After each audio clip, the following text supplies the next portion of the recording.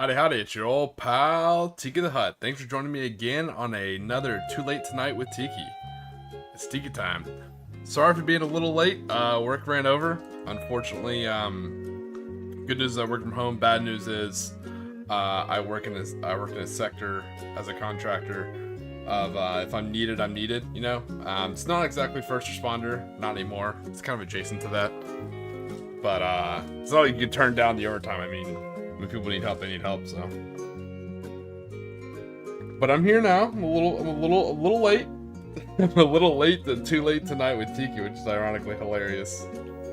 I'm excited because we are going to work on some more kit bashing.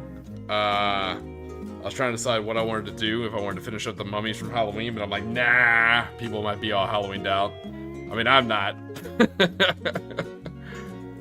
Mrs. Tiki and I absolutely love Halloween. It's our favorite day of the year. We love October, and our October was a little weird with 2 hurricanes, so I feel like we kind of got shafted on the Octoberisms. But we're gonna go ahead and move on, and as you can tell, the whole theme of the channel, the background, the music, a lot of that stuff, very heavy IJA and vibes for tabletop wargaming. So I want to kit bash myself some more Conflict 47 friendly officers and NCOs. Now I do have, as you can tell, I do have officers and NCOs built for bolt action that are relatively historically accurate. Yeah, but what I'm aiming for is to make a little bit more kind of pulpish style heroes. And what's super interesting, for those of you who don't know, I actually don't advertise my other online persona or name. I don't really advertise it that much. I may actually link these two together. But you know, like many other people who do tabletop wargaming, I also play video games. I don't stream that or anything like that, but one of the video games I play a lot of is Enlisted, particularly on the Xbox, which is super fun because during the Halloween event for Enlisted this year, they had different hero characters, one for the Americans / allies, one for the Germans, one for the Russians, and one for the Imperial Japanese. And the hero for the Imperial Japanese was an anti-tank personnel, you know, but he was actually wearing full samurai armor, and I was like, this is so interesting. I was just working on that. Now, I didn't come up with that myself. No, I definitely pulled inspiration from both Red Alert 3 and from Advanced Wars, so I'm not special anyway. And there's actually a historical photo. I'll actually post it on the channel as well. There's actually a historical photo of what I believe is an officer, Imperial Japanese officer, actually in World War II wearing full samurai armor. I don't know if he went to battle with it. Maybe, maybe not. Stranger things have happened, right?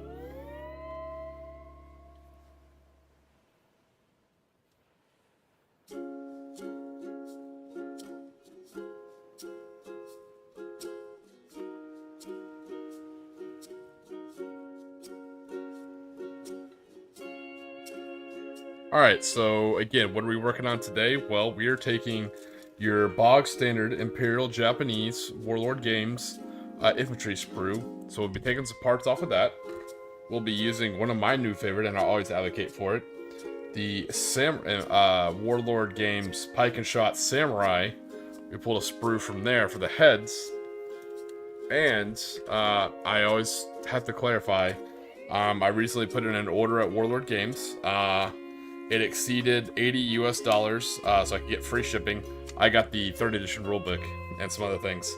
And so with that, they included a free sprue, a German sprue. Like I said, I'm pretty sure it's late war Panzer Grenadier. I'm not a super informed World War II German person. Like I said, so sometimes I get my firearms or my units wrong. But what's good about it is it has an absolute shit ton of light machine guns and SMGs, which is cool because it allows me to kind of vary up my Conflict 47 Imperial Japanese. Like I said, my bolt action, I'll try and always get them Type 100s unless they're Imperial Japanese Navy Special Naval Landing Force.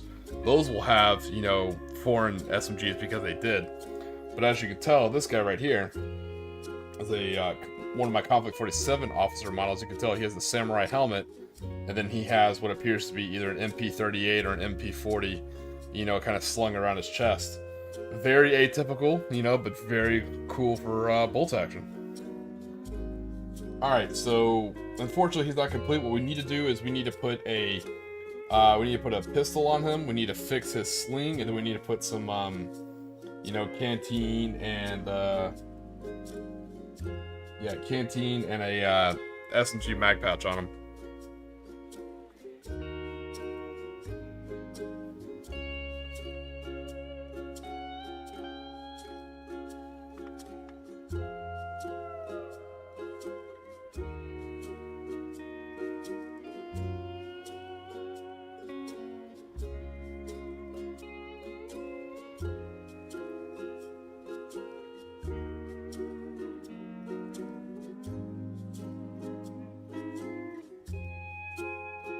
We definitely put some type of emblem on his helmet, since he is indeed, and in fact, 100% an officer.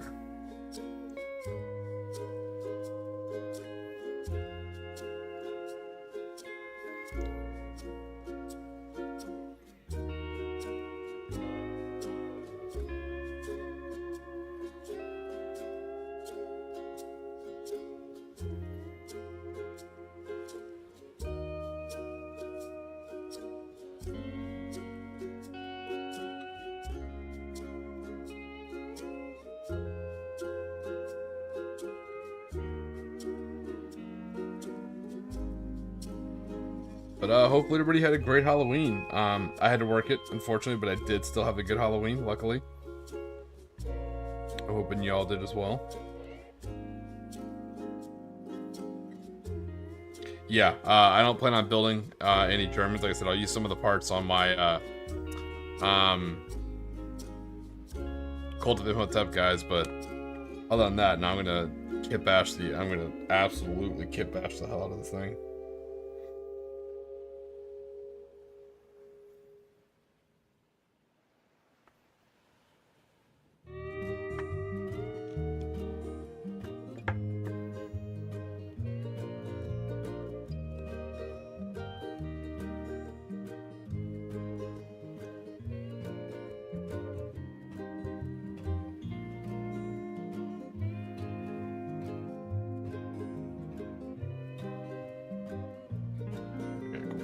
Sure. I did not get my NCOs pistols, just my officers. Alright, so let's get to building.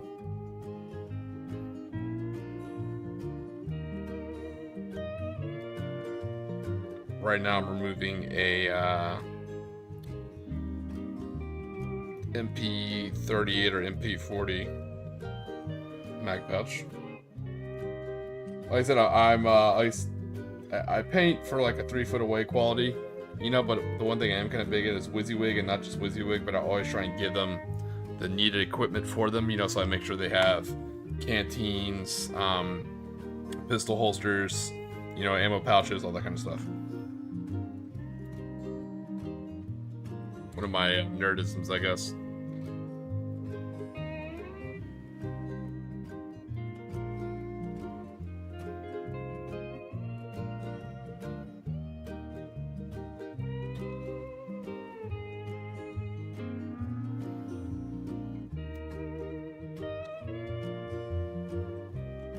There's a canteen, and let's give this bad boy a holster.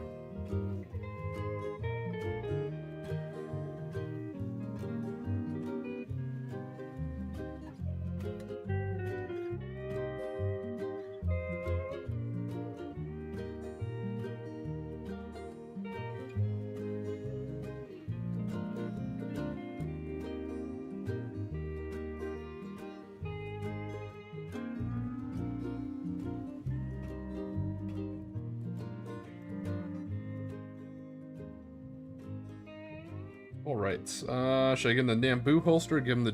we're already going full German anyways. Let's hook this guy up.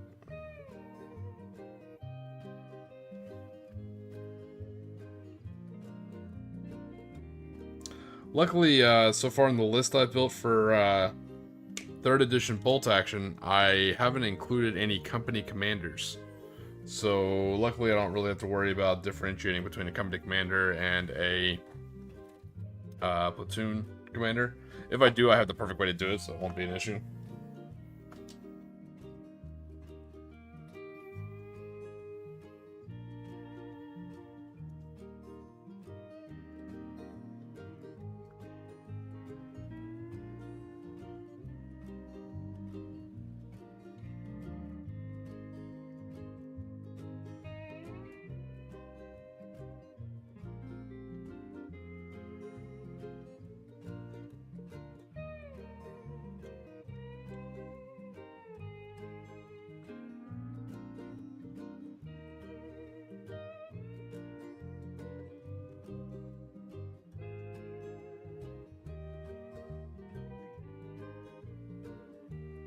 For those of you who remember my super long stream, or my multiple days of streaming, building that massive amount of Imperial Japanese Riflemen right before my bolt action game, you'll know I went a little stir crazy, especially when it came time to the NCOs, and I started building them all differently.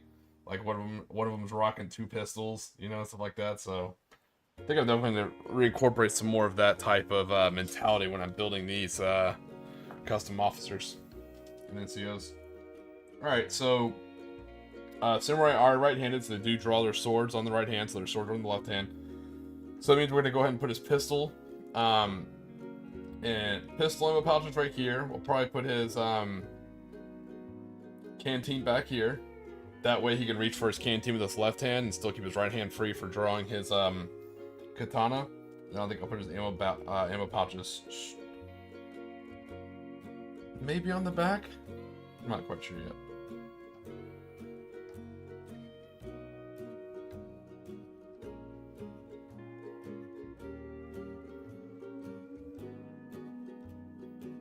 Yeah, so I think it's gonna have to go ammo pouches in your front right, which is kind of weird unless he's doing it traditional cavalry style, where he's pulling his katana with his right hand and using his left hand to pull his pistol, you know, cav style. Or even then, it's kind of weird to have your mag pouches there, but it is World War II. I'll give him that. I'm gonna put his ammo pouches back here on the back. So yeah, it'll go pistol mag pouches, pistol holster, SMG ammo pouches, and canteen.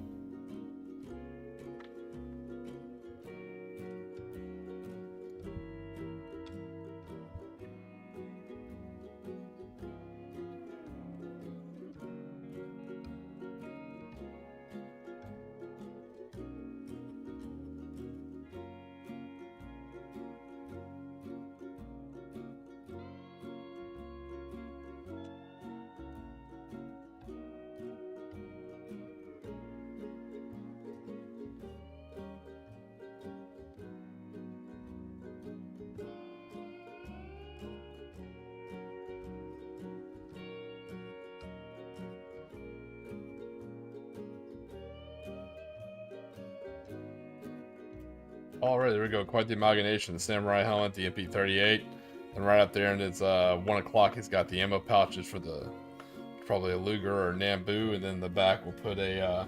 It's actually kind of cool. I wanted to give him the German pistol actually, since he has the German SMG. It's almost kind of more like a exchange program for the militaries, which definitely did happen in the Conflict 47 lore, so it kind of adds to that.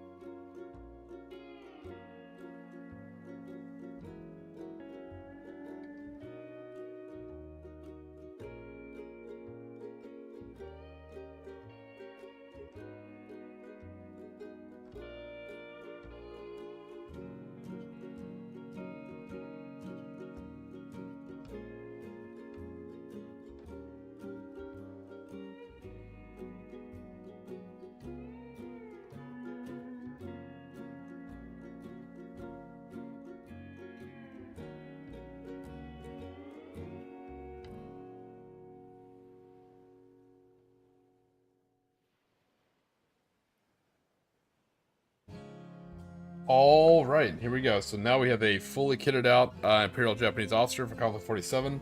So you can tell his some of the changes. Here, I'll hold 2 of them side by side so you can spot the differences. Alright, so here's a more traditional bolt action, legal I guess you can kind of say, a Imperial Japanese officer. You can tell he has the tan soft cap. He has his katana that he's pulling with his right hand. You can see he does have a pistol holster, a Nambu pistol. There's some SMG mags for him. There's his canteen. He's got some ammo pouches and stuff like that. And you can see slung on his back is actually a Type 100 SMG.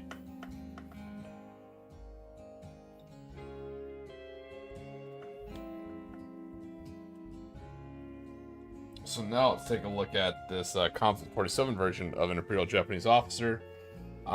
Big differences, like I said, the helmet. They actually have a samurai helmet. We need to find him a device for the front of his helmet, separated from the NCOs. For his SMG, unlike on his back, he actually has an MP38 or MP40 slung on the front. Similar pose where he's pulling out his katana with his right hand. I like having that for all my officers. That way they're super easy to pick out, because you'll see like the shining sword. And boom, there you have his pistol mag pouches and a holster as you continue around back. There's his SMG mag pouch, and there's his canteen. So he does still have the same gear as the other officer, even modeled on the model. Just definitely modeled differently.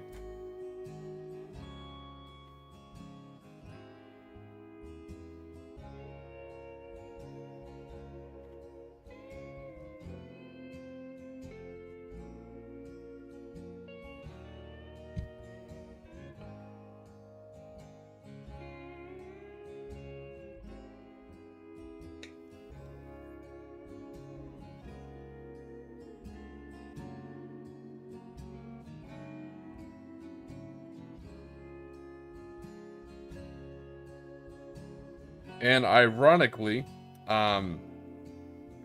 for the Americans on the channel, I don't get political, but this is actually just kind of humorous.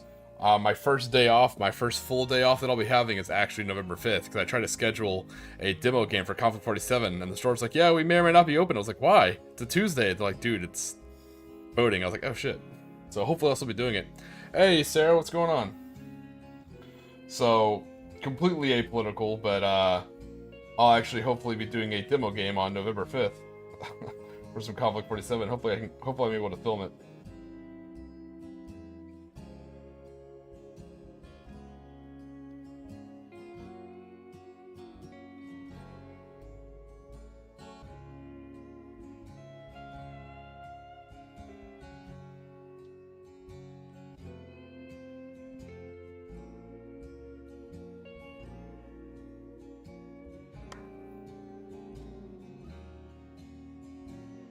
What's going on, Sarah? We are just about to put the final touches on a kitbash Imperial Japanese officer. Imperial Japanese, probably Army, I would say.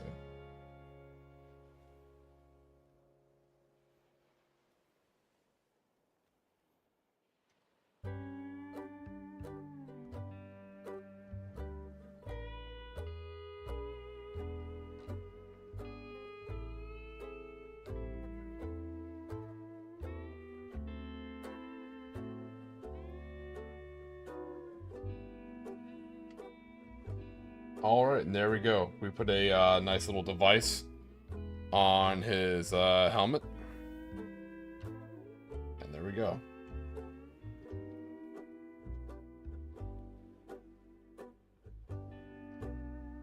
Now let's work on his 2 adjutants who will be SMG armed.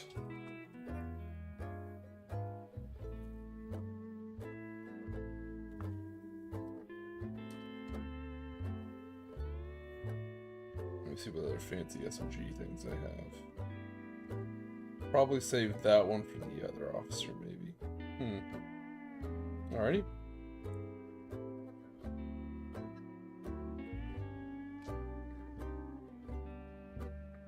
Alright, so if he's gonna have 2 adjutants, I would say maybe one could be covering him and one could possibly be spotting for him, maybe. So let's go ahead and see if we can't build him a spotter.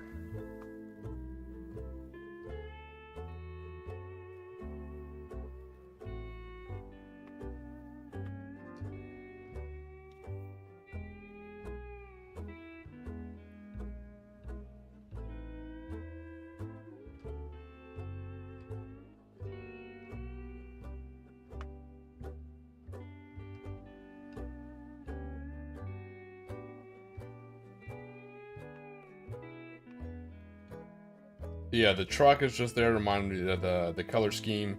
And then I have one example officer in there and one example NCO that I'll kind of be using as my own, test guides I go through and build these guys.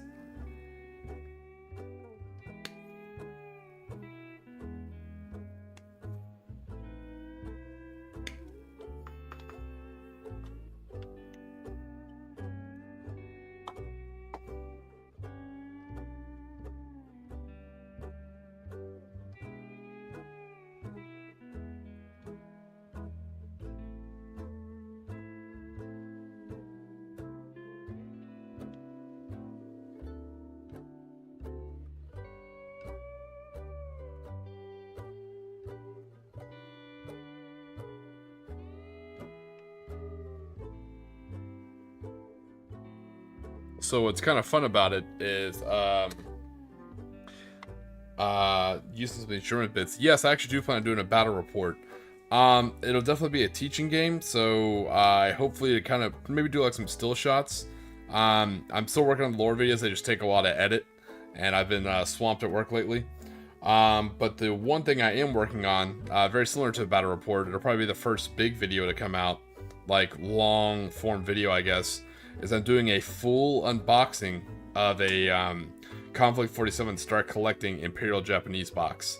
What I mean by full unboxing is, gonna open up the box solely on camera, from the shrink wrap, so that's kind of exciting. But more importantly, when I open it up, I'm gonna take everything out, show you what's in it, and that sounds very box standard, of course. But what's interesting is I've already had one of these kits before, and I've already built it. So I'm gonna show you how each model actually looks built and painted. So it'll be a great video for first timers to get into bolt action. The other thing I'm excited about is I'm actually going to show you how to use that box and build actual armies for the tabletop. I'm going to be using both the Warlord app and Easy Army, and I'm going to show you that even with the Start Collecting Imperial Japanese Conflict 47 box, you can build a 500 point army for Bolt Action 3rd Edition. Fortunately, you can't use the tank because there's only one tank in the box. It's unfortunate, but I can still at least build you a 500 point army that's Bolt Action 3rd Edition legal. So that's really cool. And then I'm going to show you what a 1,000 point army that you can build for Conflict 47 straight out of that box. So I'm actually going to show you what both those armies look like that'll built and how to build them on the app and on Easy Army. So that way this channel, other than like how to actually physically build each model, because that'll be a video for later, other than the physical building of the models, it'll show you what's all in the box, what all you can do with the box, and how to do it.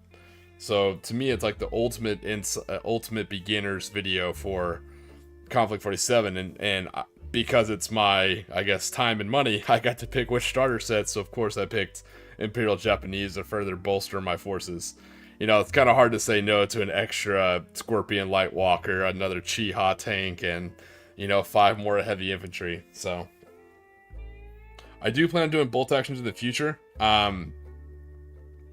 It's one of those things where I always feel weird, because I always feel weird like having someone else on camera. Not to worry about like other people running around, but I also don't want to invite people to my home. So it's kind of like a weird area for bolt action, or for battle reports. But I think I found a way around it. I think what I'm going to do is I'm going to take still shots and maybe small videos. And I think I'm just going to like highly edit it so it sounds like a propaganda like war film. I think that'll probably be the way that I'll do the almost more like a stop motion style battle report. Now that being said, if I meet someone who's very charismatic and wants to do a full battle report, and I can get the right cameras and support for it, that might be a whole other topic, which would be exciting. But alright, let's get this guy. So for the first adjutant, so for my newer bolt action / Conflict 47 armies, for Conflict 47, I like to run my officers as two personnel team. This gives them that small unit bonus that are a little bit harder to hit. For the new Bolt Action 3rd Edition, that's no longer a thing. So now I'm running my officer teams as 3-man SMG teams. Yeah, there's a whole bunch of videos. I said, as the problem is I have to sit down and make sure I finish both these videos and these models. Luckily, I love this stream. Not just that I get to chat with you guys and talk with you guys and kind of catch up, but also I get to catch up my models. So, I have to like kind of weaponize my attention span and crank out models. But the videos I'm working on, I got like a lot of different irons in the fire trying to figure out what I want to do. One of the other things I want to do, both shorts and short form videos, is how to play Conflict 47. The reason why I think that's important is in the future, like maybe a year or two down the line, Conflict 47 is going to come in line with 3rd edition bolt action rules, which I think is great. However, up until that time, current Conflict 47 plays more like 1st edition bolt action.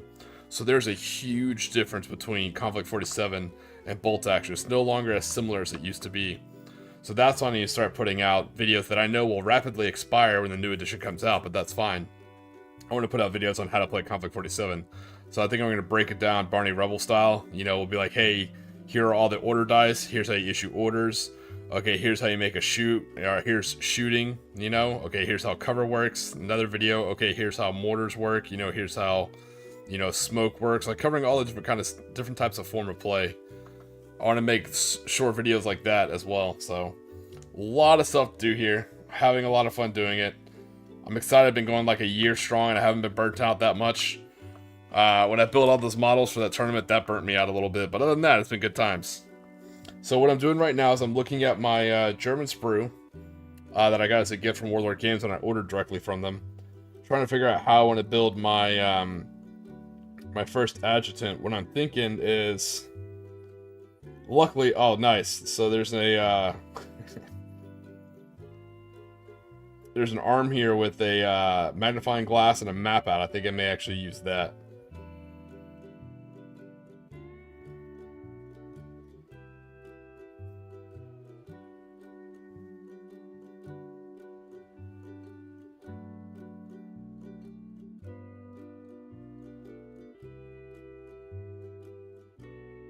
I think, yeah, I'm just maybe put an MP40 across his back. Yeah, I think that works.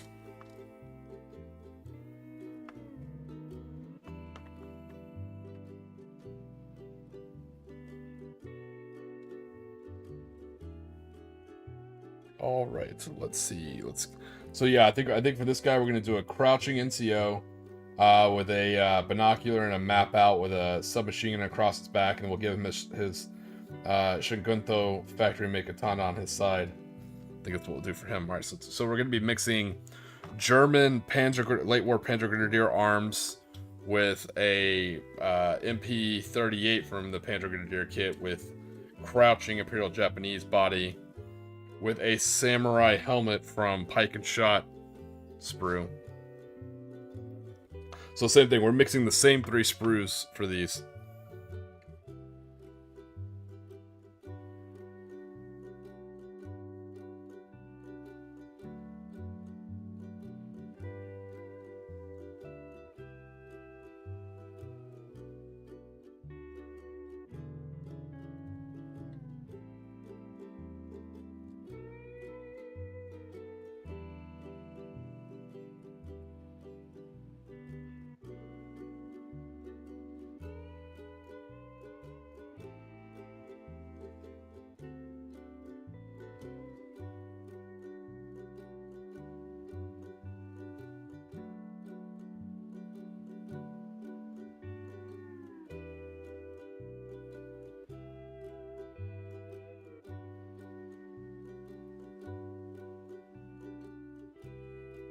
Alright, so we have the body and we have the arms.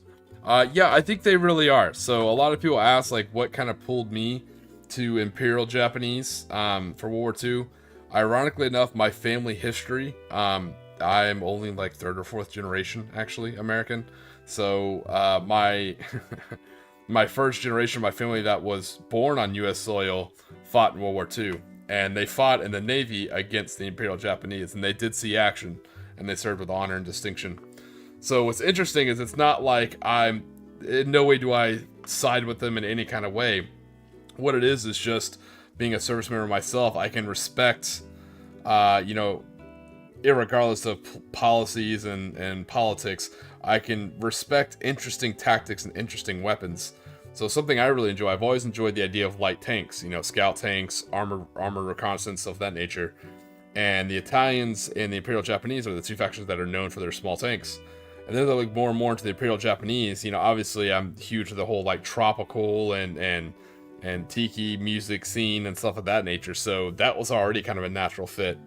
And then as I look more and more into their small arms as someone who's, you know, trained and enjoys and has a hobby in firearms, they have some of the most unique small arms I think I've seen.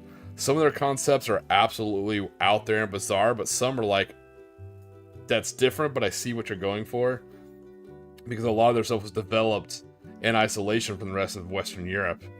So between their vehicles, their tactics, their training, and some of their small arms, I find them extraordinarily interesting. And then come to find out, that little bit of hipster in me, you know, really enjoys that they're not a popular faction.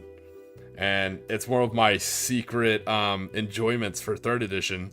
As much as I may like scoff and jokingly complain about it, I kind of love that the Imperial Japanese got nerfed. I love that we're absolutely, definitely at the bottom. It's fun because that means not a lot of people is going to play the faction, so that means every time we show up, it's going to be a surprise. I got to come up with hilarious new ways to run them on the tabletop. So it's a lot of fun. It's definitely an interesting faction. There's some stuff that you think would make no sense, and when you bring it on the tabletop, you're like, let me see the rules. Not in a mean way, but like, that doesn't make any sense. I'm like, man, I didn't design it. It's like, don't look at me. I want to say at the last tournament I was at, they'd never seen a Type 92 tankette before.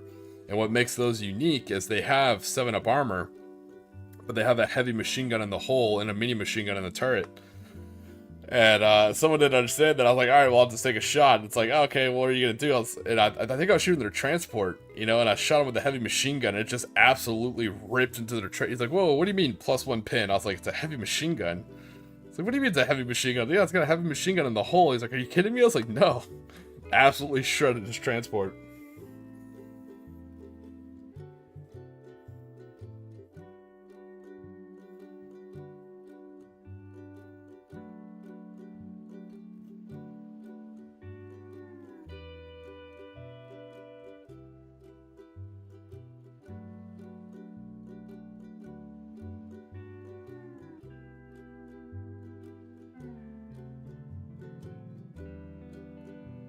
And it's funny. I was talking earlier about putting these guys in samurai armor, and how I'm not the only person thinking of this. In the video game Enlisted during their Halloween event, the unique Imperial Japanese character had samurai armor, which is kind of cool. Very similar, like Red Alert 3 and Advance Wars.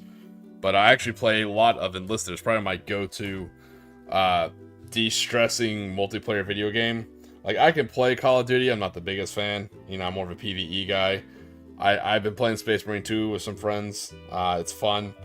But for my after-work de-stress, it's got to be 100% Enlisted. I actually have a surf rock / Tiki music playlist on Spotify. And so I'll literally log into the game, put on my playlist, and just completely zone out after a stressful day, or I can play some Enlisted. And I play primarily almost 100% Japanese. Every now and then I'll go and play as the Allies, if I just want to mix maps. But I mostly play as the Imperial Japanese. I have been for a couple of years now. So I have just about every unit unlocked on Enlisted as well.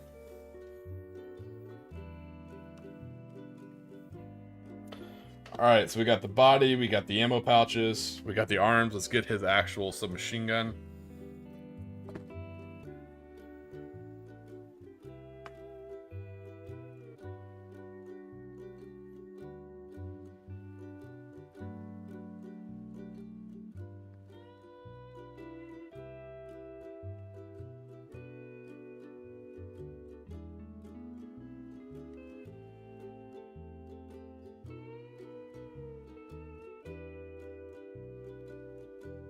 Alright, now let's get its head. Like I said, the head's my favorite part because I'm pulling bits from Warlord. Again, this is all what's fun about this kitbash is it's all Warlord bits. I'm not using, a product from outside Warlord Games, which I don't mind doing. I use Wargame Atlantic and a few other Perry miniatures and a few others quite often. But it's kind of cool to use just Warlord bits. This is actually from their black pike and shot. It's from their pike and shot line. It's the samurai kit. It's got these really good samurai helmets that I've been using.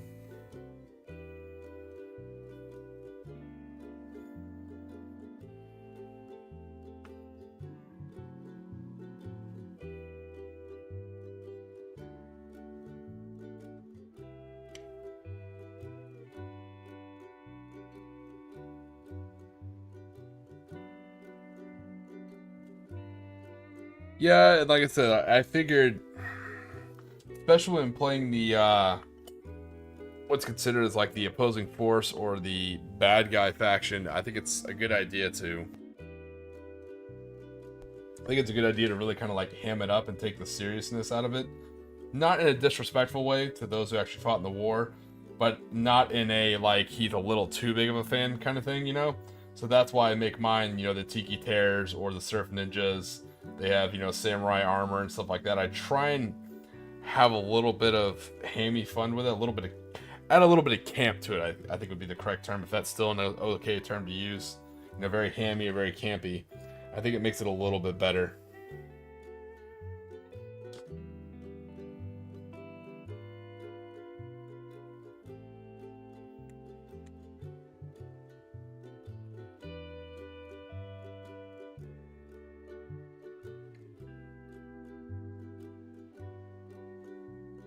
Alright, so we have ammo pouch, we have the main weapon. I don't give my NCOs pistols, so he does still need his Shingunto factory-made katana. And then he'll need his canteen and probably like a bag, maybe, carrying around the officer shit.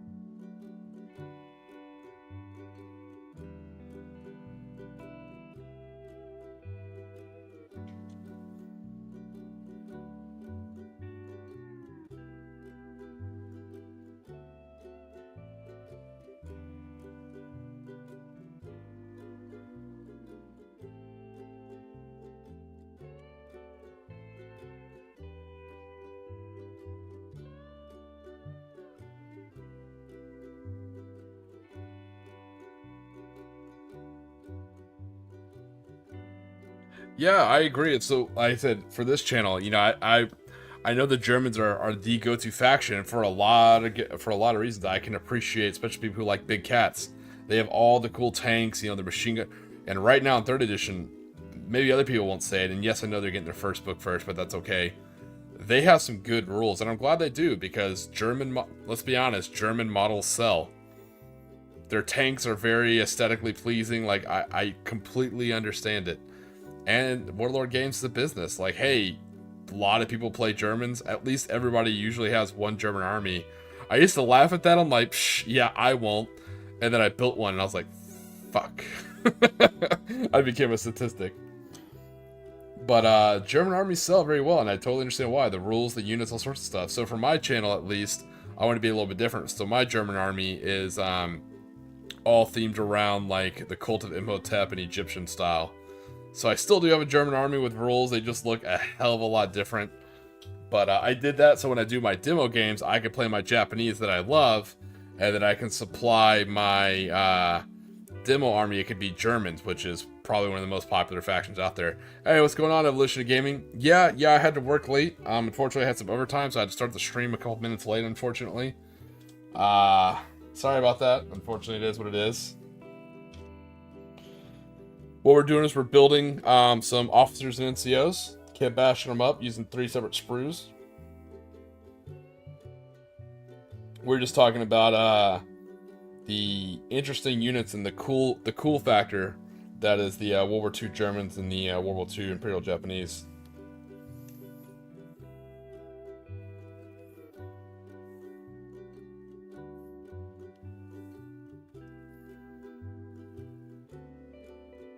So we do have our new, you know, more Conflict 47 style officer built. You can see his helmet, his insignia. He's got his sword out. He's got his MP38 around. He's got his pistol just in case he has to inspire morale further than his katana can reach. And he's got his SMG pouches and a canteen. As I'm sure you know, I'm very, not strict, but I try to be very thorough about equipping my models and everything they would need. You know, like showing the gear on the model. Oh, thanks, man. That means a lot. It's good to see you too, buddy.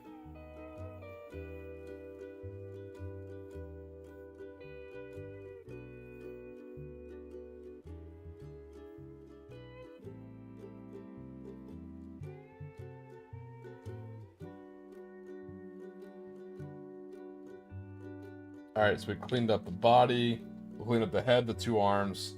So he has a gear bag with a canteen and a rifle ammo pouch, which no big deal, we'll keep that on there. And SMG ammo pouch is SMG and his katana.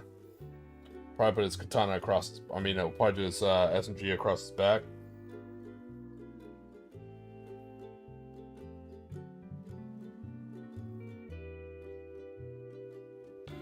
So what's fun is I've been working on how, so for one of my armies, if you guys watch Morning Glory stream, I generally always throw my my army list up there for him to lambast and rip apart, which he often does, much to the chagrin of all of us. It's humorous. I generally give him a real list and a meme list. So in one of my lists, I had a couple extra points, and so what I wanted to do is to run a a Kippotai officer. For those of you who don't know, a Kippotai, for lack of a better term, were kind of secret police for the Imperial Japanese. And so I've been trying to come up with a model that will work. So I found this model, which is kind of cool. It's a metal model, as you can tell. It's a female type, short kind of hair, and it kind of like cocking back a pistol. Ironically, the pistol actually works. It looks like it'd be a modern pistol, but it actually kind of looks like a Type 94 pistol that the Imperial Japanese had. She looks kind of smaller, but like I said, that may actually work. So this may be my more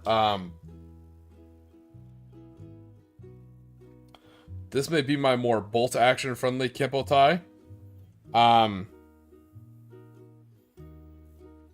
But I think for my Comic 47 Kippotai, I think I'm actually going to do, because my wife's Mrs. Tiki's a big fan of Sailor Moon, so I think I may do some Sailor Moon style models, but just give them SMGs. So I think that'll work. Oh, wow. Oh, so you're going for the full, for the Rust box. Oh, okay. For a second there, I said Bandblade. I thought you were going for, like, the Octoblade build. Alright, so what we're doing now is we're just kind of cleaning up. I like to cut out everything I need for the model. We're kind of cleaning it up. And then we'll assemble them.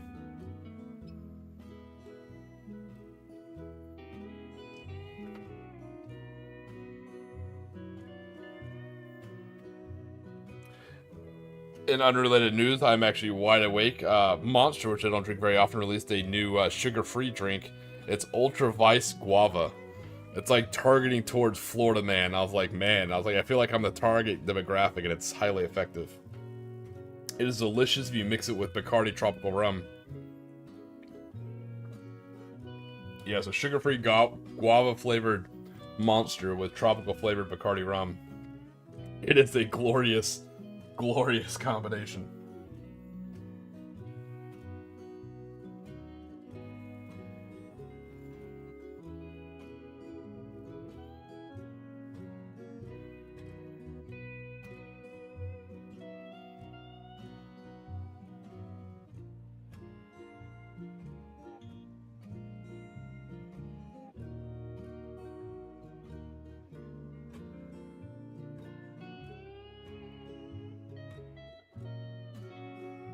So I have been working on the background tracks. Like I said, making my own is another project I'm working on. So it seems like I'm doing a lot of different projects. I try and do a lot of my recording outside of work, and then when I'm at work, I try, like, on lunch breaks and stuff like that, kind of work on some stuff that doesn't require, like, full time and space. Like I said, so working on my background tracks and stuff like that. So I'm trying to put all that together. If you guys saw the channel, I did put out a post. I'll cover it. I have a rule. I'm only going to... Maybe today I'll talk about it a couple times, but I'm going to try and only mention it once every stream. Hey, Weird War, what's going on, brother? I loved your Halloween stream, man. It was great. That board game, you said it was simple. That board game seemed complex as shit.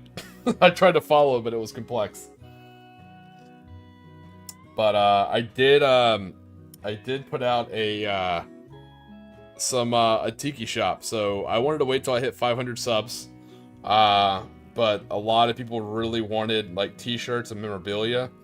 So I've been, like, designing the ideas for a while, and so since people really wanted it, I decided to finally put out the shop. So I put out a post that has a link, and I'll put the link probably on each video. Probably at the end of the video, maybe, I don't know, or maybe at I'll probably put it at the halfway point. And from now on, I'll only mention it once. But the biggest thing about the shop, and I can't stress this channel is not for profit. Those of you guys who watch long enough know me by now. Like I said, this is just for us to hang out, to build a fun community. It's just to be laid back. It's not for profit. Any profit gained from those items in the store go directly to funding the Clash of the Caribbean bolt action event I'll throw every year. And I'll actually probably keep a running tally up on the screen on, like, how much is in the war chest. I said it'll be used to cover, you know, extra food for the event or prizes and things of that nature. And I'll be highly transparent on where it goes. Like I said, biggest thing is it's not for profit. It's just for, it's for me. It's you could say maybe it's kind of like, it's kind of silly, but I think it'd be cool to see people wearing, like, the Tiki shirt and, like, kind of imbibing that mindset of, like, laid back wargaming, you know. And with people being fans from all over the world, it'd be super cool if you, like, see some footage from like some bolt action game in like Finland, right? And some random dude is wearing a hilarious Tiki shirt. I'm like, dude, that would literally be the coolest thing ever. So that's kind of why I made it. I need to make an awesome set. It's exactly what I need to do. Thanks for reminding me, Weird War. So if you check out the store now, there's a shirt for just about every faction in Bolt Action or Comic 47. I say that, there's only like 5. I made one for the Americans, the British, and the whole British Commonwealth, the Germans. I made one for the Russians, and I made one for the, who'd I miss? The Imperial Japanese.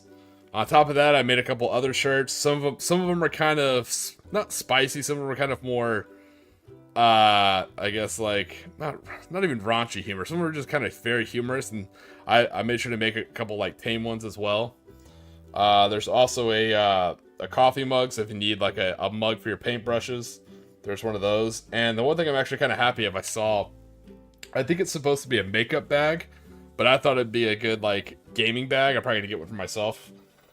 But it holds like your dice, your pin markers, stuff like that.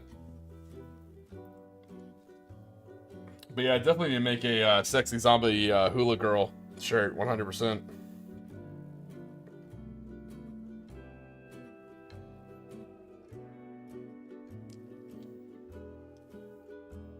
They were fun to make, and more importantly, I had way too much fun with the description on the items.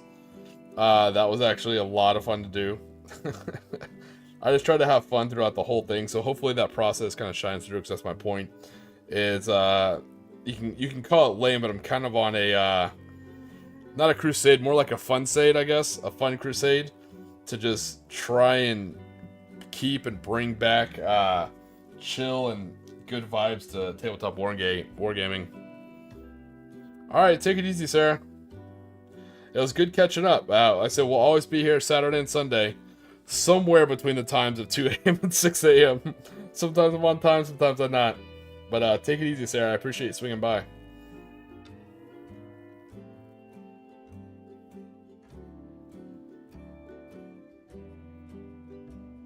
Oh, so Weird War. The website, if you don't mind using AI, I don't, because I think it's exactly what AI should be used for, is Suno. Sierra Uniform November Oscar. So just Google Suno AI, and that's how you do the songs. I've done songs before on Fiverr, to try and support people. It never turns out the way I really want. It takes forever. They're super strict, like you only get one. If you want to have multiple edits, you got to pay extra more. I've had good experiences and bad experiences doing that, so Sooner really kind of lets you take the helm, So, and it is free. You only get so many credits per day, but it is free to use. You don't have to pay. I haven't paid anything for my Suno, and you see all the stuff I put out.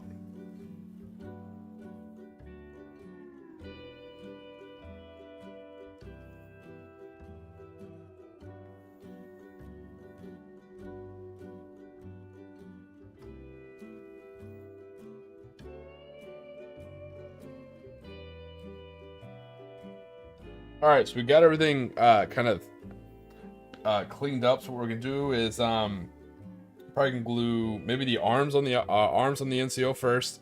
I ain't afraid of no ghost. Yeah, no.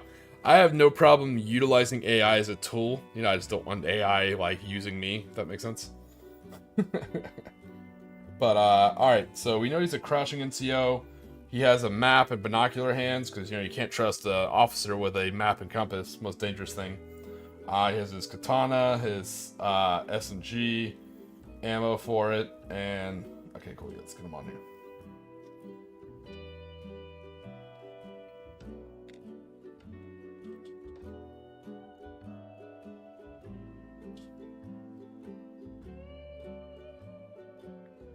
Yeah, good one. He's a buddy of mine. I'm pretty sure he's attached. I have him attached to my channel as a friend. His name is Cosmic Drew. Exactly as it sounds.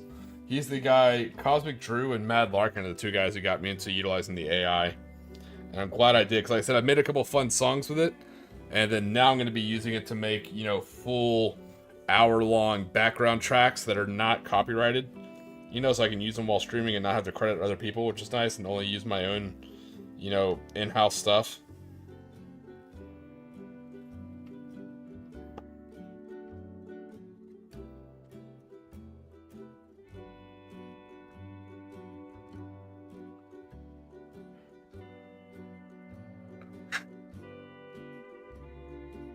And because the streams aren't monetized, it's not really that big of a deal. But I just kind of like use my own stuff. But that being said, I'll probably always keep the intro song, Battle Cry, just because I just really like that song. I like the anime it's from. It just has a really good vibe and beat. Kind of gives me those adult. It gets me in the mood to start doing some streaming. You know, it gets me in that Toonami mood. Yeah, Evolution does them. Yeah, Cosmic Drew and Mad Larkin are some absolute hilarious lads.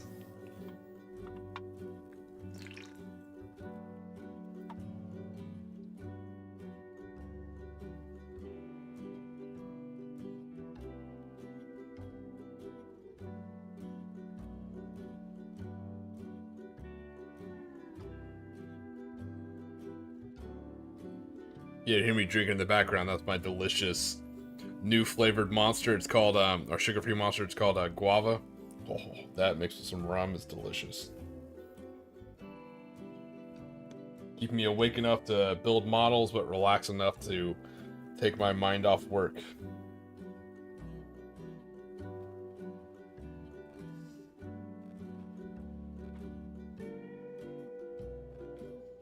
Alright, so we have our very studious NCO. He's got his book or map out.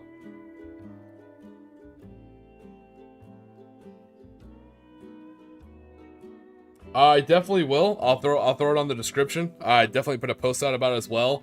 And I think what I'll do, other than this one, because it's like me launching the store, I think at about the 2-hour mark, I'll always throw it in the chat as well. And I'm only going to talk about it once because I don't want people to think I'm shilling. I'm not. Like I said, it's not for profit. I just think it's funny and hilarious. And if I can see like Tiki brand stuff at like tournaments, it'll literally make my day. If you've ever used spring tea or whatever before, hopefully they're a good thing. Hopefully they're not a bad thing and someone's gonna like freak out and be like, oh my god, don't use them. But I set the prices like as low as they go. So some of the stuff looks expensive and I agree, but that's about as low as I can get it.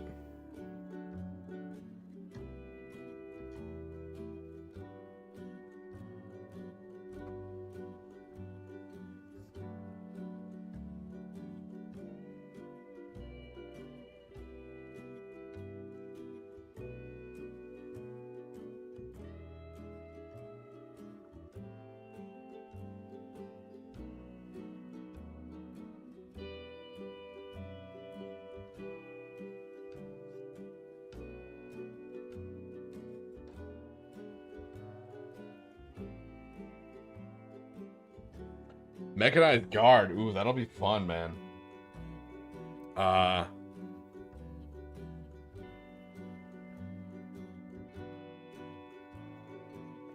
Yeah, that's something in obviously because I played bolt action. I was something in War Before Decay. I always liked when I played a guard member. I always loved guard on guard games. Those were always my favorite. And then later I found out you could do bolt action or Combat 47. It's basically that.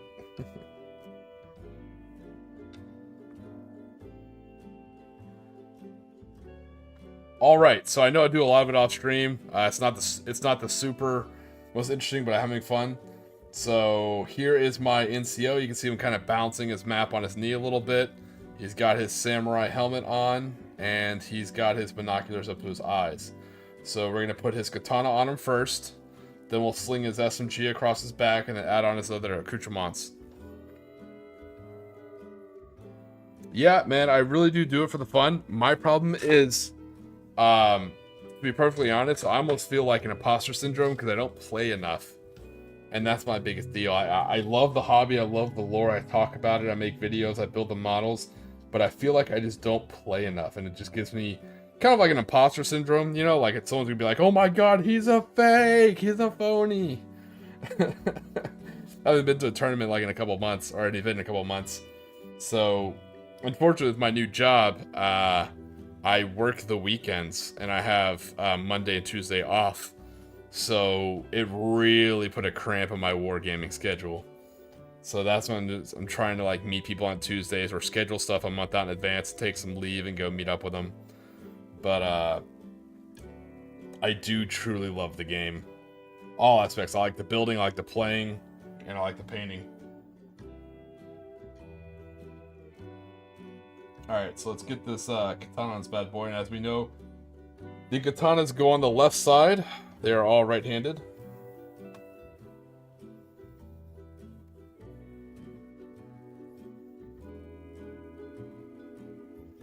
Well, evolution, at least air assets aren't as big of a deal in 10th edition as they were in previous editions. So you don't have to worry about him showing up with like a whole bunch of Valks or Vendettas, even though Vendettas aren't even a thing anymore. At least you don't have to worry about that. You know, you got that going on.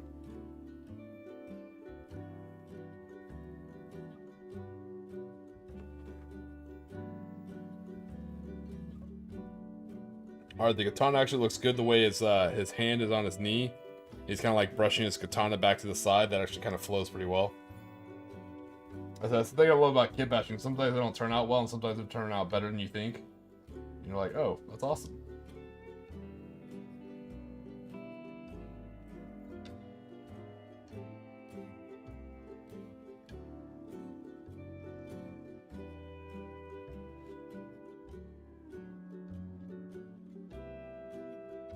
So what's fun, I'm actually running out of real estate on this guy, because he does have his 2 ammo pouches in the front, and he'll have his ammo pouch in the back with his canteen.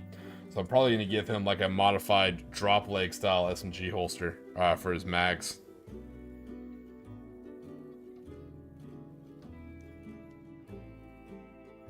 Weird War, definitely, like, no bullshit. Let me know when that is. If you can get it to me like 6 months, like 3 to 4 months out, I know it's a lot. Let me know, because I'll make that long drive to Texas, and I'll help you run it. Like I said, if you want, I can, you know, I know you're big Dust and some other stuff. I can run some Conflict 47 games, you know, some like themed campaigns or themed missions and stuff like that. Bring all the minis, bring all the terrain and stuff like that. So yeah, if you're interested, man, I'm happy to help you run that.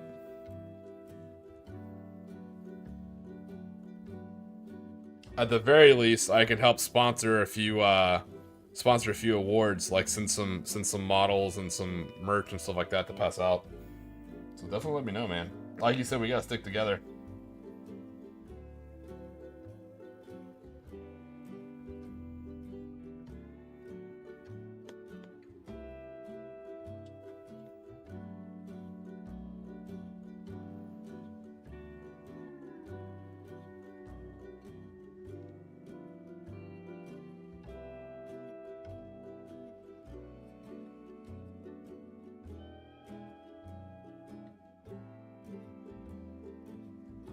Yeah, so that's what I was gonna say. I was trying to think of the name of the quad autocannon, and it's the Hydra. Because I was like, I see people still take Hydras, but I know they've really nerfed flyers, so who's taking a Hydra and why? But now that kind of makes sense.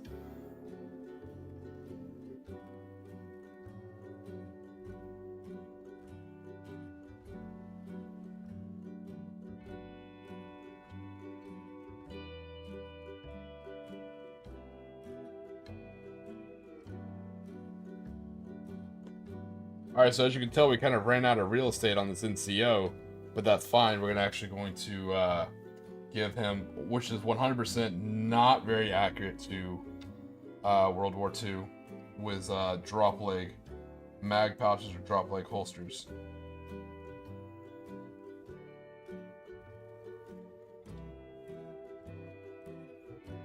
And these German MP38 mag pouches are actually a pain in the ass because it's so easy to put them on upside down. So the airborne definitely did, and you'll see like some Petashuti or some other type of regiments would have things like ammo pouches all over the place, but it's not very common elsewhere. But again, that's what I love about Conflict 47 and Weird War. You can do whatever you want. Oh, so the Hydras don't take a disadvantage for shooting ground targets anymore? That's actually really cool. Shows you how old I am, right?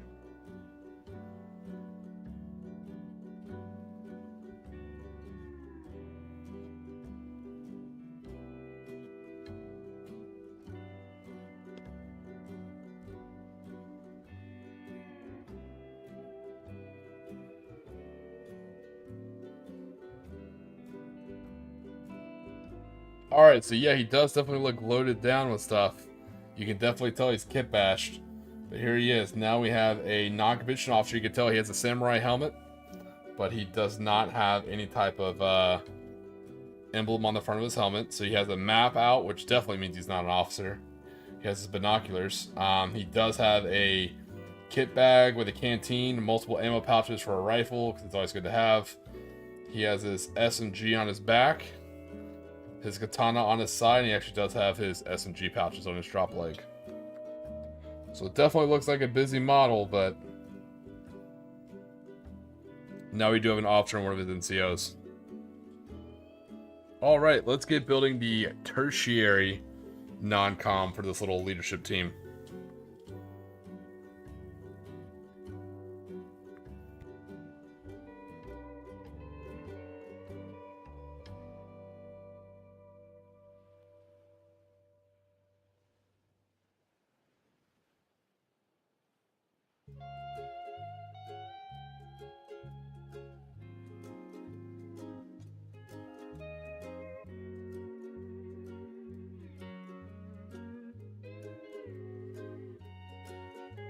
So I think for this one, I think we are going to keep it kind of stock and just give him the stock Imperial Japanese Army, you know, SMG Type 100 with a reloading arm. He's going to look very similar to this guy in the truck, except he's going to have a samurai helmet. I think for my second officer, I'm going to have a... instead of using the same pose of like one hand on the scabbard, right hand pulling the katana out, I think what I'm going to do is I'm actually going to give him a PPS 41 in one hand, and the other hand I'm going to have him pulling out a katana.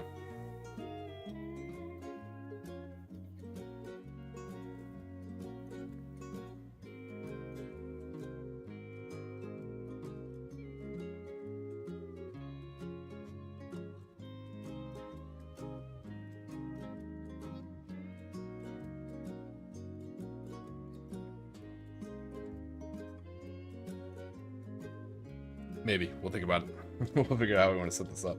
Alright, but let's get working on the tertiary guy first. These will be mostly Imperial Japanese parts.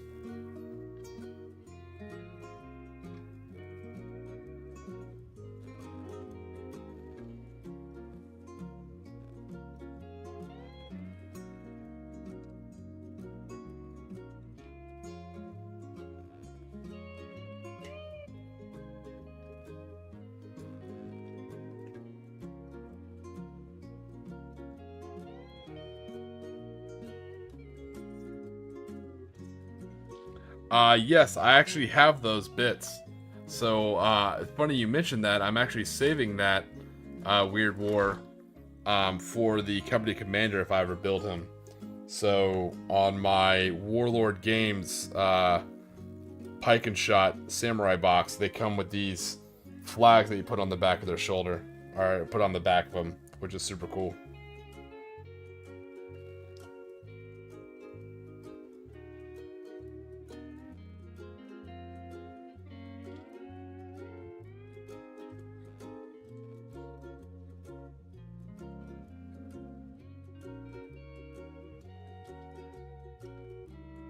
Yeah, that does sound powerful. Okay, now I kind of see why people are packing all these Hydras. Because I thought that was weird. I kept seeing everybody packing Hydras, but no aircraft or anything. So I'm like, that's really weird. But no, now that you put out the specs, I get it.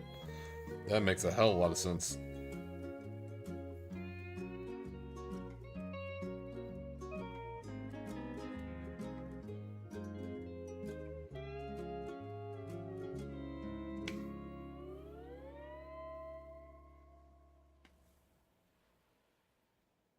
I know Hydra was definitely there to make a Dark Eldar stay bad. Here with all their Jinx shenanigans and stuff, yeah, I definitely ripped them to shreds. Alright, so we have the body, we have the left arm holding the Type 100 SMG with the bayonet, because as all good Japanese small arms need is a bayonet. And for those of you who didn't know, even their pistols had bayonets. And what I mean by that is there actually was a sword pistol that was made for the Imperial Japanese.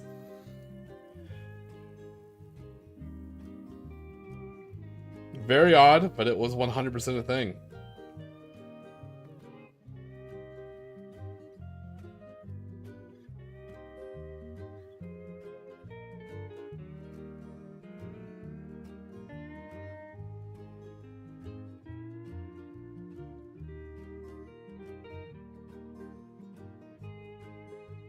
Right, there's his SMG ammo pouch. And then let's get him canteen.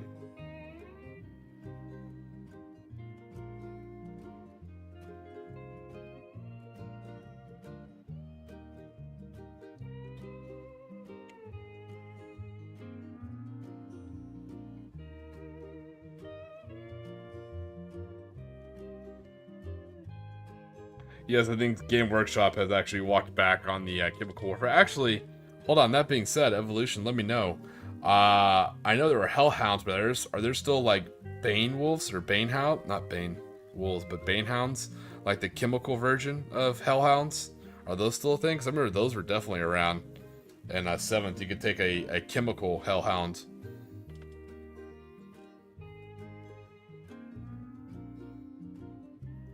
Okay, so we have the arms, we have the equipment out. Now we just, that's right, we need another katana.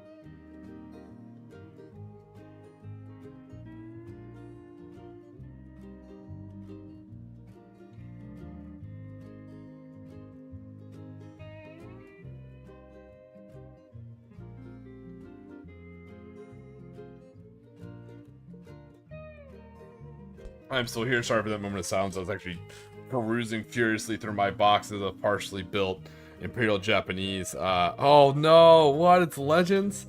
Yeah, man, they were just like Hellhounds.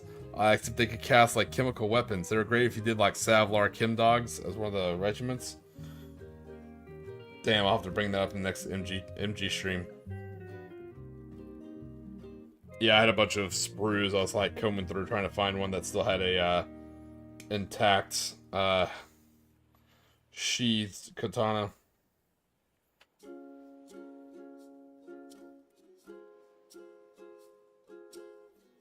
Alright, there's his katana, his factory-made katana to signify him as an NCO. No pistol for you. SMG, canteen, ammo pouch, and katana. Now we just need his head, and we gotta pull that from our pipe. I keep wanting to say black powder, but pike and shot samurai box.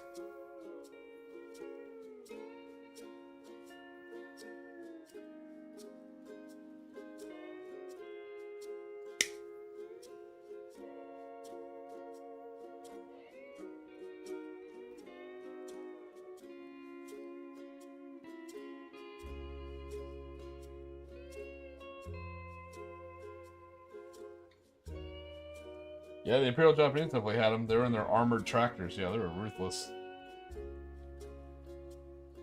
Chemical sprayers were a thing.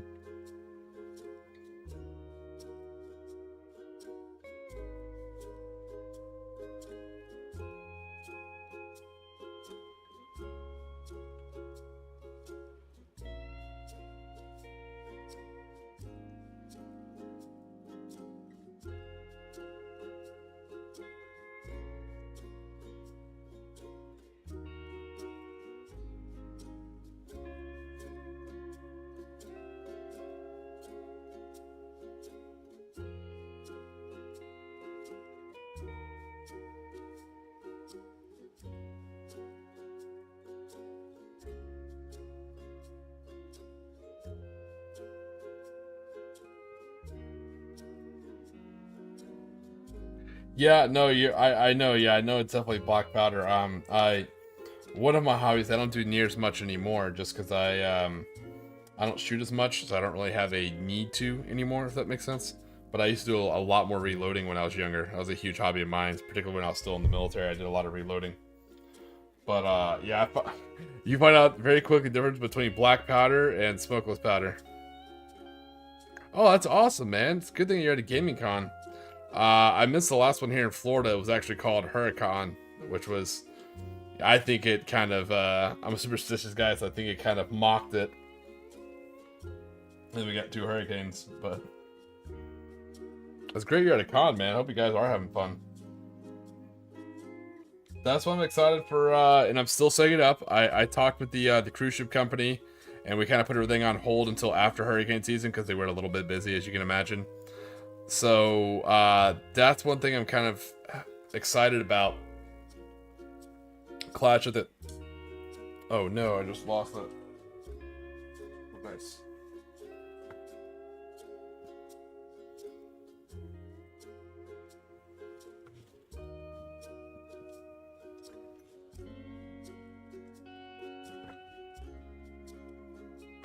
Sorry about that. I dropped my samurai helmet. Good thing about having a clean hobby area. You can find it. One thing I'm excited about having the Clash of the Caribbean is it's basically kind of like a 2-day con or a 2-day event, and you don't have to worry about lodging so much or transportation because it's all on the ship. You know, once you're on the ship, you're there. You know, food's covered, your room's covered. It's all part of your ticket. You know, there's nothing extra for the actual event. So you're like, you have plenty of time. Sorry, you have plenty of time to do wargaming. And then literally everything is walking distance. So that's kind of cool.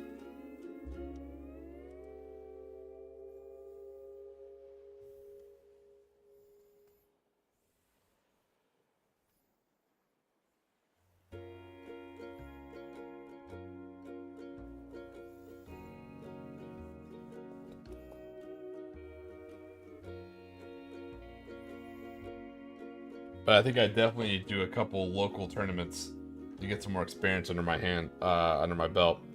I got offered to run a local bolt action event. Unfortunately, I had plans that day. Mrs. Tiki and I had plans.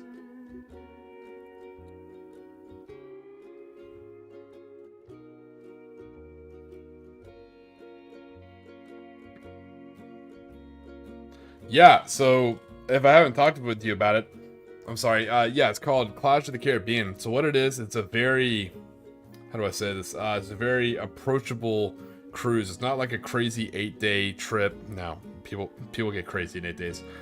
It is a 2-day run. It goes directly from Palm Beach, Florida, to the Grand Bahamas.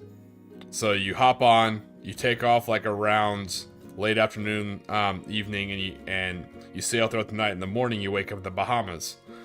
And it's planned to where your shore excursion time in the Bahamas, I'll be running additional games at that time, or you can go ashore and do your shore excursion. And then when you come back, you know, you come back on board at like 5 p.m., and then you sail back to Florida, you know. And then in the morning, you're already parked and you're already disembarking. So it's a very fast cruise. It's only 2 days. That being said, we'll only be doing like officially for the actual event. It'll only be like 2 or 3 games, right? Like on the first day. So the whole point is like we get in there, we get some gaming in. We do 1 game on the first day and like kind of like an army on parade. Take a look at all the painted armies. You know, the second day, you know, you wake up, you get breakfast, you go and explore if you want, or I'll run some optional games myself if you want to do that. And then when you come back from the shore excursion, or from just hanging out on the ship doing whatever you want to do, on the sail back that night, we finish up the 2 other games, and then we pass out prizes. So it's a super fast 2-day event. You get some wargaming in. More importantly, you're also on a cruise ship in the Caribbean, having fun. So if you do have a spouse, some are into wargaming, some aren't. Either way, they're going to have a blast on the ship. The ship is actually the Margaritaville at Sea Paradise. Now, that being said, there's a lot of talk about it being a low-quality ship. I wouldn't recommend if I didn't sail on it. I actually sailed on it at the end of August. Now, my background, I was a merchant mariner and Naval Reserve for a while, so to me, it was extremely luxurious because I'm used to, you know, container ships. I had no issues. For what I paid, I figured it was very much worth the money I paid. I recommend looking at it like a fast, luxurious ferry and not like a all-inclusive floating resort style cruise ship. The food was covered. It was good food. There's plenty of stuff to do, a bar everywhere you went. I liked it. I think just like any other YouTube topic, when you go into like a YouTube genre like wargaming or anything else, there's drama. So a lot of people like to like dunk on the cruise ship compared to like other cruise ships that are way more expensive. I'm like, yeah, it's going to be a little bit different, you know? The reason why I went with Margaritaville at Sea, it's local. They do great programs that support veterans and teachers. They usually have a quote-unquote free cruise, but all you pay is the taxes. I'll do a video covering all the stuff here in a minute. Or I say in a minute, you know, it's coming out soon. But it was an approachable price. It wasn't insane price to ask people to do for a 2-day wargaming event.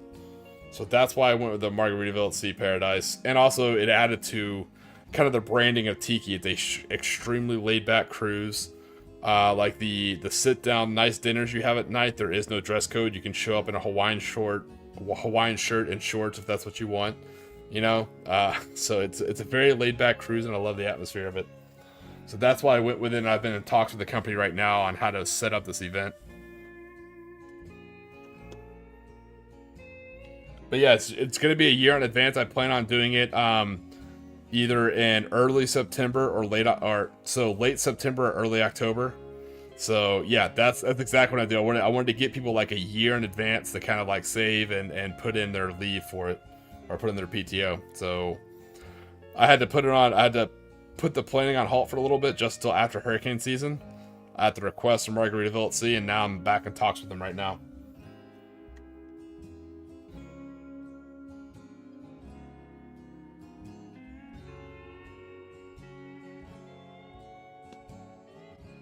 That being said, the first one's gonna be super small. So the first event is probably just gonna be like 6 people, you know, for the actual tournament itself. And then when I run my side games when nobody else is ashore, you know, I'll run games for whoever wants to play. And then from later on, from there, maybe we can expand to kind of more and more stuff.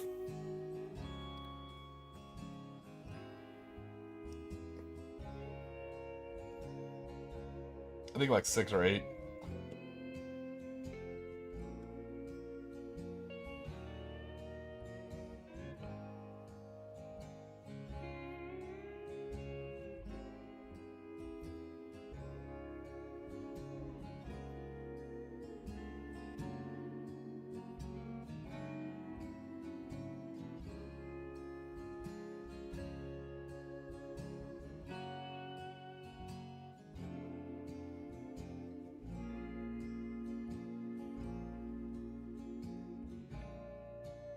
So it's so funny, after I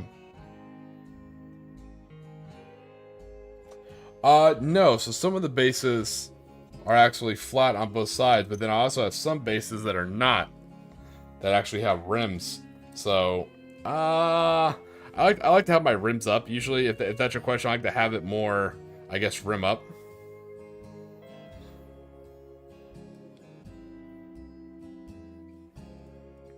Yes, they also have these bases that have the rim that say Warlord Games on the bottom.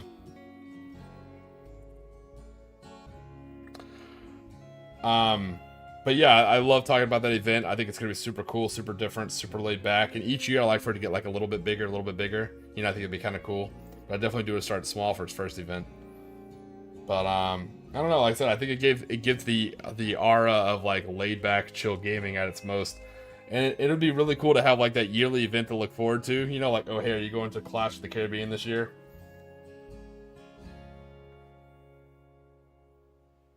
And same thing, it's mostly, like I said, just for the fun of it. It won't be like a huge competitive thing like, oh man, you're the king of this and that. Nah, it's just super laid back, fun. Oh, it's funny, it's after I announced it.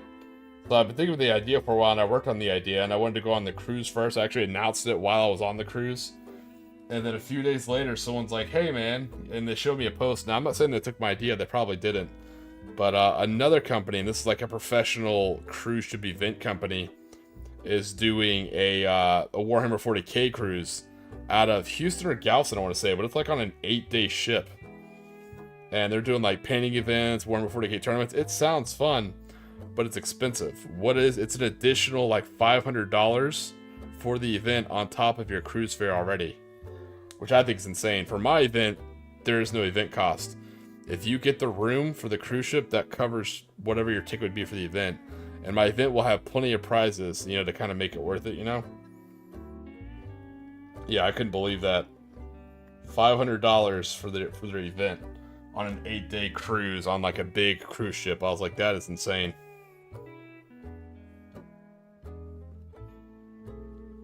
Hell yeah, yeah, bring those guys. Yeah, totally. I'll let you guys know.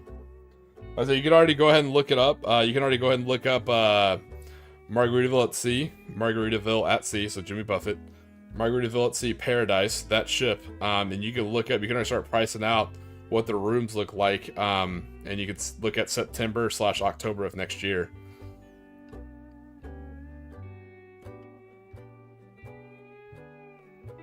I mean, it's definitely a price, and I don't like to say what's expensive, it's not expensive, because everybody's budgets are different.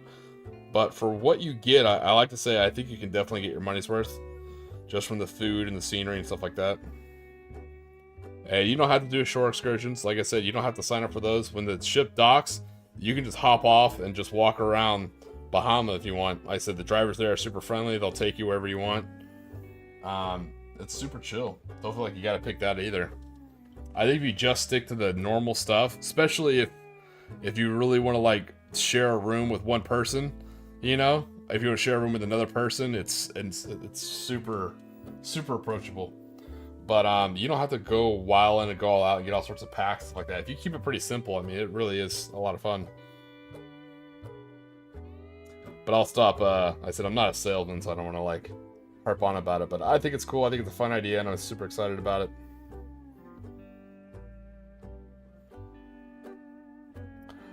So if she's already been on a cruise, this is gonna be different for her. So like I said, this is a extremely laid back ship, and it's an older cruise ship. I'm talking this ship's almost old as I am. She's a little bit younger than me. I'm a huge nerd for ships. I worked on them. So she is more like your classical ocean liner. So there aren't a lot of like, there's no kid slides, or there's no like, you know, actually I think there is a putt-putt golf. Oh no, there's no like putt-putt golf. There is no like, you know, water slide. This is a very classic style ship. There's a library on board. What there's a bar like in every single room. But a lot of like piano bars, dueling pianos, like big dance floors. Very traditional style ocean liner. But she's fast, she's reliable.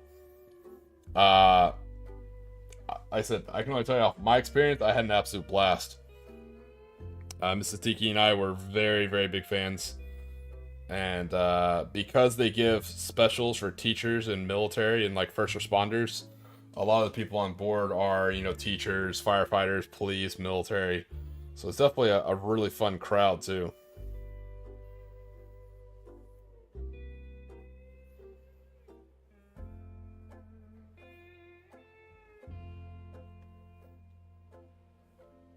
Yeah, this one's I said, if it's gonna be your first cruise, ooh, that's way too much glue. This is your first cruise, I highly recommend it because it's fast. She is very quick. She's got good engines. They're in pretty good repair. Like I said, there's no crazy stuff on board that would drain the power. So her propulsion is really used for moving, and it's a very quick and easy run. So you're not going to be out at sea for a very long period of time. You're literally just going to be mostly overnight. You'll just be zipping between the Florida coast and the Bahamas. All right, we have another NCO built. This one's kind of more boring. I gotta put him on his base. He has his stock Type 100 Imperial Japanese S&G. And he's loading it from the side. It's also the handle. He's got his katana on the side, a Shagunto factory issued. Canteen on the back. And an S&G ammo pouch.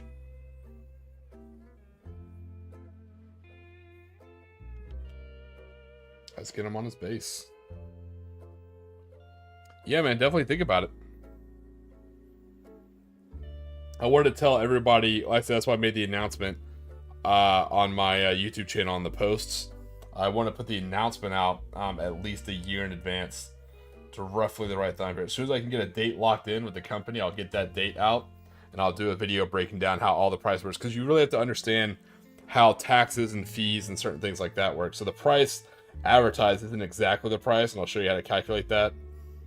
Um, that may be changing here in the soon. There's like a law around that. I won't get too bogged down and, you know, it'd be work talk for me talking about like admiralty law and transportation law and stuff like that, but I can show you how to calculate all that stuff. It's super easy. All right, there we go. We got three personnel with samurai helmets. We have an officer and his 2 adjutants. One has a map, you know, and binoculars. One's just packing his SMG. So that is a Conflict 47 leadership team. So for Conflict 47, I'm still running it as a 2-man team because you get the benefit for a small unit team. You know, they're harder to hit, but for Bolt Action 3rd Edition, you no longer get that. So now I'm running my leadership team as 3 veterans with SMGs. So they're still able to give orders, and if they close with you, these are veterans with SMGs. You know, so that's pretty... It's not super effective, but it's still not something you really want to mess with. You know, you're not going to want to charge into 3 veterans with SMGs. Like, that's... it. No, regardless of what you have, it's probably going to hurt at least a little bit, because everybody swings at the same time now for Bolt Action 3rd Edition, so it'll sting.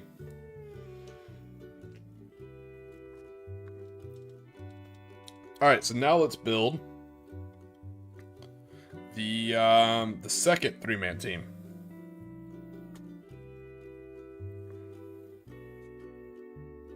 Yeah, man, from all your streams I've seen, Weird War, I think you'd fit right in on this cruise, man. It's the most laid back thing ever, man.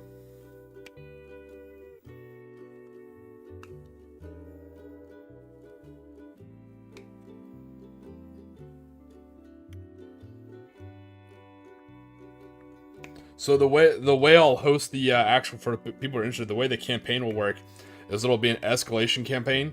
So it'll be a fictional island. If you've ever played, this is kind of funny. If you ever played the Wii when it came out, if you remember Wii Sports or Wii Resort, that an island called Woohoo Island. You'll hear it mentioned a lot in the songs I make. You'll actually be fighting on Woohoo Island. I picked that because it's an island that's fictitious, but most people know the layout of, because a lot of people played the Wii back in the day, or Wii Sports Resort. So you'll be fighting on on Woohoo Island, and it's an escalation campaign. So the first match will be, you know, 500 points, night fighting rules, and it's gonna be a bolt action event. So the first match will be 500 points. You know, 1 recon platoon. Night fighting rules in effect. And then the free games that I'll be doing while everybody's on ashore, or those who want to stay on the ship and play, that's fine too. I'll be running Conflict 47 games. And then when you come back, the second game will be, you know, 1,000 points. It could be infantry and recon, and then the third final game will be 1,000 points, maybe 1,250 if we have the time, and that'll be infantry and armored platoons if you want.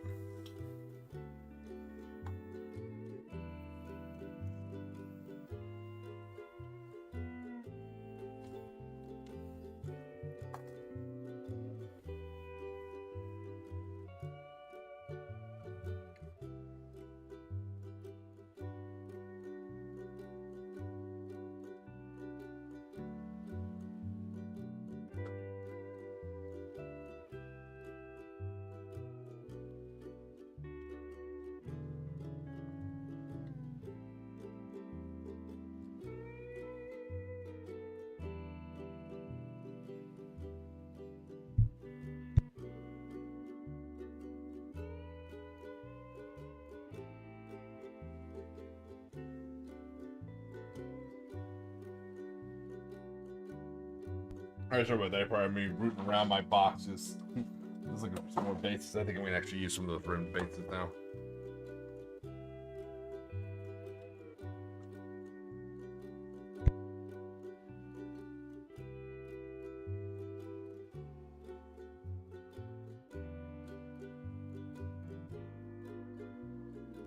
Alright, let's get building. So here's my dilemma. For this officer, I kind of want to keep the same pose because it makes finding the officers easier. At least when they're kind of pulling out these swords. But I may do one officer with actual, like, a kaitana and his, I don't know how to pronounce his side sword, like the Wazakazi or whatever out. I may do that. Man, I would love. That's what I want to see. So I think that'll work better with like. I need to do. What was that? Flames of War, like company grade stuff. I think kaiju work better with 15mm miniatures. I have a hard time imagining kaiju with like 28mm, but it's not impossible, I guess. So with that, what I think I may do is I think I may do like some Hollow Earth Monarch style stuff, you know, like Kong and Skull Island. I think I may do like some dinosaurs.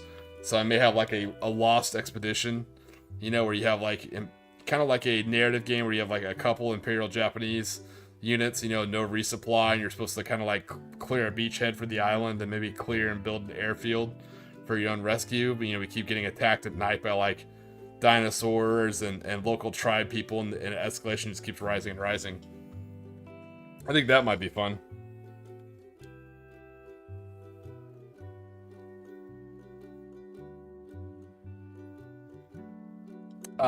Somebody just got me a, if you ever played, you know, Call of Cthulhu, someone got me Pulp Cthulhu, and they got me, this Pulp Cthulhu, this, adventure module for it too, and it's kind of giving me some ideas to kind of build a very narrative style approach using, bolt action Combat 47 models. I said, I think we both taught. I have that Pulp, that Osprey Blue book. You're right. The rules are there, but not really. Someone told me about Pulp Alley. I'm really liking Pulp Cthulhu rules, particularly if you want to add in like monstrosities and stuff like that. Kind of like Zona Alpha, but not really. Alright, so let me figure out how I want to build this officer. I have a lot of katanas I could use.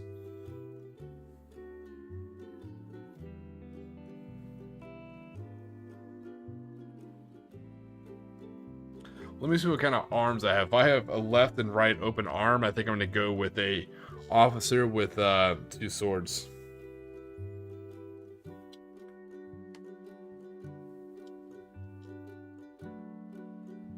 Yeah, so, yeah, I know Modiphius. Like, I have a lot of their Fallout products. They're alright. All their stuff kind of feels similar, though.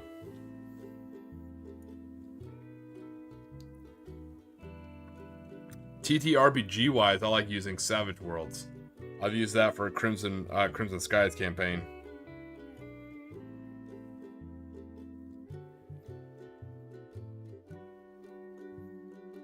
Alright, we have a right and left arm. And... Alright, yeah, I think we're good. Alright, cool, we got an officer. So I think this officer is going to be running, and he's going to have swords in both hands, I think would be a good idea. And give him an SMG on the back.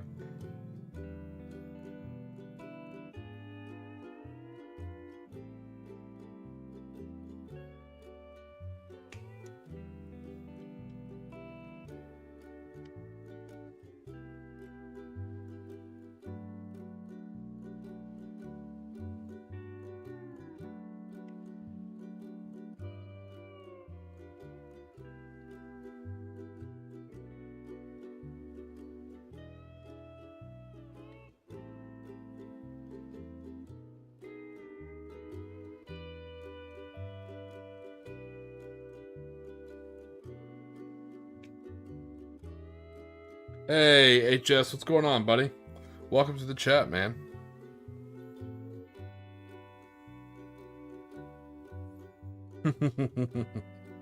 Nice.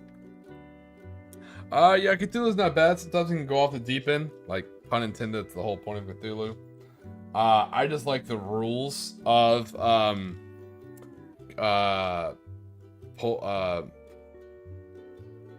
Pulp Cthulhu, or whatever it's called, Call of a Cthulhu Pulp or whatever.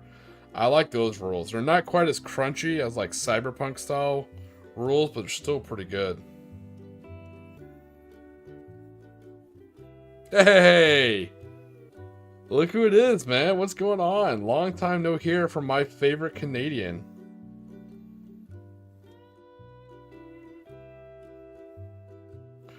Oh my god, snow. What is snow? I hear about that mythical substance. Sounds terrible.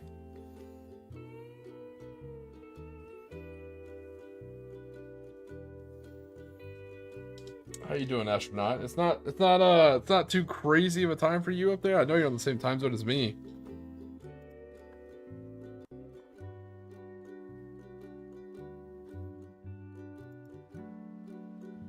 And actually, it's about midway through my stream, so I think I will go ahead and post it.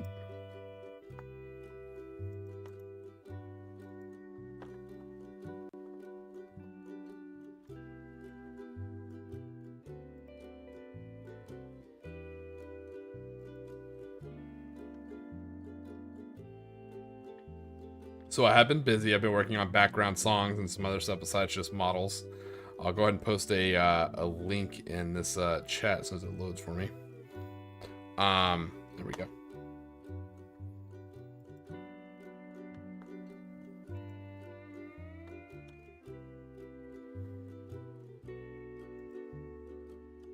Yay, the link works. All right, so that link is to my a store I made. A lot of people were asking me to release it early. I wanted to wait till 500 subs, but someone asked me to make it early, so sure, why not? My hubris totally allowed it. The biggest thing is I put it on the store itself. There is no profit to this channel. This channel will never be for profit. It's just for fun. So everything on there, any profit from those items, they're marked as low as I can make them. And that profit goes straight towards the Clash of the Caribbean event I want to hold every year. It's a bolt action event. But take a look, see if there's anything you find funny on there. I try to be funny. I think the shirts are funny. Some can be a little bit spicy humor. There's also some tame ones as well. There's also some funny like wargaming items that I think wargamers will find useful. So I had fun making it. Hopefully y'all have fun looking at it. Don't feel like you gotta buy anything, but I definitely recommend you look at the items, read them, and definitely read the descriptions because I had way too much fun making it. But yeah, the whole point of that, I'm only gonna show. I think today is the exception because today's the first day I released it. But for each further stream, I'm only ever gonna shill it once. It'll be in the middle of the stream, usually around the 2-hour mark. But in all my other videos, the link will be in the description. But yeah, like I said, it's not for profit. That's why I tried to keep the prices as low as I could. But any profit from those goes directly towards funding Wargame of the Atlantic. I'm sorry, Wargame of the Atlantic. Clash of the Caribbean. It'll go towards covering, you know, like certain fees and prizes for the event and stuff like that.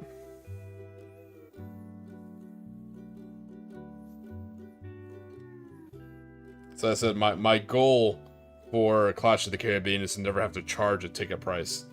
I just want you to be able to pick up your cabin fare, you know, and of course your travel for those of you who aren't in the great state of Florida, and then everything else just be gravy on top for you. So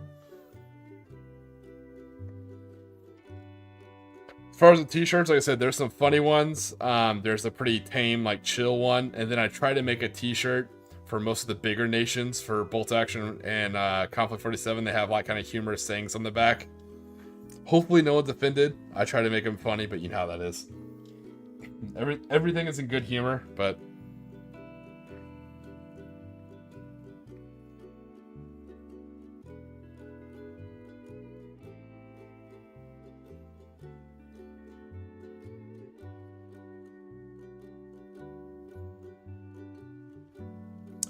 yeah, once I finish that, now back to my other projects, editing the lore videos and getting the background tracks ready so we can have our own special background music for the stream.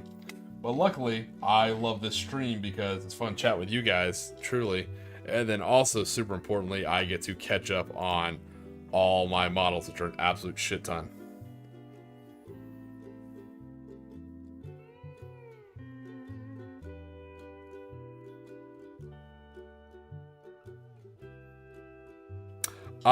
So that is a phenomenal question. I'm not sure where Teespring makes them. I ordered a shirt for myself. It has yet to come in because I literally just made the whole site today.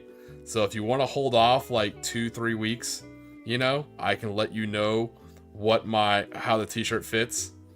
I also ordered a shirt for a buddy of mine, you know, and he told me his size is a medium, so we'll see how it fits him. Also, I'll take a look on Google. I'm pretty sure I can do a Google review and take a look on how these Teespring shirts fit, if they like run big or not.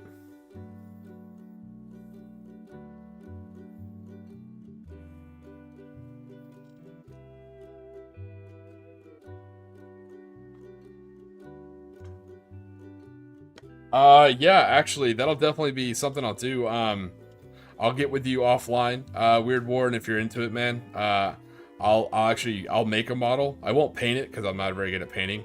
So I'll make a model and I'll shoot it directly to you. I'll mail it to you, buddy, and you can use that model in your games. I will kit bash a full-on Tiki model, like a Tiki hero model, Tiki the Hut, and I will send it to you, Weird War. So I don't think I'll be in Texas for a little while, so I'll probably just mail it to you if you're cool with that. So we'll get together offline, and I'll shoot you my address and stuff like that, so it's not weird. Oh, you got some stickers. Hey, man, that's awesome. You know, next stream I'm going to do it manually. I'm actually going to have, because I like transparency. It'll actually be like a little message here saying like the war chest for a Clash of the Caribbean. It'll show like how much money we've raised for the war chest. Yeah, the stickers are kind of funny. The female clothing was Mrs. Tiki approved. She took a look at it. She's like, yeah, that's funny. I'd wear that. So, it's a lot of fun. I'm glad you like the stickers, man. I had a lot of fun with the dice bag. The dice bag cracked me the hell up.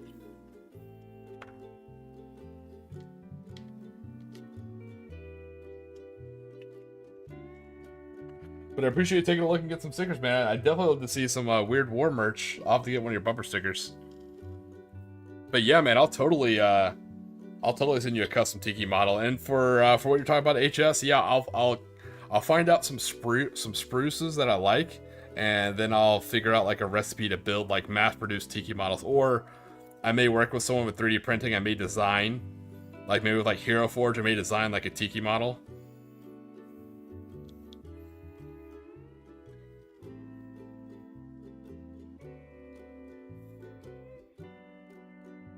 Oh man, that's exciting. Alright, let me cut out the swords for this guy and cut out his helmets. Hell yeah, man.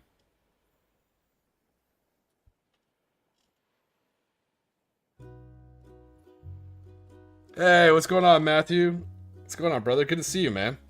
It's always a good chat when you show up. Yeah, I finally finished the merch store. Like I said, I've been working on all this, I promise. So I finally finished it, and so I launched it. I'll generally put the stream at like the 2-hour mark on each stream. Or I'll put the link at the 2-hour mark on each stream. Further on, I'll only ever shill it, once per stream. But today's the launch day, so we're answering questions. We're talking about it. If you guys have any ideas for products you'd like to see, let me know. Great example, Weird World War II is like, hey, I want to, a pin-up zombie hula girl shirt. I was like, shit, that's a great idea. I made the song. I didn't even make the shirt. What a fool. Yeah.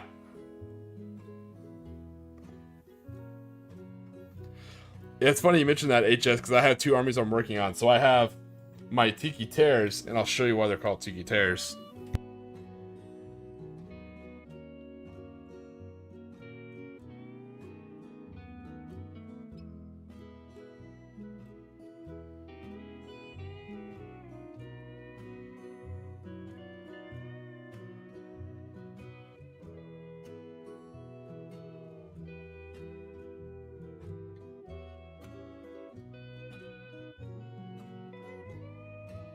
Always love an excuse to get out my my zombies.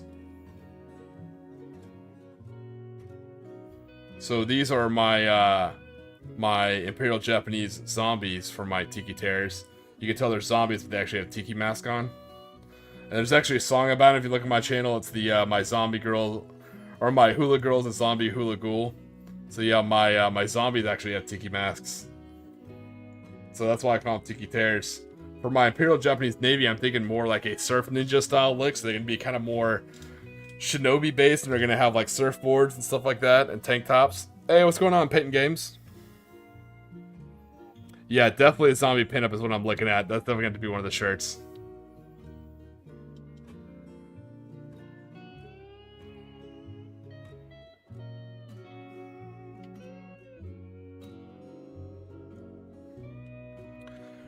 We're chatting about the merch store that I launched today, and we're also kit bashing some Conflict 47 style officers. Like I said, I had my traditional style officers, sword, hat, no big deal, but now we actually have special Conflict 47 ones. So they have, the samurai helmets with the emblems. They have SMGs, usually captured German, or, traded German ones, or maybe some captured Russian ones. He has some additional NCOs, so he has an NCO, again, samurai helmet. He's got a map, he's got binoculars, SMG on his back. And then a tertiary NCO with just a Type 100 Japanese SMG. And a samurai sword on the side. So we're building up our custom Conflict 47 style Japanese officers. Yeah, so we're talking about yeah, so those ones count as the Shobi. I think they're called Shobi. It's the Imperial Japanese zombies. They generally have the same rules as the Totenkor. Lore-wise, they're a little bit better because the Totenkor are only friendly German dead turned back to zombies, whereas the Japanese are able to turn enemy fallen soldiers into zombies, which are much more terrifying. But yeah, Payton Games put up our merch store today. The link's in the chat. Also put up the description of the videos going forward. And we're talking about ideas for future shirts, and Weird War came up with a great one. He's like, dude, where's your zombie pinup girl shirt? I was like, oh shit, it's a great idea. I made the song, but I didn't make the shirt. But there's already some shirts I made today and yesterday. Thanks, man. Like I said, huge vibes. I got ideas from Red Alert 3 and Advanced War, but then I was talking earlier, I play Enlisted on the Xbox, and for their Halloween event, for their heroes, the Imperial Japanese guy was wearing a samurai armor. I was like, damn, man, that's exactly what I'm building, so it's so cool to see that idea elsewhere as well.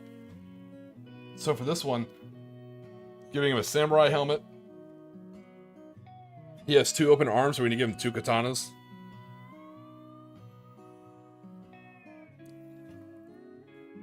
Yeah, so if you listen to the songs Weird War 2, that's what I'm going for. Is my version of my Imperial Japanese Army and Navy. They kind of got like shipwrecked on this island, you know, and they're kind of like abandoned, you know, the Empire, the Rising Sun. They kind of just embracing like the local island gods, you know, and they just kind of became renegades. So kind of imagine like, imagine Apocalypse Now, you know, the whole Heart of Darkness style thing. So imagine Apocalypse Now, but a little bit more cheery. Instead of a river in Vietnam and gone renegade, it's kind of like a nice tropical island, you know, and now they've gone renegade where they'll fight any other faction that invades the island. So that basically it's a rogue Imperial Japanese unit that's gone native. And they've embraced the Tiki gods. So yeah, that's exactly what my Tiki model is going to be. When you see him, he's going to look like a Tiki shaman, you know, but he's going to have like an SMG and stuff like that.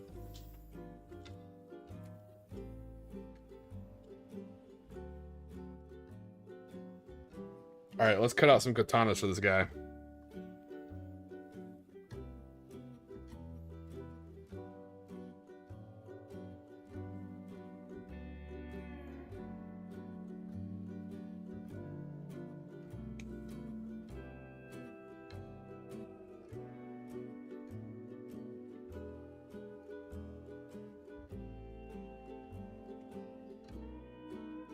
Alright, there's a smaller one. Now let's get him a full size.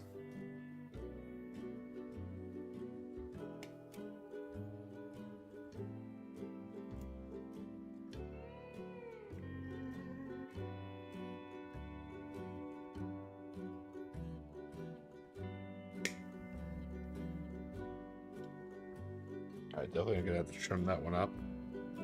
And let's get him I think it's the last helmet we have.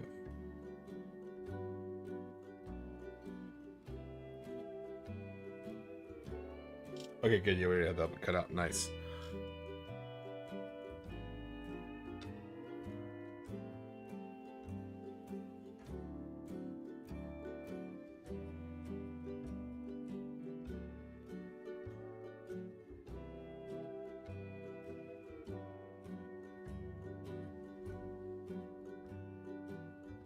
Nice. Yeah, no, those are good minis. I actually have those minis.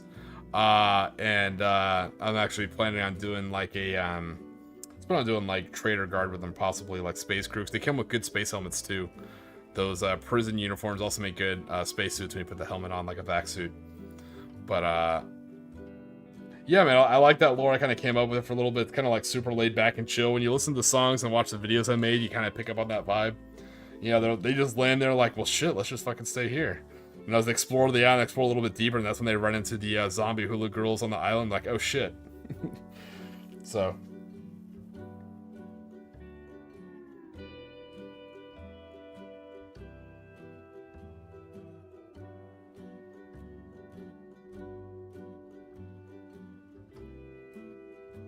Oh, man, sorry you got stuck. Actually, Paint Games, I had a question for you because I'm trying to design some t-shirts. Only because I know you're from the area, so if you could give me a good opinion, I'm looking for what is a very stereotypical male Finnish name. I have a couple written down, but like I said, it was easy to come up with a stereotypical German and Japanese name, but Finnish definitely outside my wheelhouse. So if you can let me know what is a very common, like the version of Joe or Jim or Bob, like what that would be for like the Finnish culture, that would be legit in that area.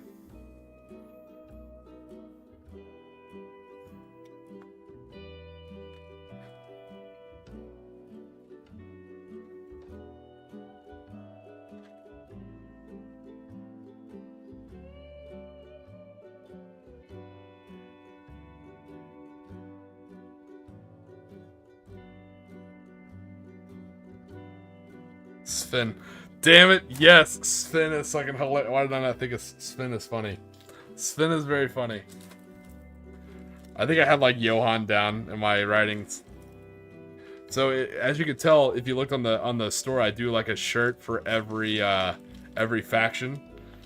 And so for the Finnish one, it says something like, you know, like Johan, where do you keep getting these lemon snow cones? They taste terrible.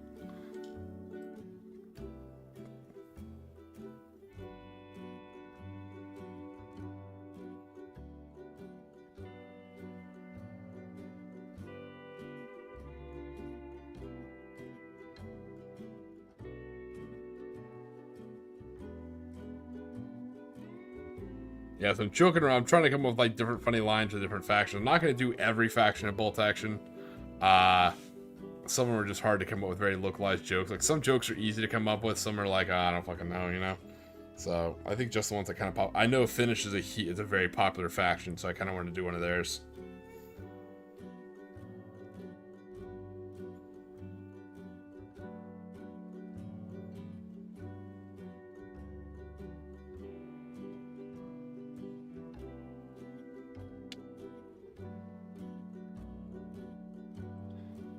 Yeah, I know you're talking about HS, but like I said, I wasn't sure if that's a very common first name. Like I said, I'm very uneducated in that area, so like I said, I would easily mix up a Norwegian and Finnish name, or I'd mix up a Swedish and Finnish name, because I'm that fucking uncultured. I'm that ignorant of that area's culture. I've traveled a lot of places in the world, but the frozen north is not one of them.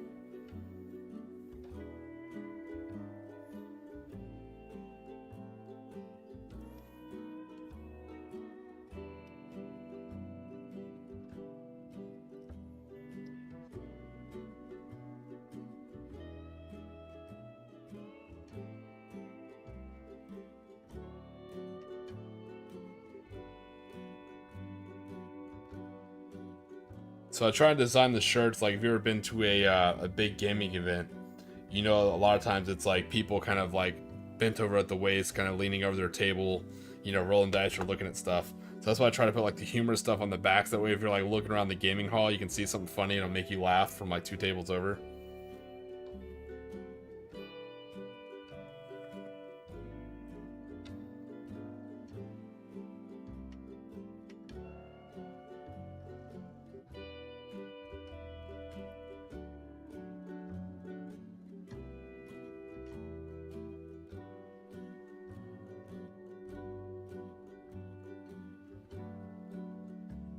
Yeah, so someone told me to look up Finnish hockey players. Like, that's a great idea as well.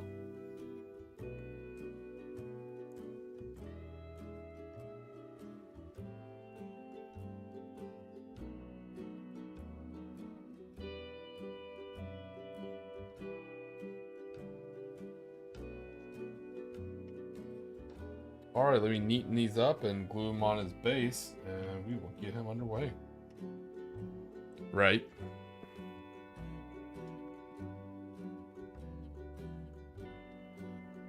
Hell yeah, man. I'd be excited to get those. Yeah, keep it weird, man. Good luck tomorrow.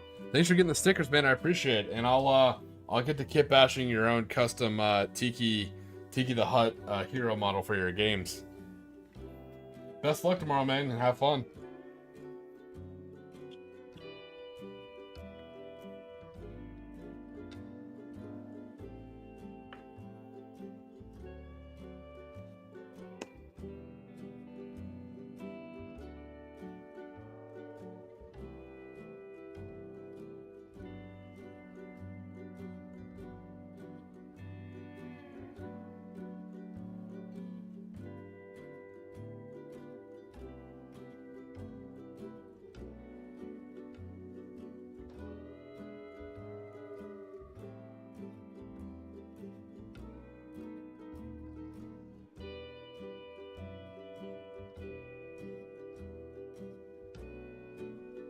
Alright, there's our head. Next we'll put on our arms.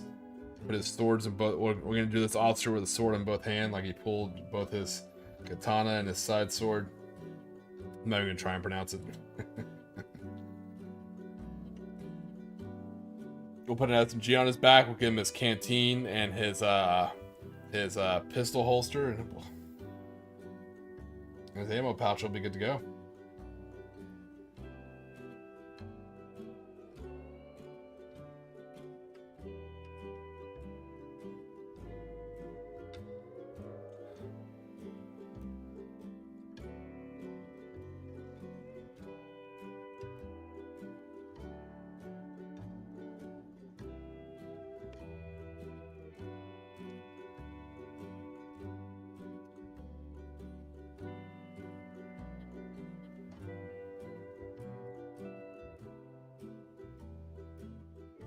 Yeah, I was excited to share the store with you guys. Not for like the actual store part of it, not for the purchasing or anything like that. Again, don't ever feel like you have to. It's literally all just for fun. But just to show you guys, I haven't really been resting on my laurels. I have been working on more stuff for the channel. Like I said, I'm working on the background checks, working on the lore videos, and some other ideas I got cooking around in my head. So I'm pretty excited about that. So my first day off is this Tuesday. Those of you who are residing in the U.S. know that this Tuesday coming up is apparently a very busy day. So hopefully I'll still have some time to get some filming or tabletopping gaming in. We'll see if the store's open, I'll get some gaming in. If not, I'll probably just do some filming here. Like I said, I'm building my own tabletop here in my garage, so that way I can kind of film stuff.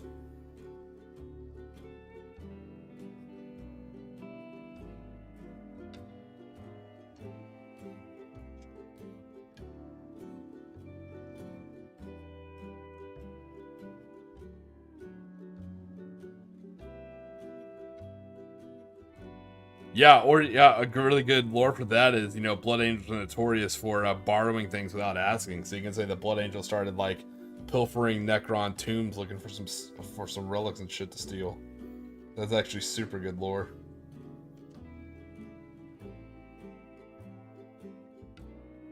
All right, there's our officer right now. He's got 2 open hands.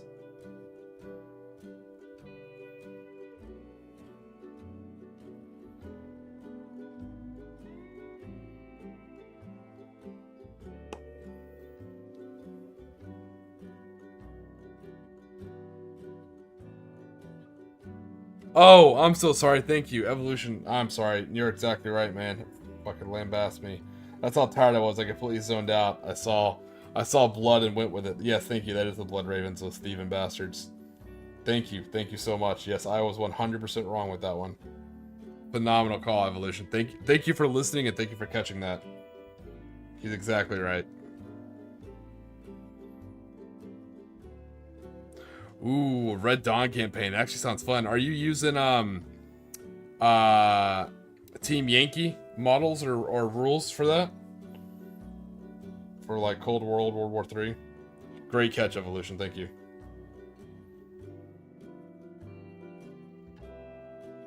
Mordian's curse of getting the lore wrong spread to me. That's what I get for watching this channel. That cobweb blocking bastard. Joking, I love that channel. I'm in there all the time.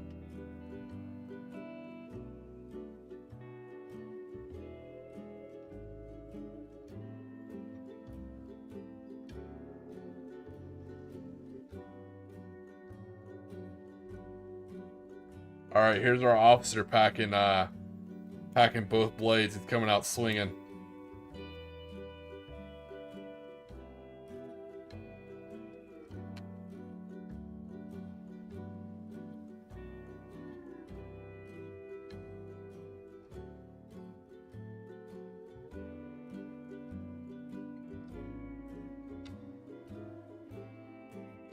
I'm tired of holding him by his feet though. Let me glue him on his base. I should have glued him on his base first, truly. Rookie mistake. So those swords are pretty precariously perched.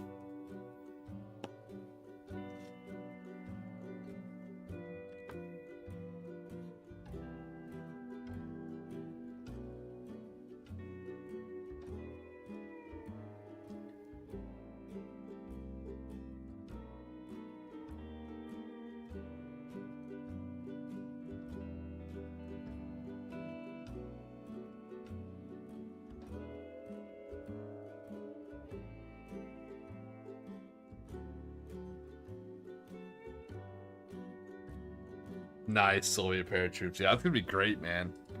I always love like more guerrilla style tactics, small themed games. That's why I like doing like escalation style events where like the first battle is like small scale, 500 point, like super skirmish, like recon units, and then you escalate to like bigger and bigger forces. You actually secure like beachheads or airfields or LZs and stuff like that.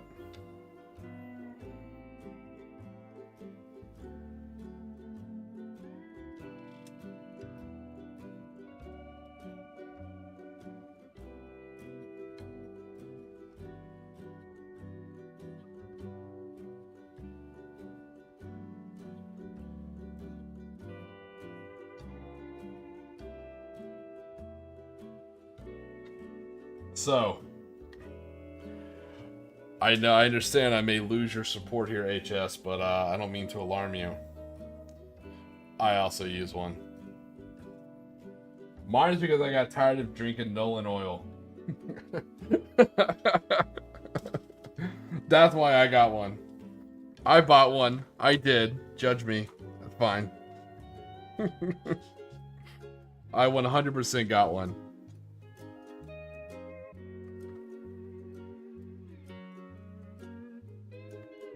I don't think I saw your Halloween thing. I'll have to take a look. I'm so sorry, Paint Games. I think I missed it. I don't know if you added me in next vid's Discord or not, but I think I missed it.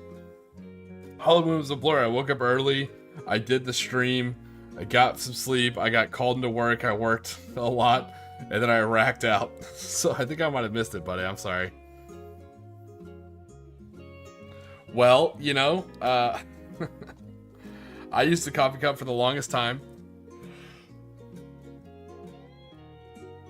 but I got tired of tasting Nolan oil and dipping my brushes in the wrong thing, and so one day I just knuckled down and bought it. Honestly, I think it was on sale on Amazon, that's why I got it. I think it was like a couple bucks off, so I'm like, you know what, fuck it, let me get it.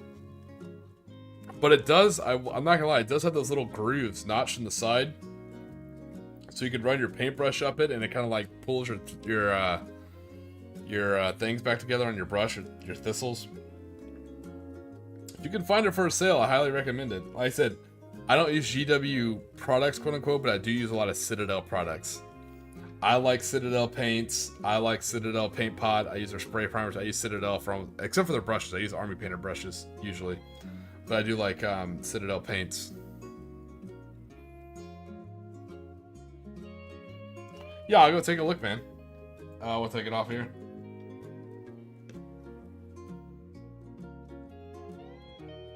Yeah, I'm sorry, Paint Games, man. I lurk in like 3 or 4 different Discords. So if you want me to see something, you definitely gotta track me down. If you at me, though, usually I'll find it. Yeah, no, it really is. It's hard to see because mine's like painted. The lines are kind of painted because I use it so often. But yeah, it's. I have no issues. I'm glad I bought it. I'll say that. I'm definitely not a a rich hammer or anything like that. I'm just a normal dude, but I liked it. I said I just got sick of drinking Nolan oil. Simple as that.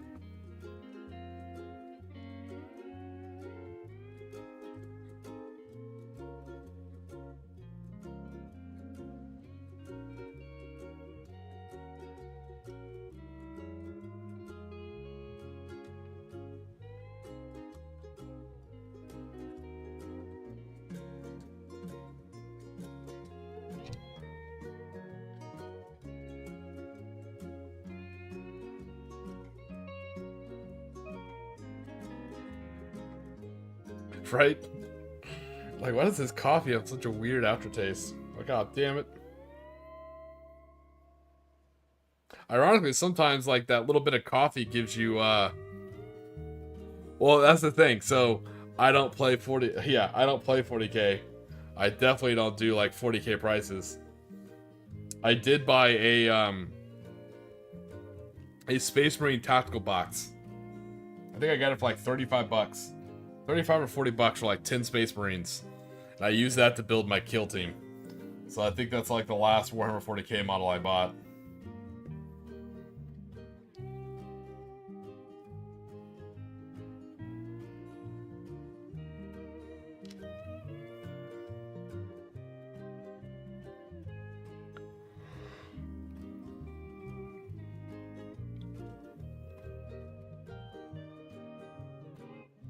Alright, looking for a canteen for this officer.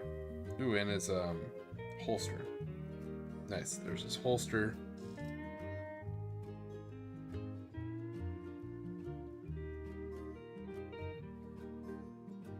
Nice, man. I'm glad you're continuing your artwork. Hopefully these matches you're playing will give you some inspiration for your artwork as well, and for your writing.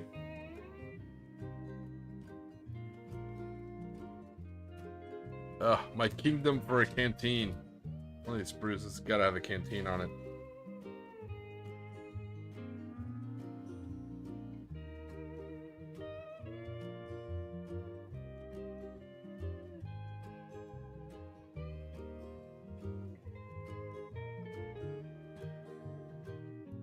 I'll take that. We'll give the officer a bayonet as well, which is kind of funny because he already has a, you know, his actual main samurai sword and his side sword out. So let's go ahead and give him a bayonet as well. Kind of like the blade officer.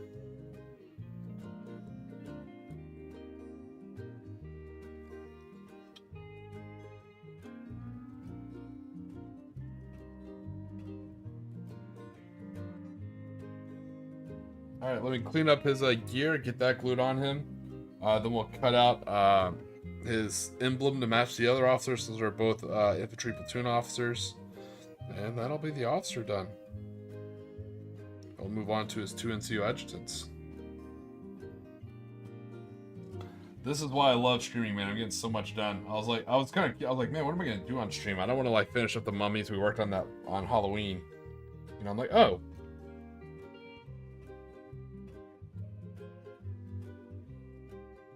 I'll catch up and build these new officers I need. But just a heads up, there will be a stream coming in soon. It may not be tomorrow's. I think tomorrow's stream we're probably gonna do some terrain. There will be a stream coming out soon that's gonna be straight up Imperial Japanese Riflemen all over again. Because I gotta build more for the war machine, more riflemen.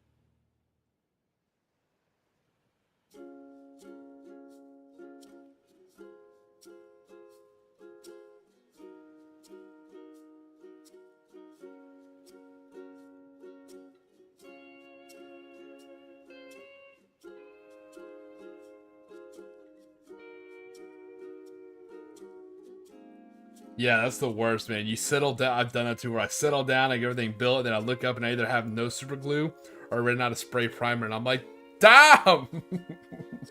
Damn the hobby gods, why must you curse us so?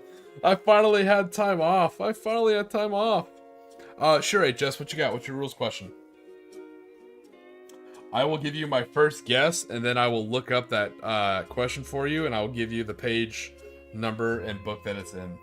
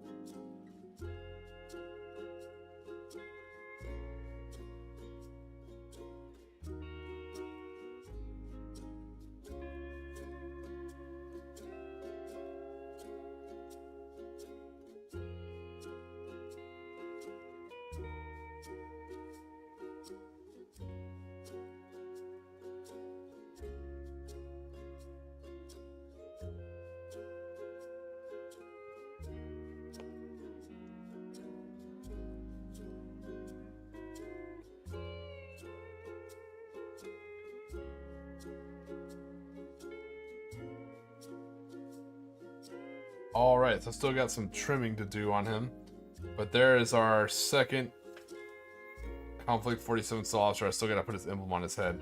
So look at that. He's got two. He's got both swords out, ready to cause some mayhem. He's got his pistol holster, SMG ammo pouch, SMG on the back, and he's got his canteen.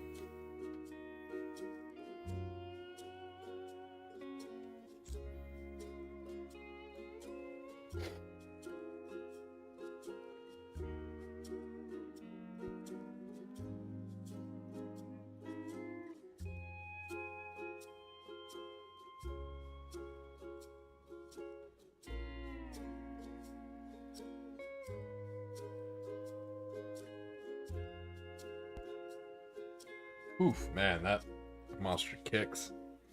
Drinking that new guava flavored sugar free. It is tart. Tart, I say.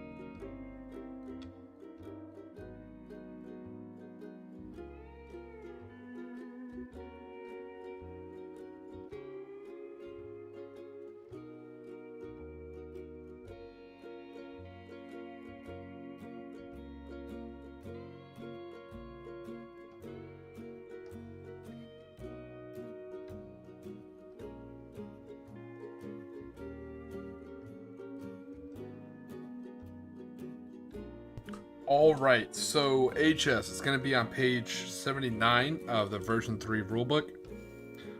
Intervening friends, hold your fire. Infantry and artillery models are always allowed to see and shoot through other models in their own unit as if they were not there. This is because that unit is assumed to be in constant motion.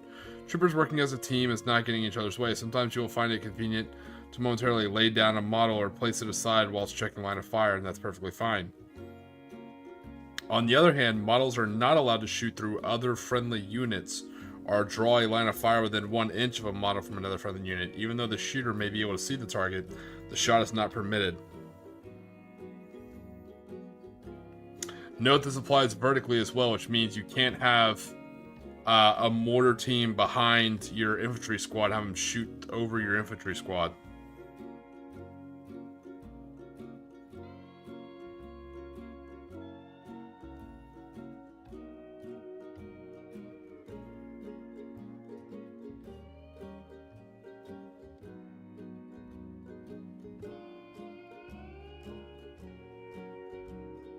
Actually, hold on. I think I just said that backwards.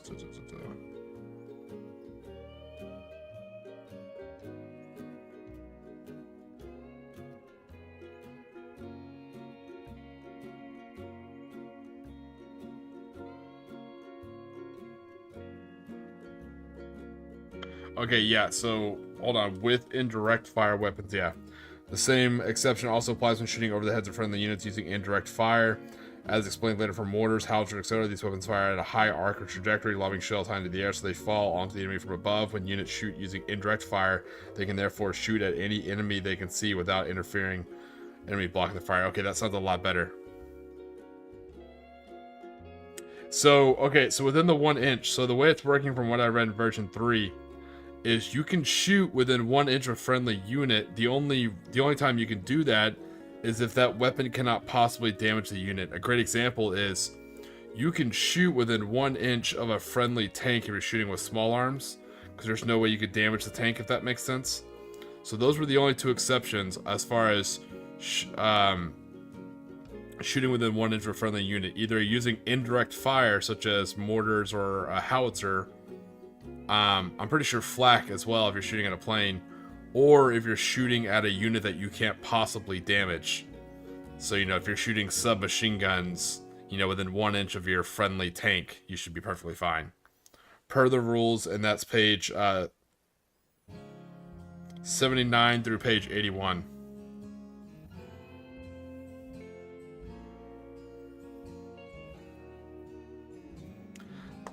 That's tough. That might end up being a D3 ruling, where, you know, you let your opponent pick, you know, 1 through 3 or 4, 5, 6, and then you just roll a dice.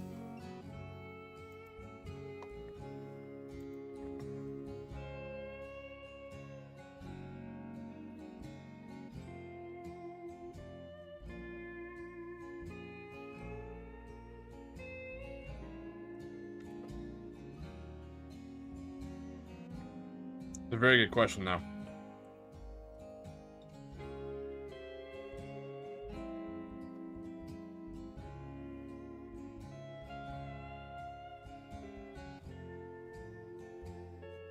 Always like a good rules question. I said I'll give you my best shot at it, and then I'll give you the rules, and we'll see. That's why they're like, you can't do it with mortars. Like, that doesn't make much sense. Let me double read that. Like, let me double check that.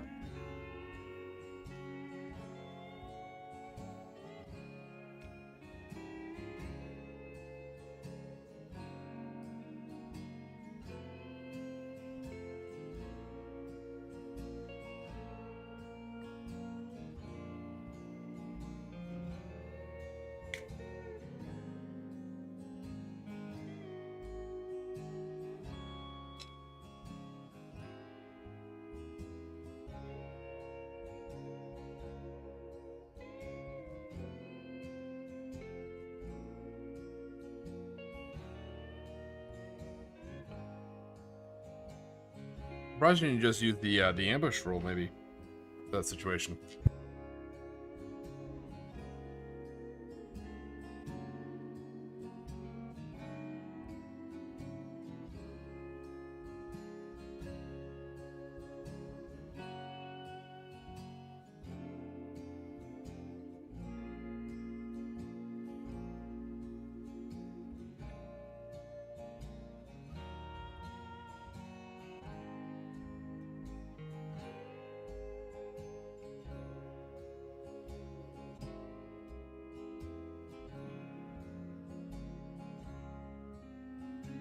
Ah, so the best type of game, yeah.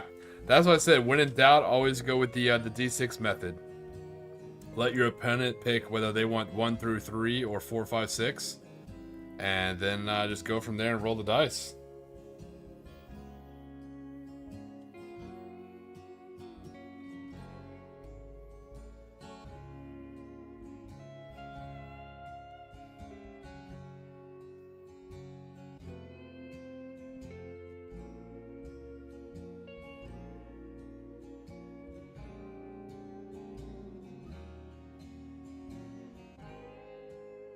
Sometimes you don't need a TO if you let Lady Luck kind of pick your thing.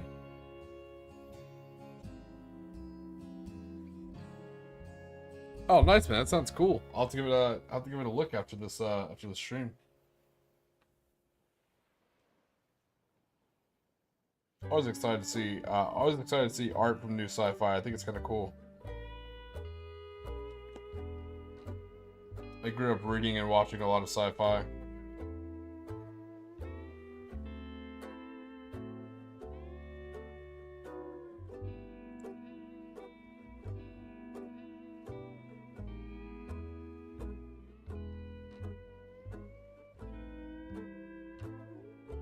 There we go. There's his emblem on his helmet too, so you can tell he's an officer.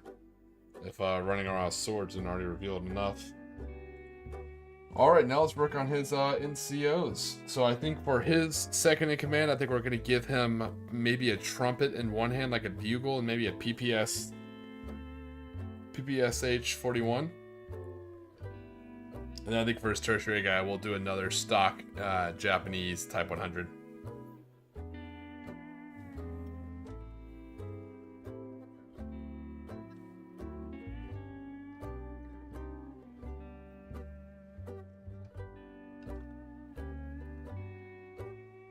Alright, let's cut his head out first while I have the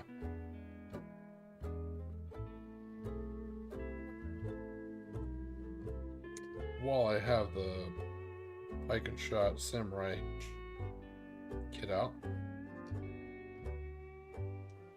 There's the head for our new NCO.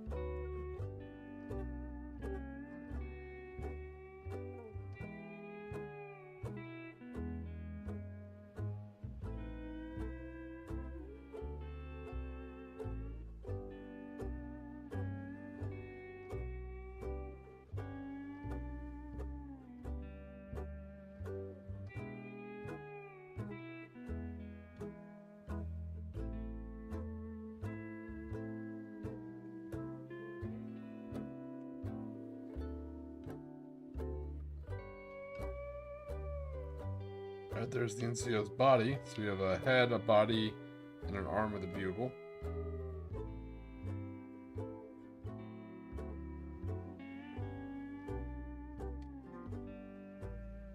I like that I'm using the samurai helmets for these officers and NCOs because that saves a lot of my soft caps for my special naval landing force, because they'll have like bare metal helmets and then they'll have the blue soft caps.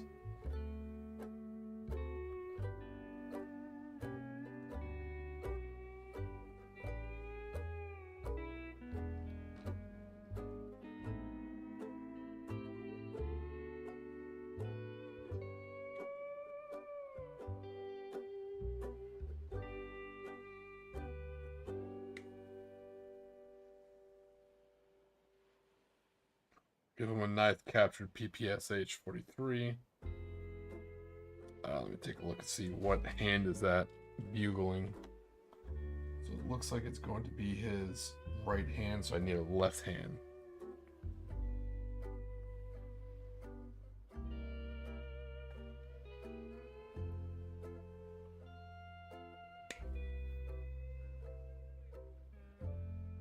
So left hand from the German kit. Alright, so it's two hands, an arms, a head, a weapon. Right, he's gonna need his katana.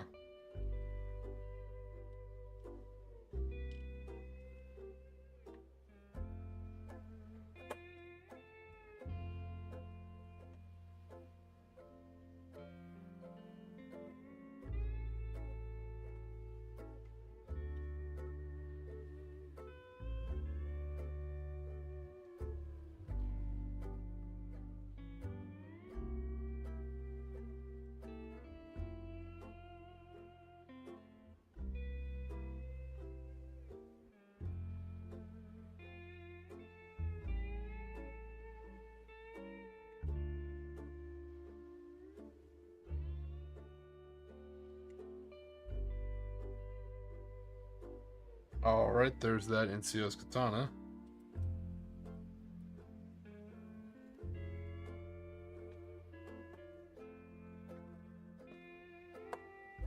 Definitely have to go digging for another one for the last NCO. He's missing an ammo pouch. Now, there's nothing for that big ass PPSH 43, so I'm just gonna give it a big old kit bag.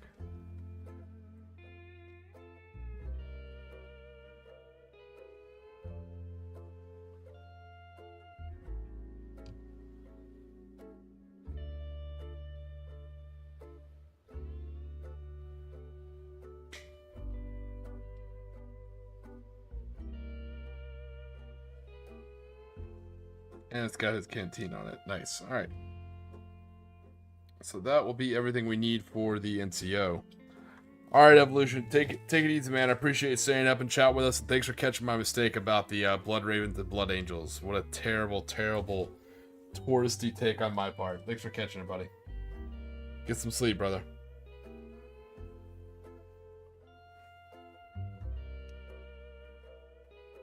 All right, right now we're just cleaning up his body, cutting off these little flash pieces, getting them ready to go on the base. I'm gonna glue them on the base first.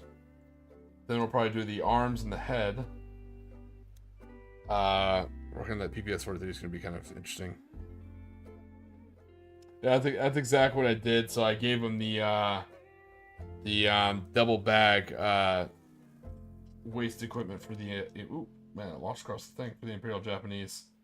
So yeah, that's basically what it is, like a big haversack or bread bag for it.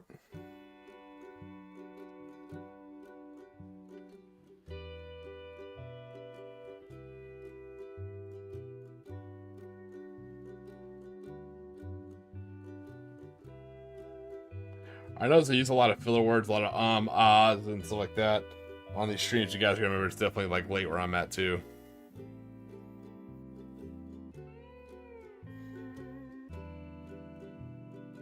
I wish you guys got me at my best, but unfortunately you get me after work. That's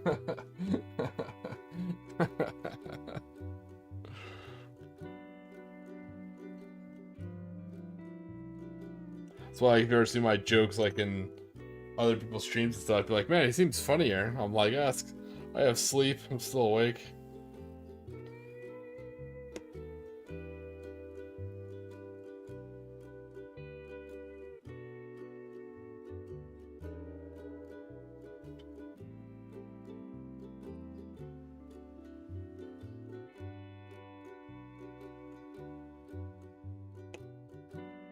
Yeah, this one should be interesting. Like I said, he's gonna have, you know, a bugle in one hand and a captured PPSH 41 in the other. Definitely unique.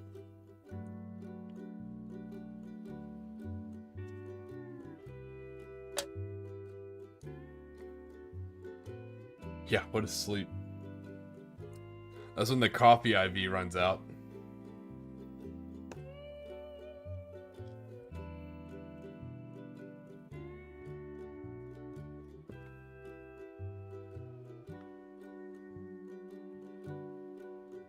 You can hear the tink of the monster can in the background.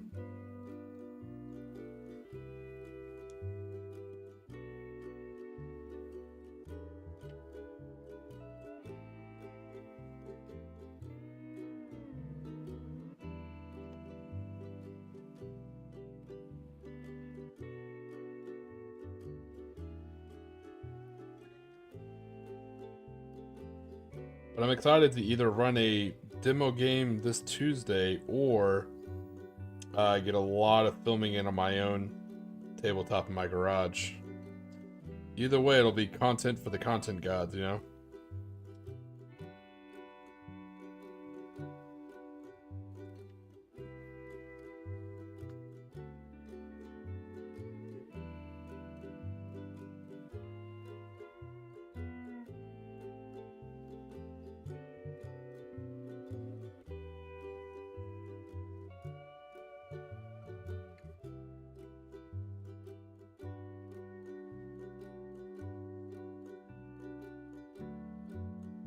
Yeah, I think tomorrow we'll probably paint the nuns and do some terrain.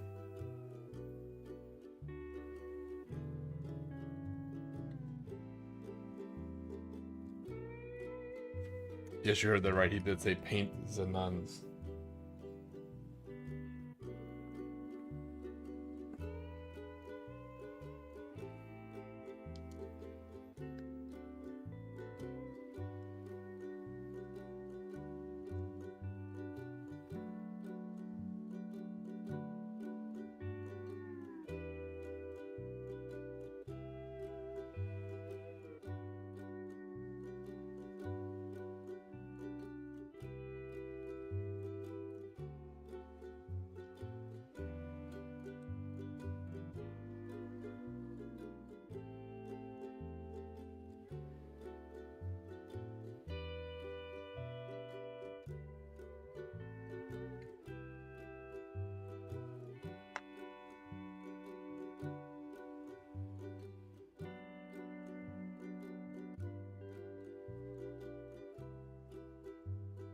Alright, there he is with his speaking trumpet. Or his bugle.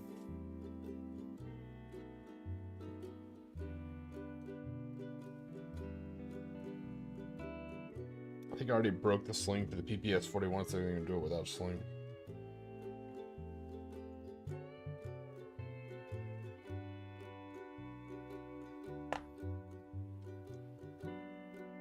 Nice, man. Yeah, definitely going to need more glue, though, right?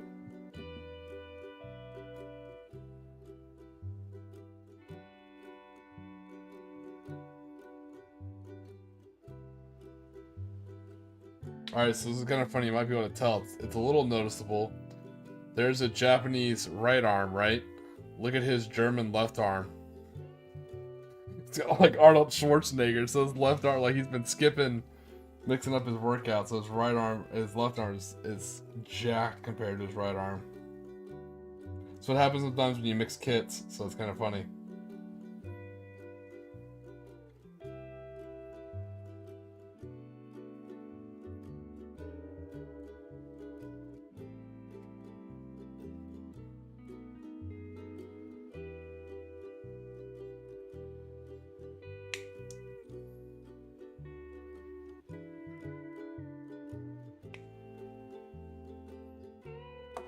Alright, we snipped the sling off the PPSH-41.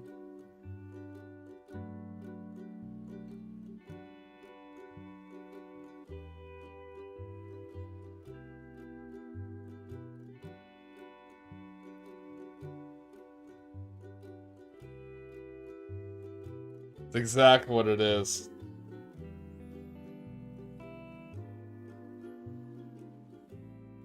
He's like, this hand's for the ramen, this hand's for this chicken schnitzel.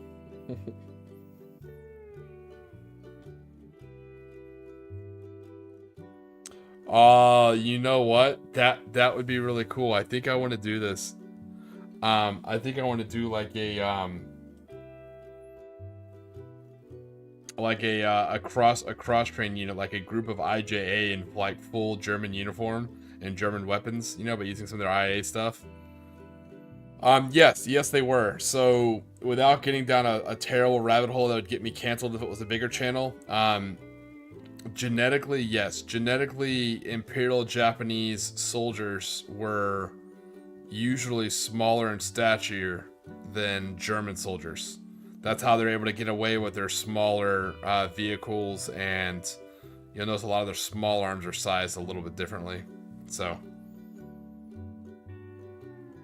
it's not controversial, it'll just happen to do with genetics. At that time, a lot of, well, I guess the generation before World War II, a lot of Japanese were breeding with Japanese, producing, you know, Japanese individuals and generally smaller stature. For the time, the Germans, being in the middle of Europe, kind of got around. They had a little bit more blood in there, so, you know, sizes generally varied.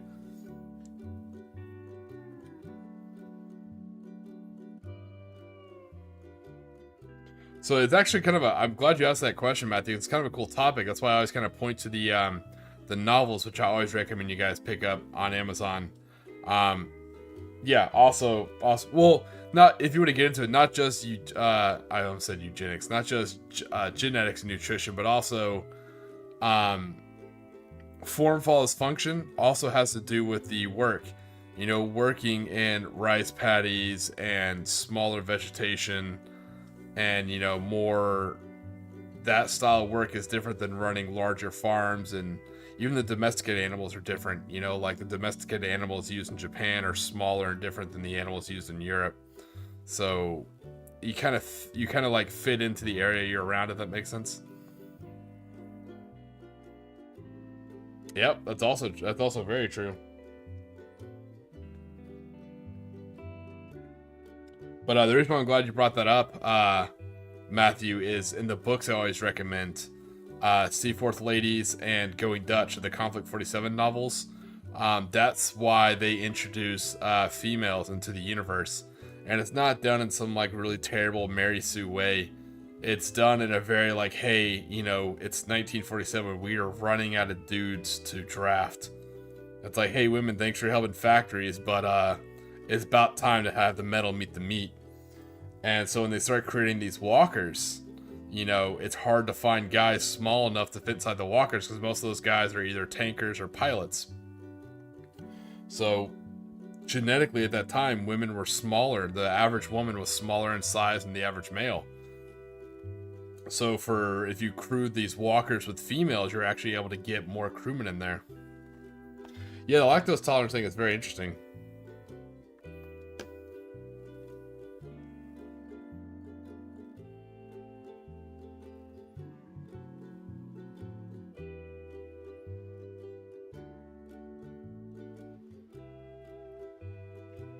All right, here is our senior non-commissioned officer for the 2nd Imperial Group, or for 2nd Imperial Leadership, Imperial Japanese Army Leadership Group.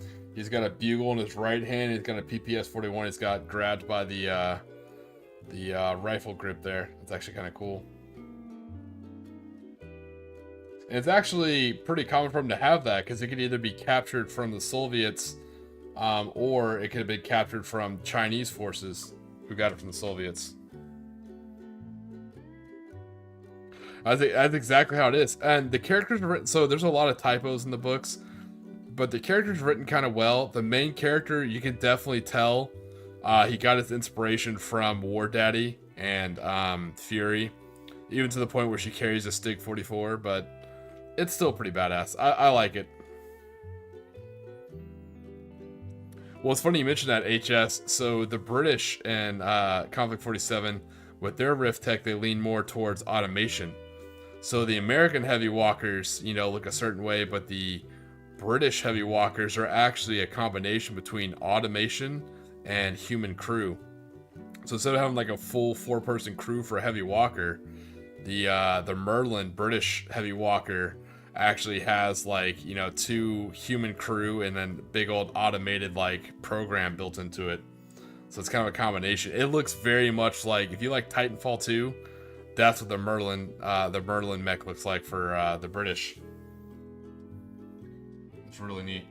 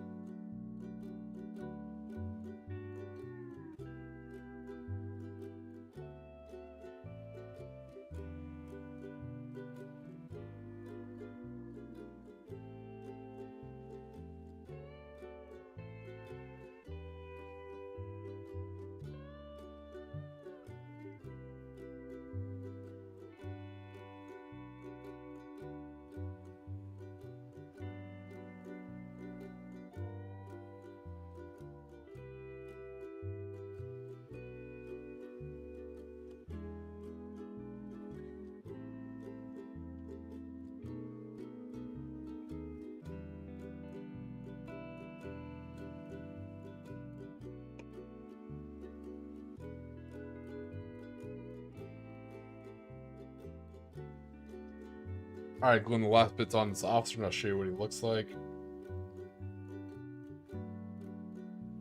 Trying to get any excess super glue off.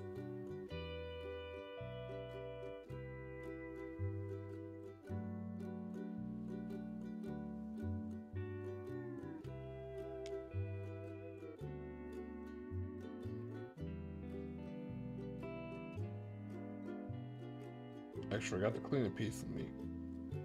Nip this part off this piece so it sits a little bit more flush. Now we'll get it glued on.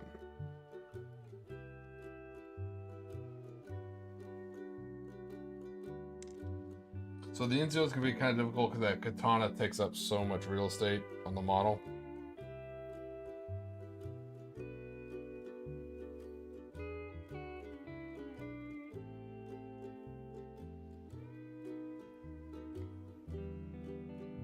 Like for the Imperial Japanese, technically they should have an ammo pouch at, you know, the 1 o'clock, the 11 o'clock, and the one at the 6 o'clock.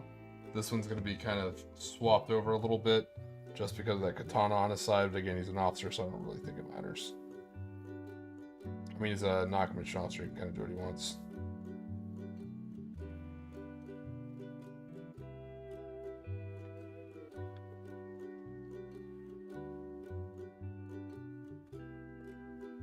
All right, here we go. Here's our newest non-commissioned officer. You can see he got his samurai helmet. He's got his katana. He's got his PPSH 41. He's got his bugle on his right hand, calling the troops to to bonsai charge. And then here you can see he's got his canteen. He's got multiple bread bags here, multiple half sacks to hold those drum mags.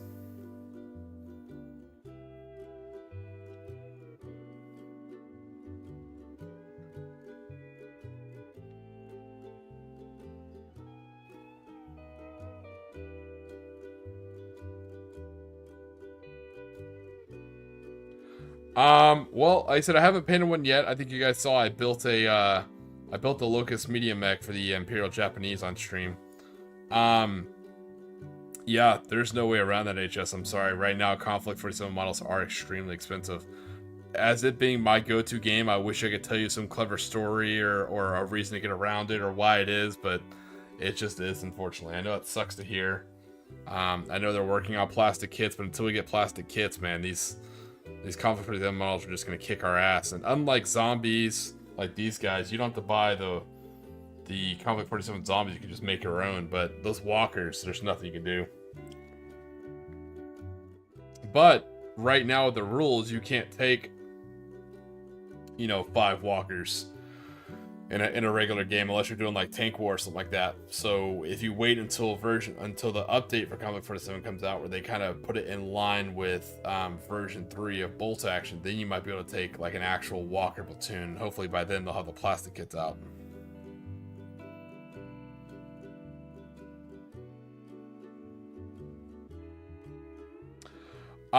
Kind of, yeah. So you're right, painting games, you'd have more veterans, and usually when someone's experienced, they don't really follow the standard issue of pouches. They kind of just put them wherever they go. So yeah, as a non-commissioned officer, yeah, he's kind of putting his stuff where it works for him. So alright, we have that guy built. Now I need to build one more NCO. I may have to be gone for like a minute or two digging around for another katana. That's it, it's scabbard. But that'll be the last thing I gotta worry about. Right now I gotta figure out what kind of pose we want for this guy.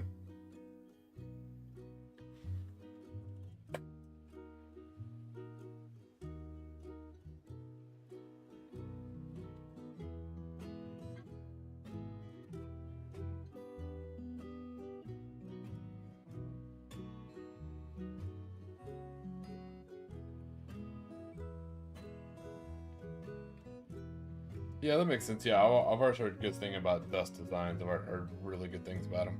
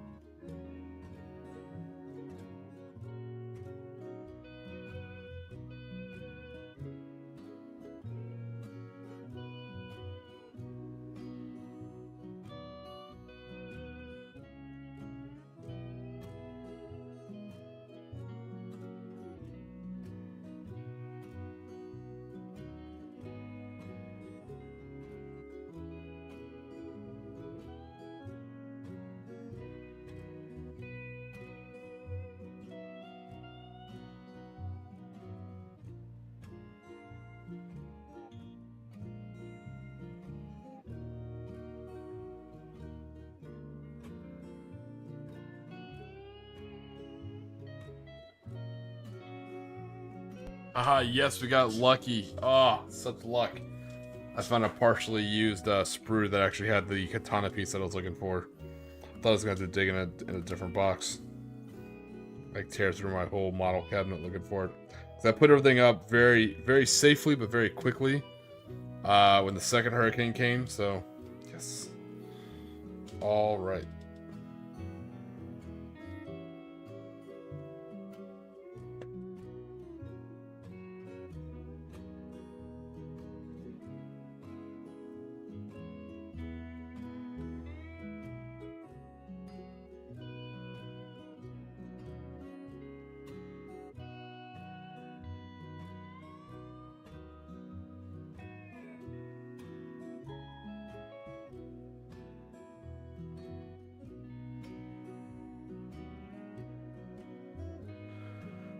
Yes.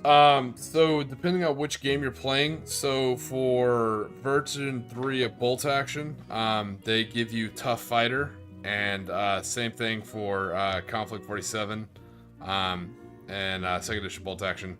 It kind of gives you the same thing that SMGs do. So a lot of times you just kind of take the SMG. Let me double check that and make sure I'm telling you the right information. I know it is for Bolt Action 3rd edition. That's why you're better just taking off an SMG, so you get, like, you know, the range and the same rule. Let me check. Let me double check Conflict 47 for you.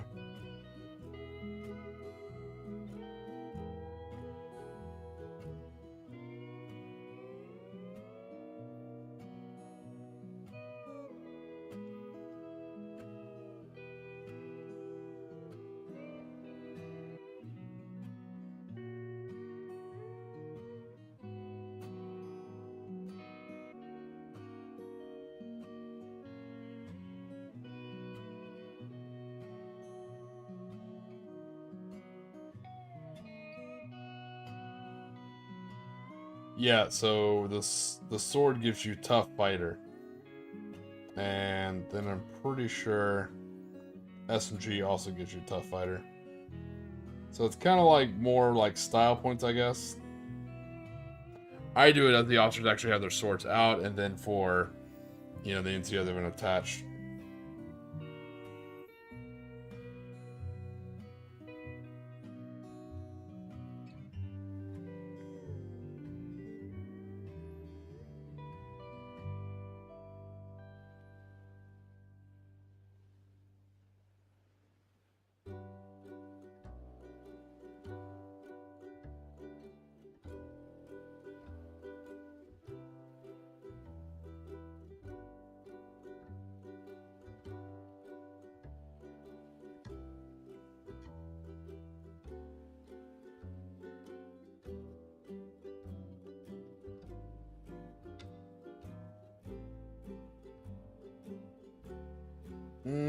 And that's actually a good question. And Conflict 47, it's looking like it just gives you SMG just give you assault, whereas the sword will actually give you Tough Fighter.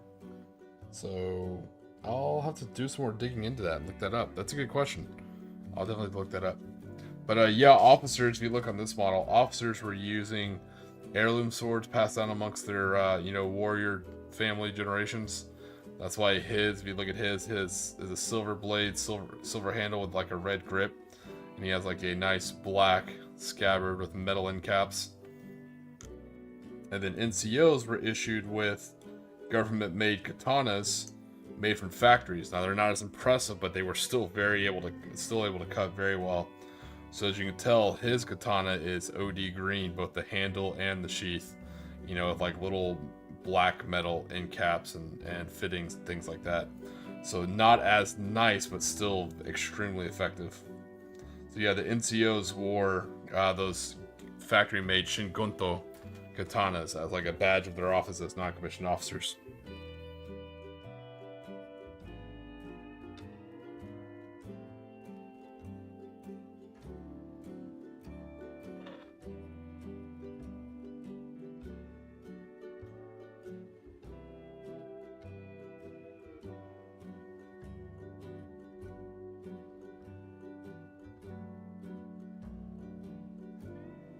Right? No white gloves on my officers. No, because I did these guys kind of more like Renegade. You know, they're kind of like gone rogue, so they're a lot more practical, I guess. I'm trying to make more practical Imperial Japanese officers.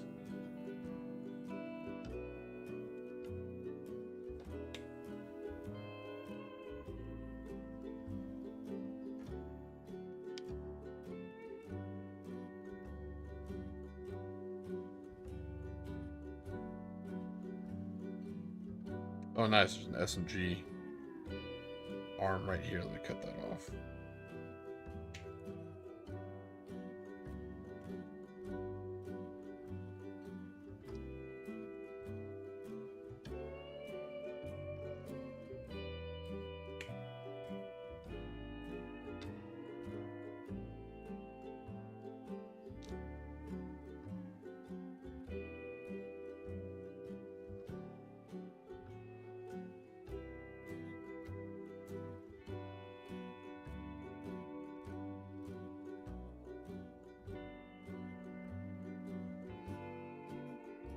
I have not. Talked to me about it. I have not seen that movie. It sounds super interesting.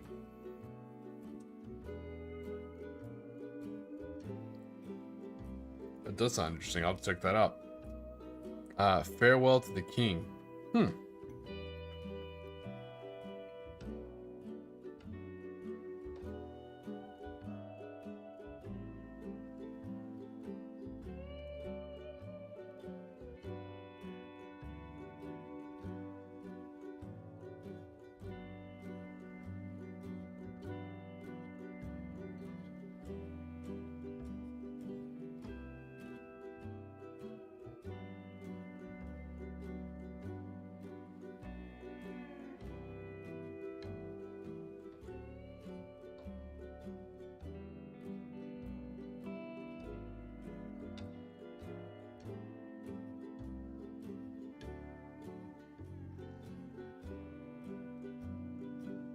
I'm just muted temporarily as I kind of dig through my pile of sprue I kind of dug out looking for. So we have both arms, we have his katana, we have his ammo, we have his canteen. I think we just need his head and then we'll be done.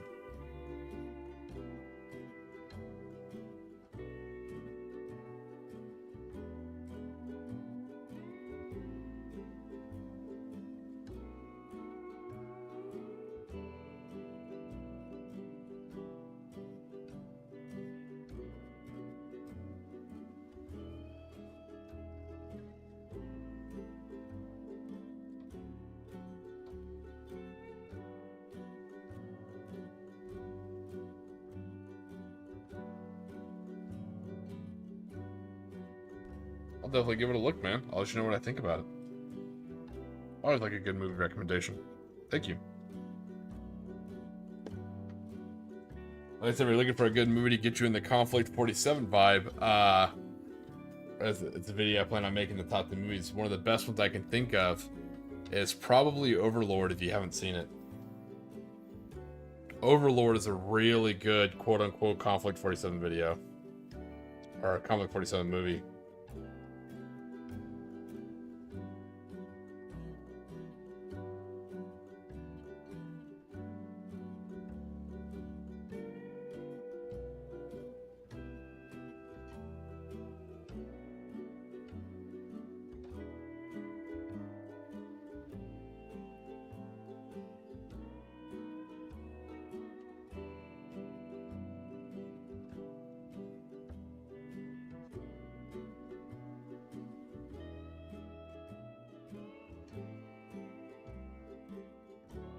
Yeah, when you first, like I said, if you watch the trailer for it, you're gonna freak out. Like, it doesn't look very historically accurate, and it's not. It is definitely alternate history. Oh man, okay, I won't ruin it for you yet. There you go. It'll get you in the Conflict 47 vibe. You'll be like, oh hell yeah. What it is that it's my favorite type of horror movie where it's like a small military unit, you know, goes on a mission and they run into like a horror type situation. And they start taking casualties and like one or two people survive to kind of fight off. It's not spoiling anything, you know, one or two, there's like very few survivors. Very similar to like Aliens, you know, or like a Resident Evil or like Doom or anything like that. Any type of those type of movies.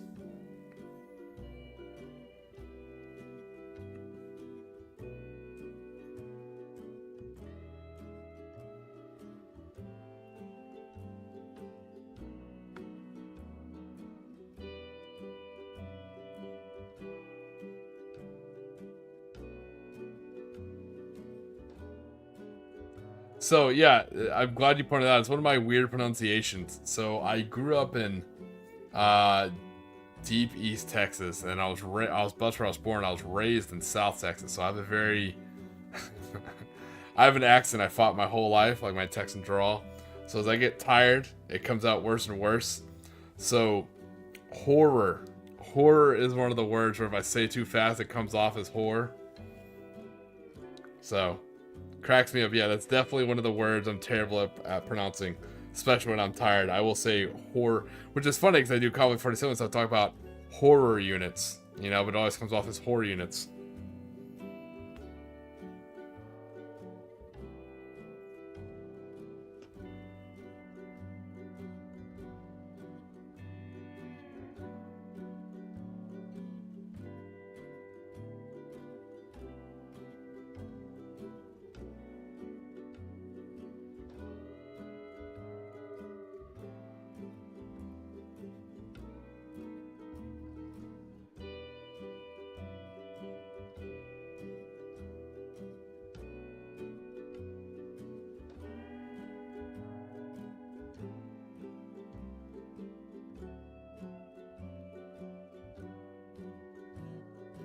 Well, so it's funny. I went to school out. I went to college outside of Texas, and I went to a place that's very. They're known for their brutal honesty.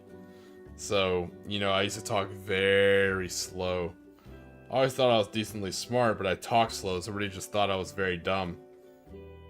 And it was a military college, an academy. So you did not want people to think you're dumb. You did not want to give anybody anything to use against you. So I kind of locked it down and deep sixed it. It's funny. It only ever came out usually when I was tired or not paying attention. So like in morning PT, or if I'm up super late at night, my accent will start slipping a little bit. It slips on certain words. It is what it is. If I spend too much time back home, then yeah, it comes back out again.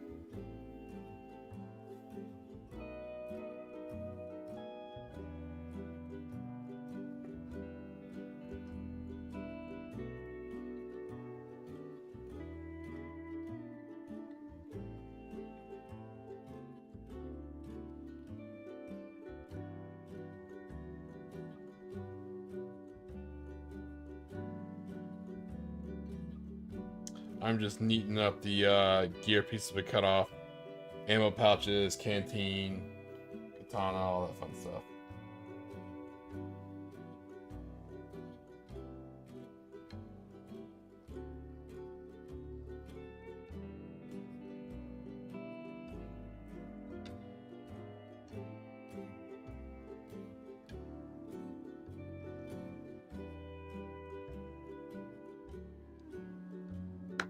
Alright, we got his head glued on. Let's glue him on his base, and then we'll get the arms.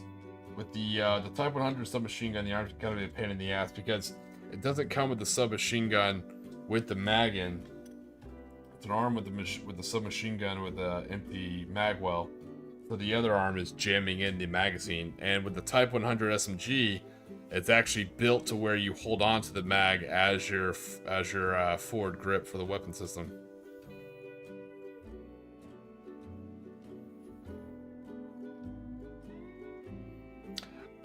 For me, it's words like 5. You hear it when I say, horror or whore. What else do I have? There's somewhere that's, yeah, the accent will slip out. Or I won't pay attention, I'll say like fixin' to, and someone's like, what the hell are you talking about? I'm like, ah, shit.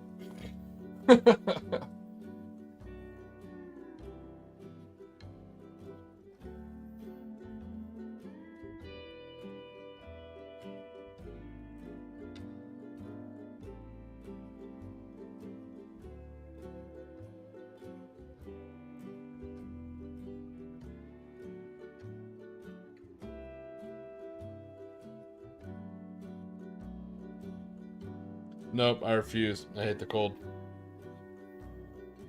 I said I'd rather PT, out the blazing hot, either swamp or desert all day long than the cold.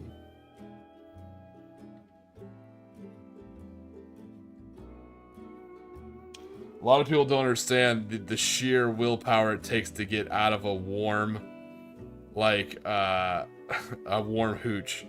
Like when you've finally gotten warm enough to where you stop shivering, your socks have dried, you got your whoopee wrapped up around you, you're underneath your poncho, stringed up to the trees, and you finally get a little bit of warmth. A lot of people know it's always coldest just before sky breaks. So at night, it's always coldest just before dawn. So you finally start shivering, and then boom, it's time to wake up. Always the hardest time to get out of that. Yeah, I won't forget, man. I'll take a look paint games. Hey, tell next vid I said hi. Yeah, getting out of that warm sleeping bag about a cold morning. That took sheer willpower.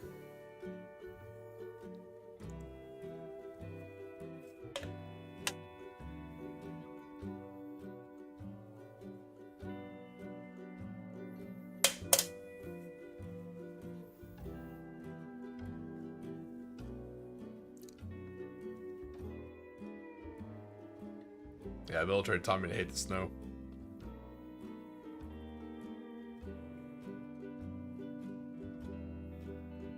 Alright, let's get these arms.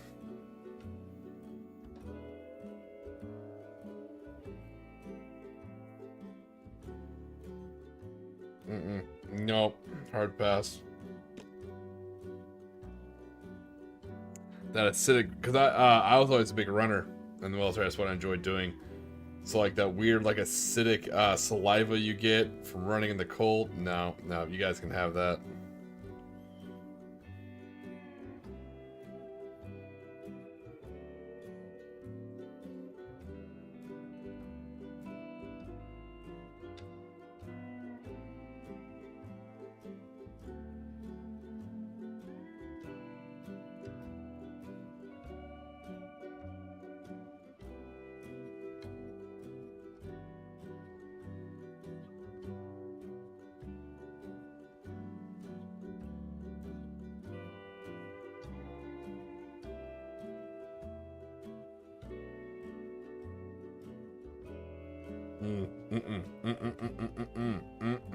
Nope. I hear Arctic, I think tropic. Nope, hard pass.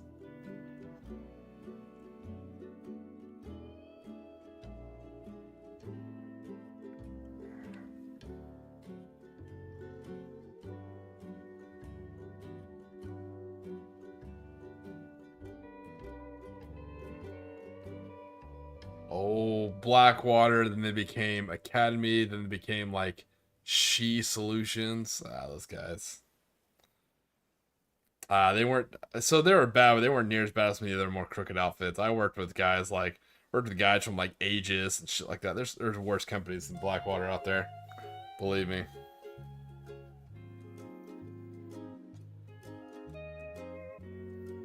Yeah, thanks. Thanks for telling me I said hi.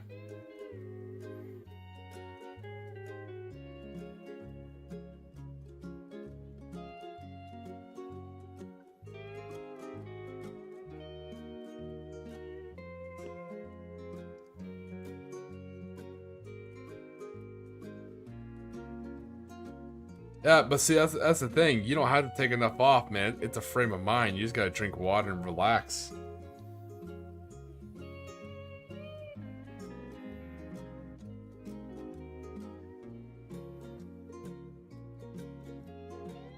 You just sweat, change your socks, and drink water. You'll be alright.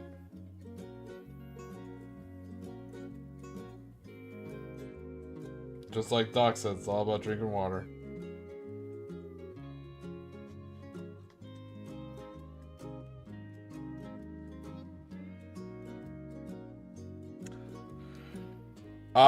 Yeah, so places like Arizona, I do a lot of training out like in White Sands, like New Mexico style. Dude, that dry heat will get you. Then I was in places like Qatar, Kuwait, Saudi, like in the middle of the day you step outside and that blinding sun bouncing off the sand. It's like someone standing in front of you with like a hair dryer all day long. It's that dry heat. It's not bad. I definitely prefer humid heat. Like I like it down here in the south in the Gulf, like Florida, Texas. Surprisingly, southern Turkey was another very humid place. I like humid heat.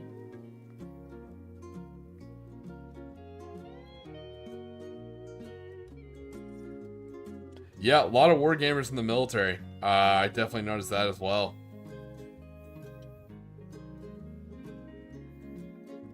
We did some wargaming. You know, not in like forward deployed locations, but like in more rear places, like while we're waiting to be like rotated back and catch the rotator. You know, we'd grab like ketchup packets and mustard packets and stuff like that, and rulers, and kind of come up with small rules.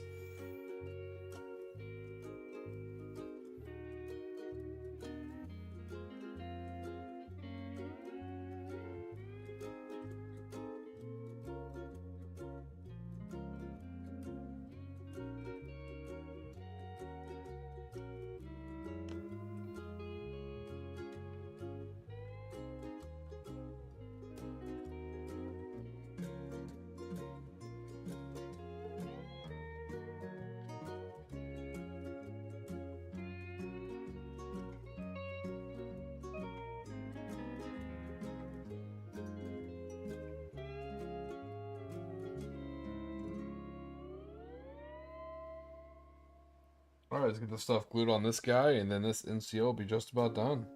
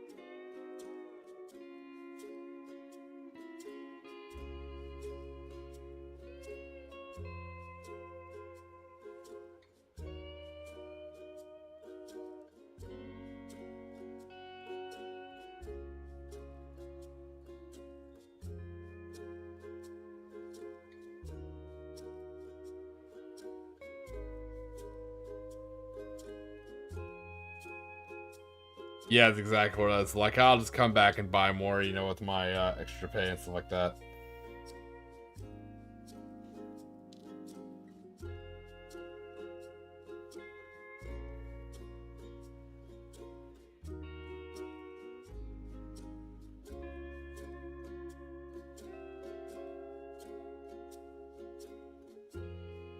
Still cheaper than a sports car with a terrible interest rate, you know? Pick your poison, though, I guess.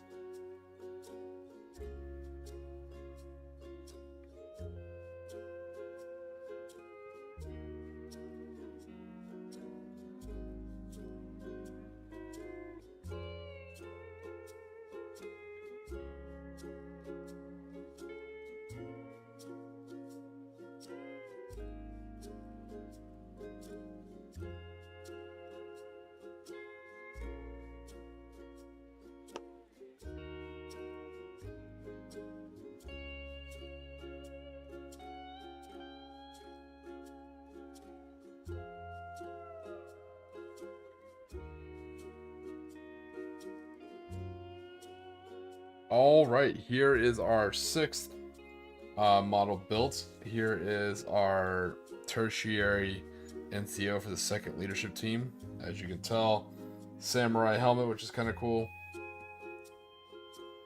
Samurai helmet. He's got the Type 100 Imperial Japanese SMG. You can tell him, see him loading another mag, spin around. He's got his katana.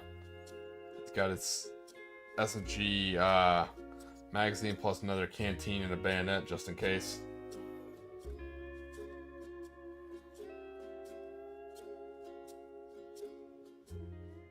So you kind of have like an officer, their senior NCO, and then like kind of like the officer's adjutant, you know. Let's go for Batman, whatever you want to call him on.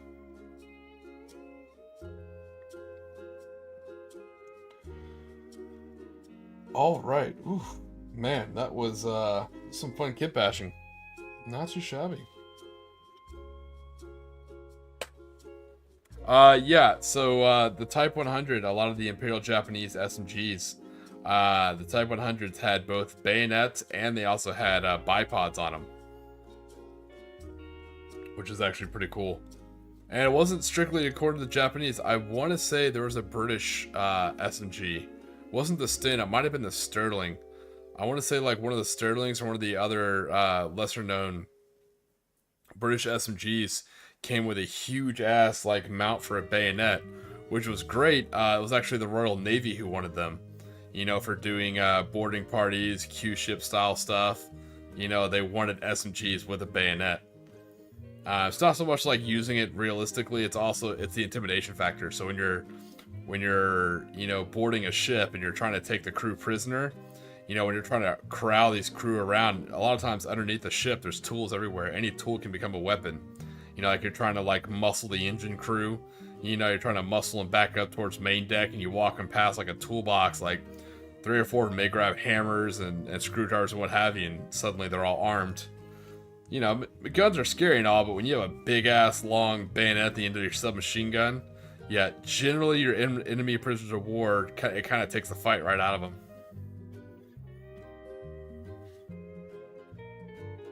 Oh, nice. An anti-tank guided missile. Nice. It's funny you're talking about, you know, Red Dawn era style military units. I was playing the new Black Ops game with my brother, and we're talking about some of the inconsistencies. You know, and he's like, yeah, on that one mission they had laser guided munitions. Like, they even have that? I was like, yeah, but back then a laser designator was fucking massive. It was like a 20-pound box on a huge tripod. It looked like something you built out of like 4 or 5 Radio Shacks. Like, these things were like massive boxes with huge lenses. Like, someone using a laser designator was literally a laser designator. Like in the 90s was like a crew served weapon. It was literally on a tripod. It was a big old huge massive box. So like, yeah, things are like, the game has a couple historical inaccuracies, but it's alright.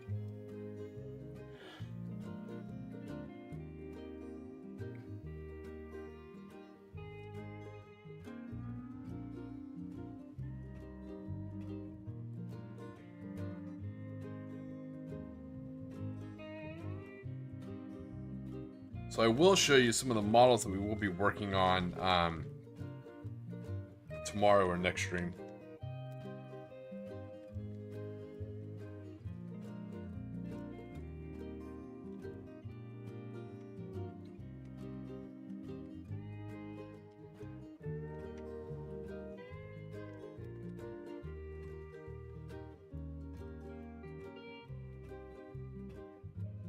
Yes, I have, and I was pretty excited because I'm an Air Force veteran myself. When they ran into that one character, and she was a tech sergeant, and she was part of an intel squadron. She was a 1XO, probably a 1XO-X1 or a 1XO or 1XO-4X1, either op intel or targeteer. That was cool. I'm like, yeah, Air Force person, woo! Funny story, that show, or that movie, Battle for LA, that was filmed, like, where they're arming up, that was filmed on an Air Force base. Like, the armory and stuff like that, that was an Air Force Security Forces armory.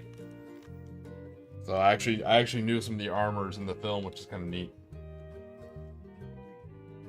Yeah, I was a Blue Beret, Security Forces, so I did, military law enforcement and ground combat for the Air Force.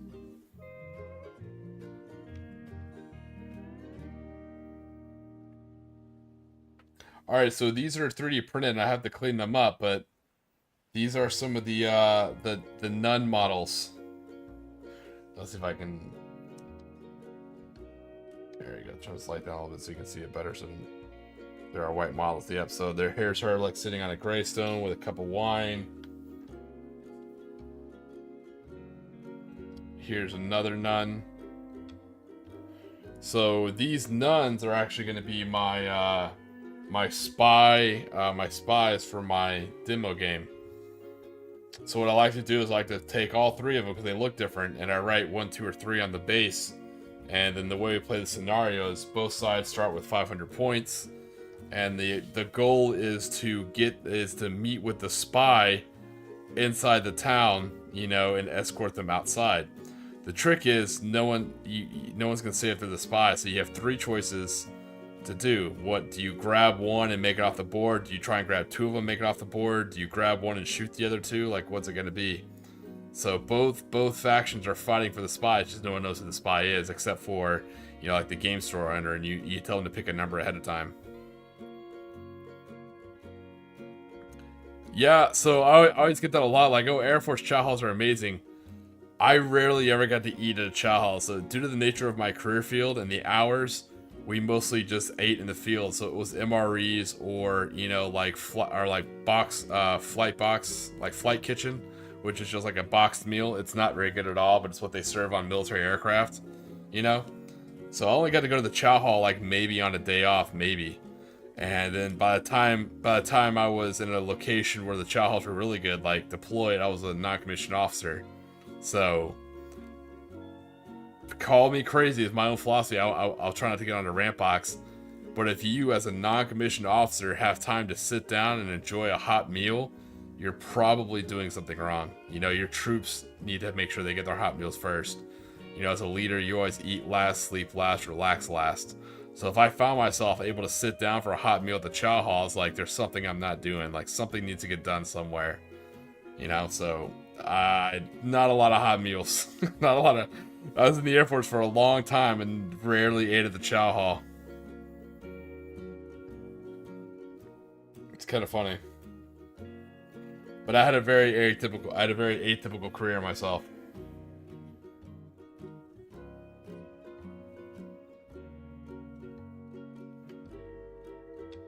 Yeah, Air Force will get specialty pay if we stay at like a Army base, or we stay at a base that is considered substandard by the Air Force. We actually get a small allotment of pay for that. No bullshit. It's kind of interesting.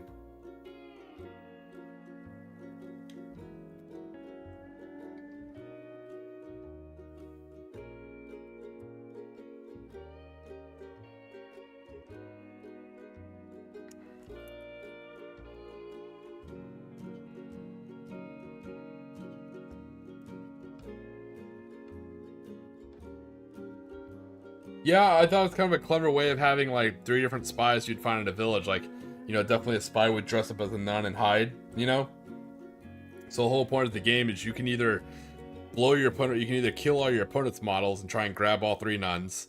You can just grab one, hope you got the right one, and make it off the board.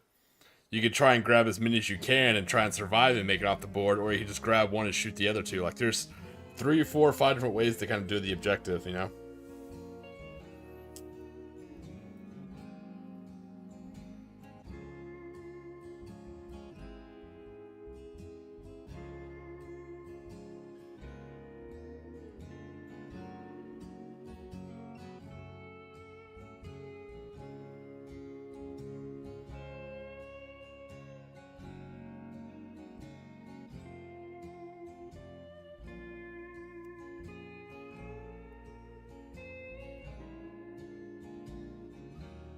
Yeah, I'm not a big fan of the direction Warhammer 40k is going in with all these like side objectives and this and that, and I accomplish my primary and my secondary and all that kind of stuff. No, because again, they're nuns, so they're supposed to be non-violent, and again, one of them's the spy. So no, they generally will go with you.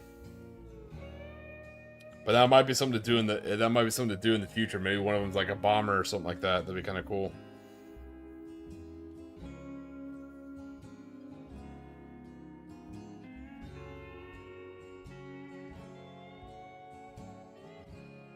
Because you got to remember, this is like happening at night. So imagine like 2 reconnaissance units or like 2 airborne units. They kind of like perusing through this like half graveyard, half not monastery, convent. There you go, like convent kind of thing. Like, oh hey, they kind of walk and just like kind of grab him and just kind of yank him away.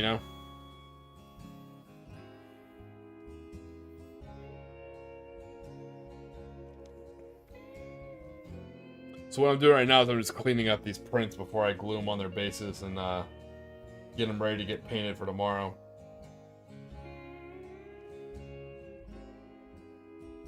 Yeah, there's a lot of different ways to kind of spin it. It's kind of an interesting, fun mechanic. I think it's good for a demo game, good for like a starter game, trying to figure like who's who, That way it's not just like, hey, I make my gun line, you make your gun line, I blow you off the table, who wins better with the rules. It's kind of like a little bit of like tomfoolery. It's like, oh shit, what am I going to do?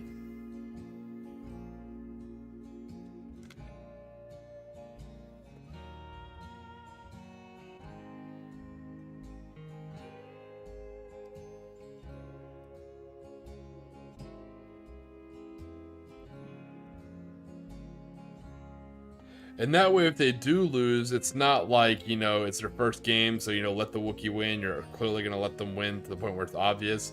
In this one, it could be anyone's game. They could not do very well with the tactics and get lucky and grab the right nun, And that way they can't blame it like, oh, I'm not very good at this game. There's like, yeah, just, grab the wrong one.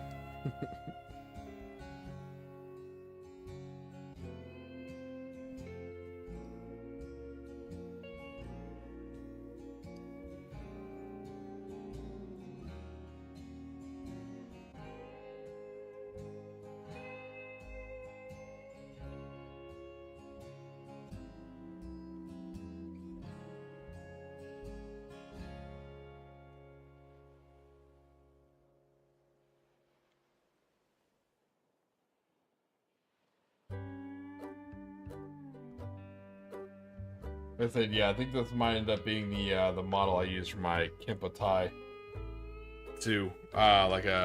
Speaking of undercover female agents and femme fatales, I think putting giving her an SMG, on the back, I think this might actually end up being my Kempa tie, because like I said, I could just paint her like in a brown.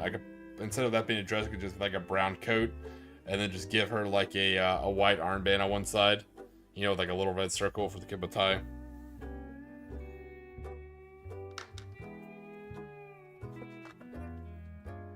Because rules-wise, they are inexperienced. So I'm not expecting like a hardcore frontline fighter.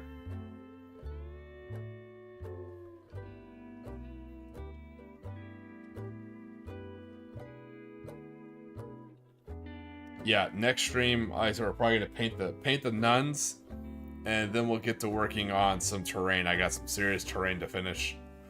I have 2 pretty good forests with like a fence running through it, and I have 1 piece that has some bunkers and spider holes built into it with some it has a couple trees that need some more trees, and more importantly I need to put in some tank traps.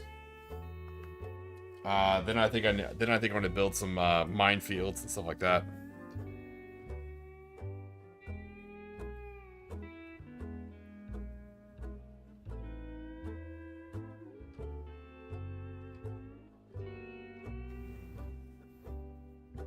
That's a good one. I'll have to think about that. I don't know how I'm gonna house rule that. Let me know how that works out. I was thinking about just using like 1-inch HE templates, you know?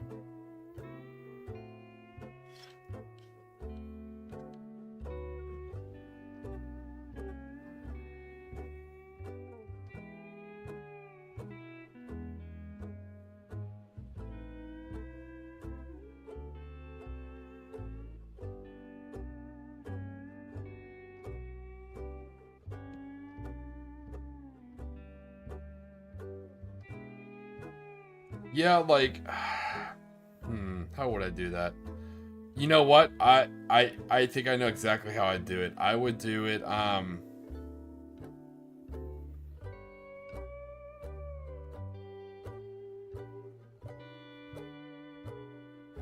as I say that, I think I would give it, like, if it moved. Oh, you know what? No, I think I know how to do it. If it moved, it gets 1 shot. Hitting on 6 is like a light mortar. I'd do it a lot more like a light mortar. If it doesn't move, I'd give it 3 shots, you know, and if it's not sighted in, they're still hitting on 6s. Yeah, that's exactly how I would do it. So that way you're mixing the template, you're mixing the rules between, oh, I'm so sorry, guys. If you're not familiar, an AGS 30 is like a very, very primitive automatic grenade launcher. The Soviets used them. So, I'm so sorry about that. We're sitting here talking about this acronym and I didn't explain it. So yeah, an AGS 30 is a very primitive Soviet automatic grenade launcher.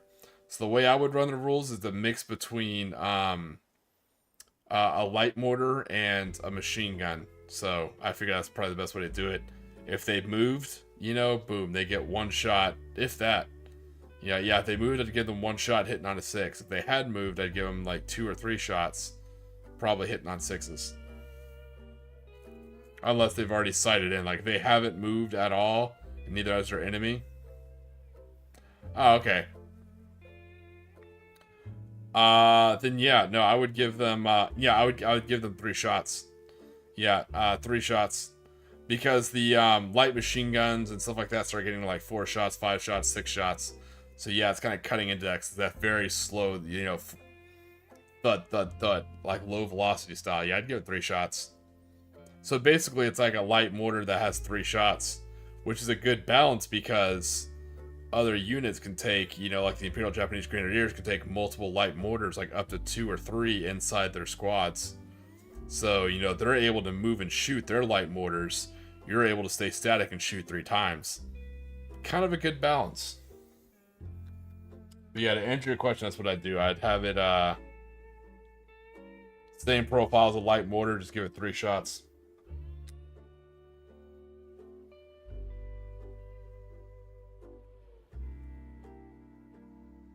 And if that's too strong, the way I'd balance it out is I'd borrow the flamer rule, and I would do a roll to see if it ran out of ammo or to see if it jams. But that's only if you see it starting to become too powerful. But yeah, so something I learned from doing a lot of Dungeons and Dragons is I try not to come up with rules on my own or from other things. I try and use what the game already has that's already kind of been play tested and built in, and I manipulate that. You know, so yeah, that's what I'm saying. Mixing rules of light mortars, flamers, and machine guns. I think you should be able to come across what you're looking for. Like, I'd love to make it more realistic, because what a lot of people don't know is fragmentation grenades. Generally, fragmentation in general, the way it works off like a 45-degree angle off a 180-degree plane, you're generally looking at, you know, when it comes to counting casualties or deaths or actual KIAs and lethal damage from fragmentation explosives, usually it's only 50% of exposed personnel within a certain radius. A good example, your standard hand grenade is, produces casualties within 15 meters, lethal within 5 meters of 50% of exposed personnel.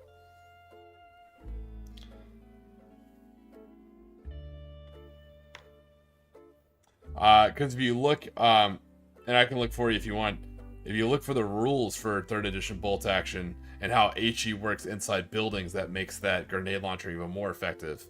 If you're able to put in some of those, low velocity grenades in through a window. And also it makes sense because it would make your automatic grenade launcher able to suppress a vehicle. A vehicle with like a soft skin drives by, or like a lightly armored car, and you just start pelting that thing with, automatic grenade fire. Yeah, you're definitely gonna get quote unquote pins on that vehicle. That would button up a vehicle pretty fast. If you're just driving along, you start taking multiple grenade rounds.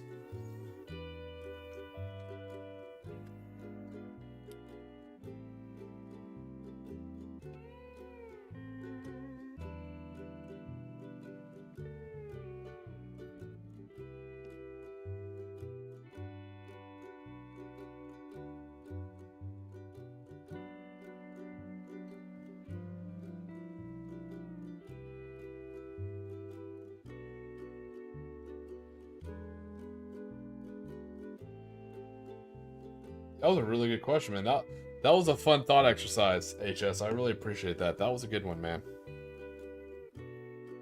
That was a fun bit of a brain teaser, and I had not thought about that weapon probably not in several years, not since a couple years ago.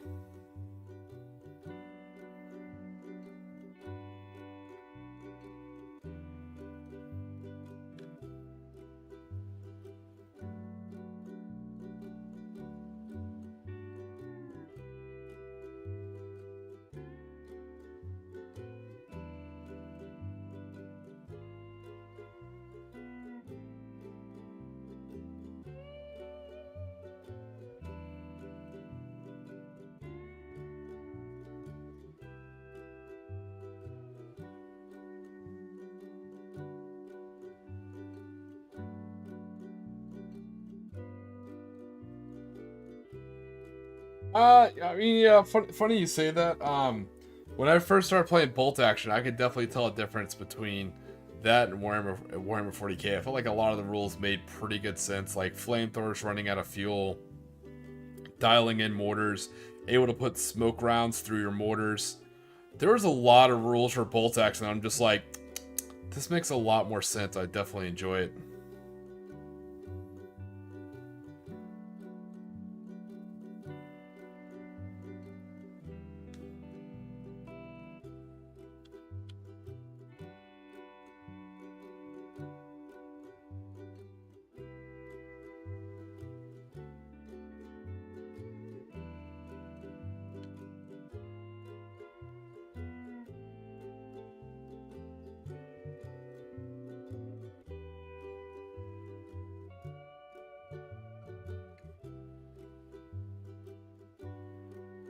Alright, we have our 6 new leaders, 2 officers, and 4 NCOs, and we have 3 possible spies.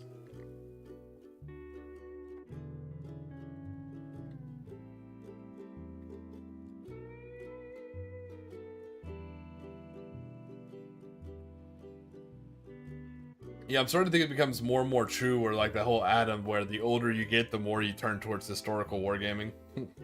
I was like, that's not true. I'll do Warhammer 40k. Then I'm like, oh, no, look at that. I'm on bolt action. It didn't go directly from Warhammer 40k to bolt action. I did take a detour through serious Dungeons & Dragons 5th edition. I played that a lot.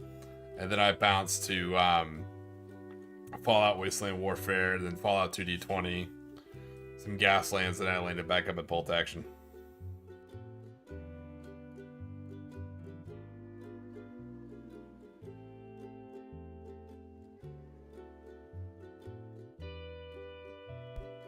You talking about the units I have painted currently? Let me take a look. Because I can bonsai with any infantry unit. I don't have any crew sword weapons painted, so I don't have any artillery. I need to do that. I don't have any like AT guns or howitzers or medium machine guns or medium mortars. Everything I have, because that's my play style. I play very similar to the GLA from Command and Conquer Generals. I like light infantry, high mobility, close quarters action. So every unit in my army, except for the vehicles, can all bonsai charge. So, shit.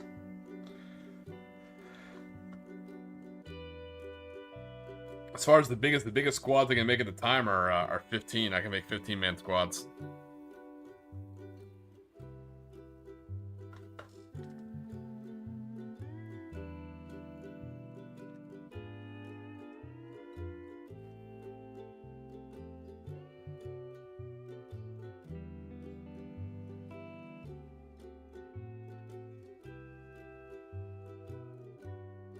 Right now I'm looking at about 85 85. Man, that's a lower number than I thought. I can do an 85 wave bonsai right now. I have more models I need to finish. That's just me counting my painted ones, not my built ones. I like 1250 point games. Even with version 3 bolt action, I want to see what people take multiple platoons. I want to see a mixture of rifle and armored and recon and engineer. I definitely prefer the 1250. Right now, not really an issue. I asked the question on Facebook, and so I'm getting some replies there. But in my local area, they're playing lower dice limits. So they're playing 1250 points, but yeah, they set the dice cap at like 16. And what gets me is the Imperial Japanese, like, we already got nerfed to high hell when they absolutely wrecked the bonsai rule. I understand people abused it with bamboo spearmen, that's fine, but some of us used it legitimately for our lunch mines and other options. So we got nerfed hard there. And then on top of that, people want to nerf us even more by putting a crazy low dice cap. So the problem with that is we're able to pull a lot of individual units, like our lunch mines, our Kipbash officers. We have a few other very unique, like, individual style models that are important for our army build. So usually, because we don't have big heavy tanks, we have a much more horde style army, so we generally have a higher dice count. So that's why I haven't gone to like 2 of the events in my local area, because they've had insanely low dice counts. It's nothing against them, and I've already kind of raised the question a little bit. I think it's just the game finding its balance. I think starting out, like, okay, what's our dice count going to be, So I think once the people figure that out, the dice count will rise. But I definitely asked the question on Facebook.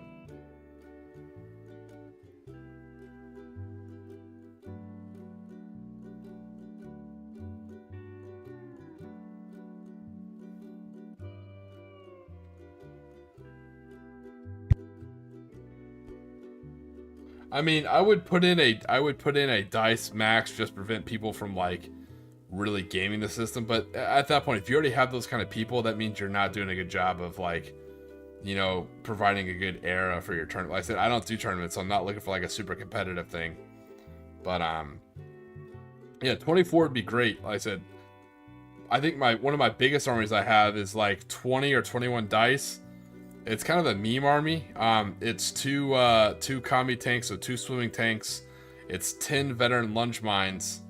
I think like 2 squads of 15-man vet rifles, 1 squad of 5-man rifles, and some leadership 3-man teams. Oh, that's what I gotta build next. Oh man, I totally forgot about that. So I have these guys. Now I need to build my my air observer. That'll be the next 3-man team I'll have to build, is my air observer with his two buddies. That'll be pretty good. I think I'll build all 3 of them laying down, or like him crouching and those 2 laying down.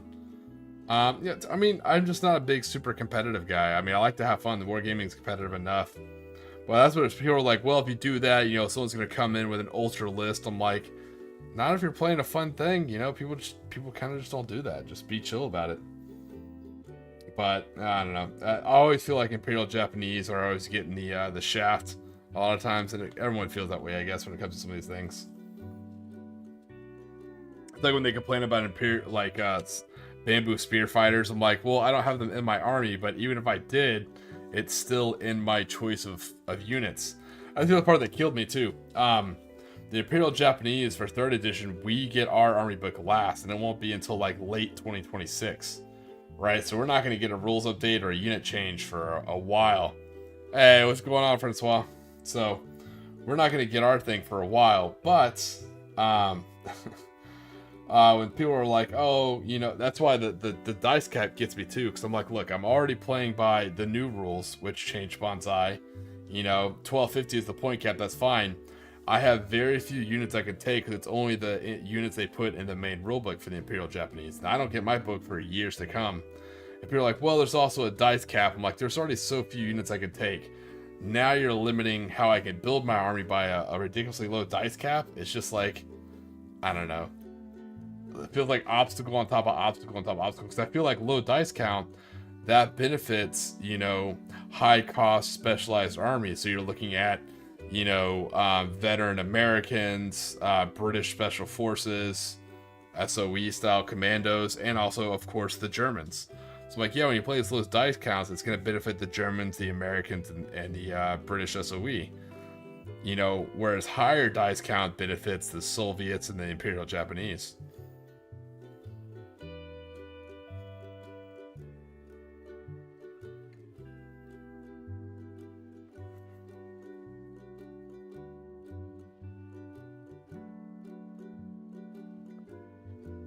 How's it going, man? Yeah, you're joining in. We actually built we kitbashed 2 Imperial Japanese officers. We gave them 4 NCOs there, all with samurai helmets, kind of kitbashed in different parts. I built my 3 spies that I'm gonna paint tomorrow and get ready for my demo game, hopefully on Tuesday. Definitely pretty excited.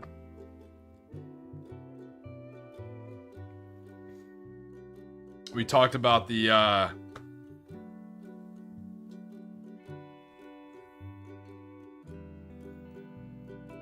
we're talking about bolt action. There's 3 editions of bolt action. They're still on the first edition for Conflict 47, but there are 3 books for Conflict 47. Oh, sorry. We talked about the store that got released today. So it's got some Tiki the Hut merch on it. It's kind of interesting. The link is in the chat. I'll put it on the description of the videos too. There's some pretty funny stuff in there. But other than that, it was just kind of a catch up on the channel.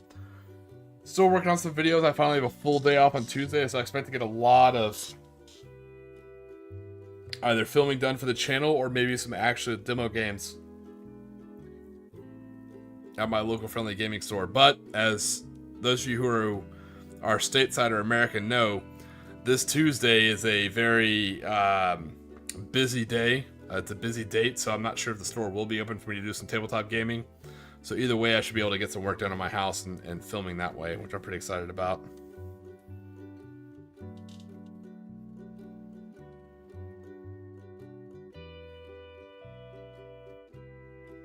I'm probably not going to film my demo game.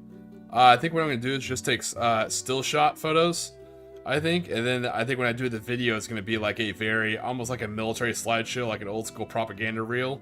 You know, and I think I'll do like voiceover and sound effects and stuff like that, almost kind of like stop motion.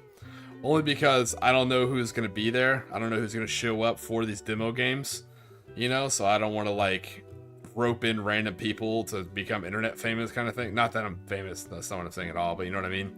Like if I was going to go visit like an actual like wargamer and they wanted to like do like a legit stream, I'd be like, oh hell yeah, you know, let's do that, you know?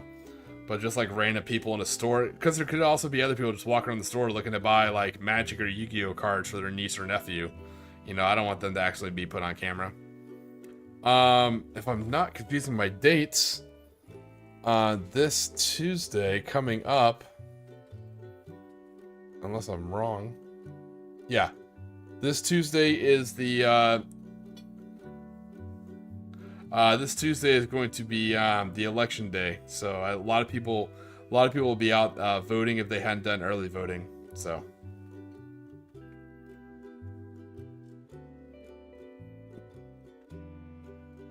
Yeah, this channel doesn't get political, but this will be my chance to say, you know, if you are an American citizen, I hope you guys go out and vote. Doesn't matter who you vote for. I just hope you guys stay safe and vote for whoever you want. You can even pencil in Cobra Commander if you want. Doesn't matter to me. You know, as a veteran, I'm just really happy that people are able to go out and vote. It's nice to see. I've been in countries where that's absolutely not the case. So like I said, I don't get political. I don't dive into the whole party things. I just hope anyone who's able to vote, you know, I hope they feel safe enough to go out and vote. That makes me happy. And if you do, hey, good on you. I appreciate it. If not, hey, no worries, man. It's the freedom of choice, man. You can choose to vote or not. It's ultimately 100% your choice. No one can make your mind up for you. Just enjoy the freedom. But like I said, I do have my table set up. I do have well, I have a bunch of Hawaiian shirts. I don't really know if for that, but I do have a bunch of Hawaiian shirts. That's my kind of my clothing style. Some people give me some weird looks when I wear them. I was like, I just like Hawaiian shirts. But I do have my table set up so I can, if the store's not open for whatever reason, or if no one wants to do demo games, I can just come home and do some filming. I have a lot of cool ideas. So I really want to knock out my unboxing video. So that's my big video project that I really want to finish and get out fast, besides my lore videos. They just take a long time to edit, guys, that's all. I want to get my unboxing, because I have a Conflict 47 Imperial Japanese starter box. Even if that's not the army you're interested in, I'm going to do a full unboxing and show you what all comes in the box as far as rules and dice and everything else like that. What it builds, and what I'm really excited about is I'm excited to actually show, it'll be incorporated in the video, I'm going to show the new Warlord app, and I'm also going to show the Easy Army. So I'm going to use the new Warlord app, and I'm going to show you how you can build a bolt action army using the models from the Conflict 47 starter box. I can build a 500 point 3rd edition legal bolt action army, and then with Easy Army, I'm going to show you how to build a Conflict 47 army, you know, via the app as well, and show you a good 1,000 point Imperial Japanese Conflict 47 army, only built with what comes in the box, which is difficult because the box only comes with 26 infantry. So I really had to, like, you know, beg, borrow, and steal, and make a lot of veteran units to kind of get the model count and the price count to be what it's at. Yeah, I'm sure Highline would agree with you. It's a great book. Again, apolitically, if you've never read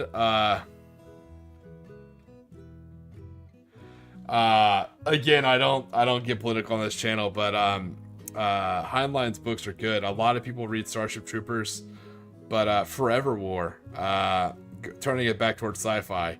If you haven't read Forever War, oh man, it's a very, very good piece of military sci-fi. It predicted a lot of things. It'll make you think. Yeah, I am. I'm sorry, buddy. Not in a mean way. Like, obviously I have my own, but as long as people vote, I'm happy. So I'm pretty easy to please, I guess.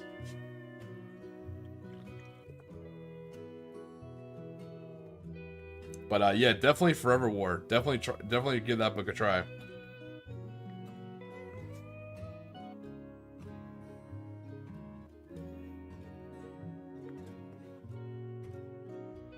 But yeah, other than that, man, that's the plans for the channel. Like I said, still working on a couple more videos. I finished a lot of the merch.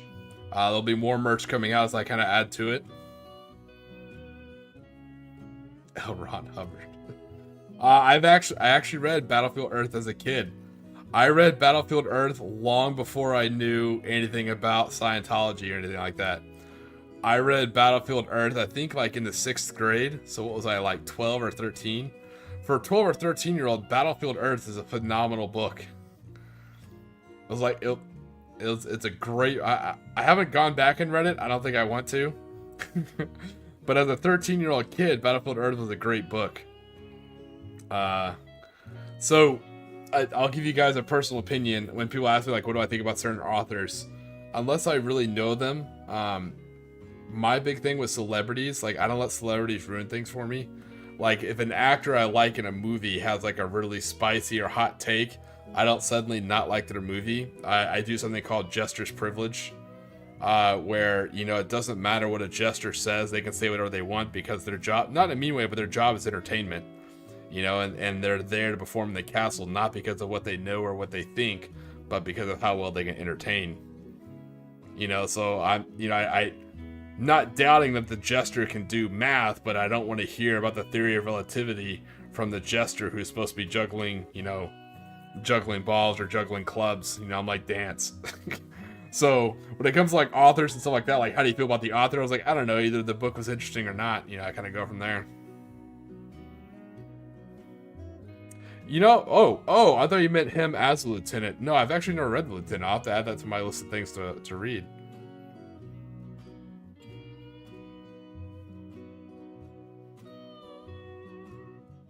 Yeah, no, it's like yeah, I see what you mean. Yeah, I like the separation of stuff. You're like, I don't know, I just do this, you know. But no, I'll check out the lieutenant book. I actually never heard of it. I'll give it a shot.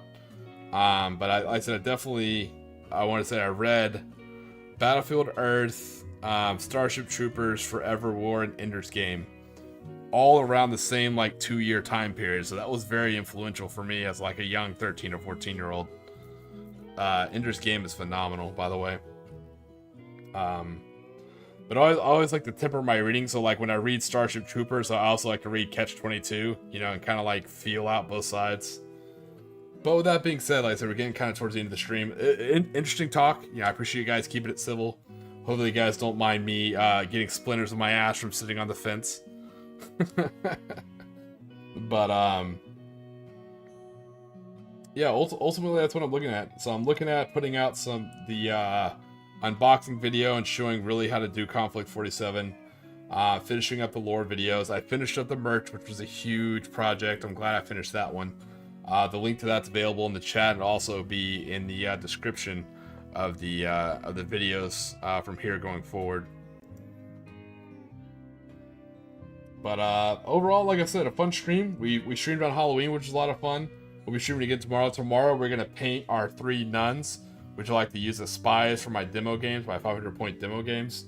And then we'll be working on some terrain to kind of get it ready, hopefully for Tuesday, or for shooting on my own tabletop that I built, that I put in the garage. Like I said, I have been pretty busy.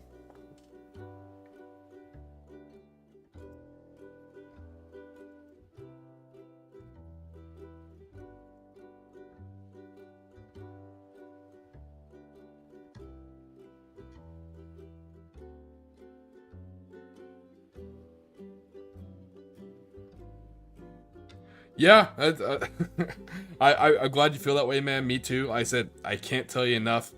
Like I said, I don't like talk to my. I mean, meanwhile, we'll talk about stuff if she wants to, but I don't like influencing anybody, you know. So I'm like, oh, I'll answer any questions you have. I'll tell you my thoughts, you know. But I highly recommend you read, figure out what you decide. So Mrs. Tiki and I, we voted early in person. We both walked in. We voted. What I can say is, at least in my area, it was super friendly. I saw nothing suspicious, nothing out of the ordinary. I saw a lot of old retirees, waving flags and different banners for different people, but they were very civil. And the one thing I can say, in my polling location, they did something really cool where anytime someone said it was their first time voting, they would run that and they'd be like, oh, they're like, hey, it's their first time voting, and everybody would like clap, It sounds cheesy. It sounds like something like, and then everyone clapped. But it actually happened. It happened like twice while we were trying to vote. It was really nice, very friendly. Nobody was mean. Nobody was aggressive. There's no weird shenanigans happening. That was just my experience. And I could tell you this, both Miss Tiki and I deployed to some really bad, really hot locations. So seeing people peacefully vote is probably one of the greatest things that I've seen. It always gives me high hope, makes me really happy. So you're right, it doesn't matter who you vote for. And you don't even have to vote if you don't want to. I'm just super happy when people do and it goes peacefully. That makes me happy. Anyways, let me get off that. So yeah, tomorrow we'll be working on these models. I will find out the sizes for you, HS. We're gonna paint up these nuns, our spy nuns, and we'll be working on terrain. So if you guys are headed to bed, I hope you get the sleep that you need. Sleep is super important. If you guys are headed off to work, I hope you have an easy, good day at work. Hopefully nothing too crazy happens.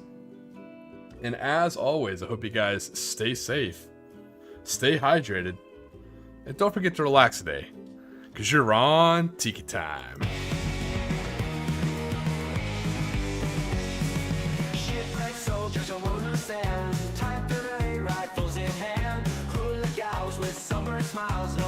our drums just beach for miles. Ghost Park by Tiki lights, shadows dance in tropic nights. Sand beneath where boots once stood, paradise ain't so misunderstood. Lost in waves and hula tunes, tiki drinks and months of moons. Forgot the fight in distant lands, just surf and play with tired hands. Bunkers built from palm and hope, coconuts and crude soap. Imperial dreams fade in sun, warriors turn beach bums. Shine to ocean gods we raise, praying for forgotten days. Sake in the campfire glow, life's a surfboard, ebb and flow. Lost in waves and hula tunes, tiki drinks and months of moons. Forgot the fight in distant lands, just surf and play with tired hands.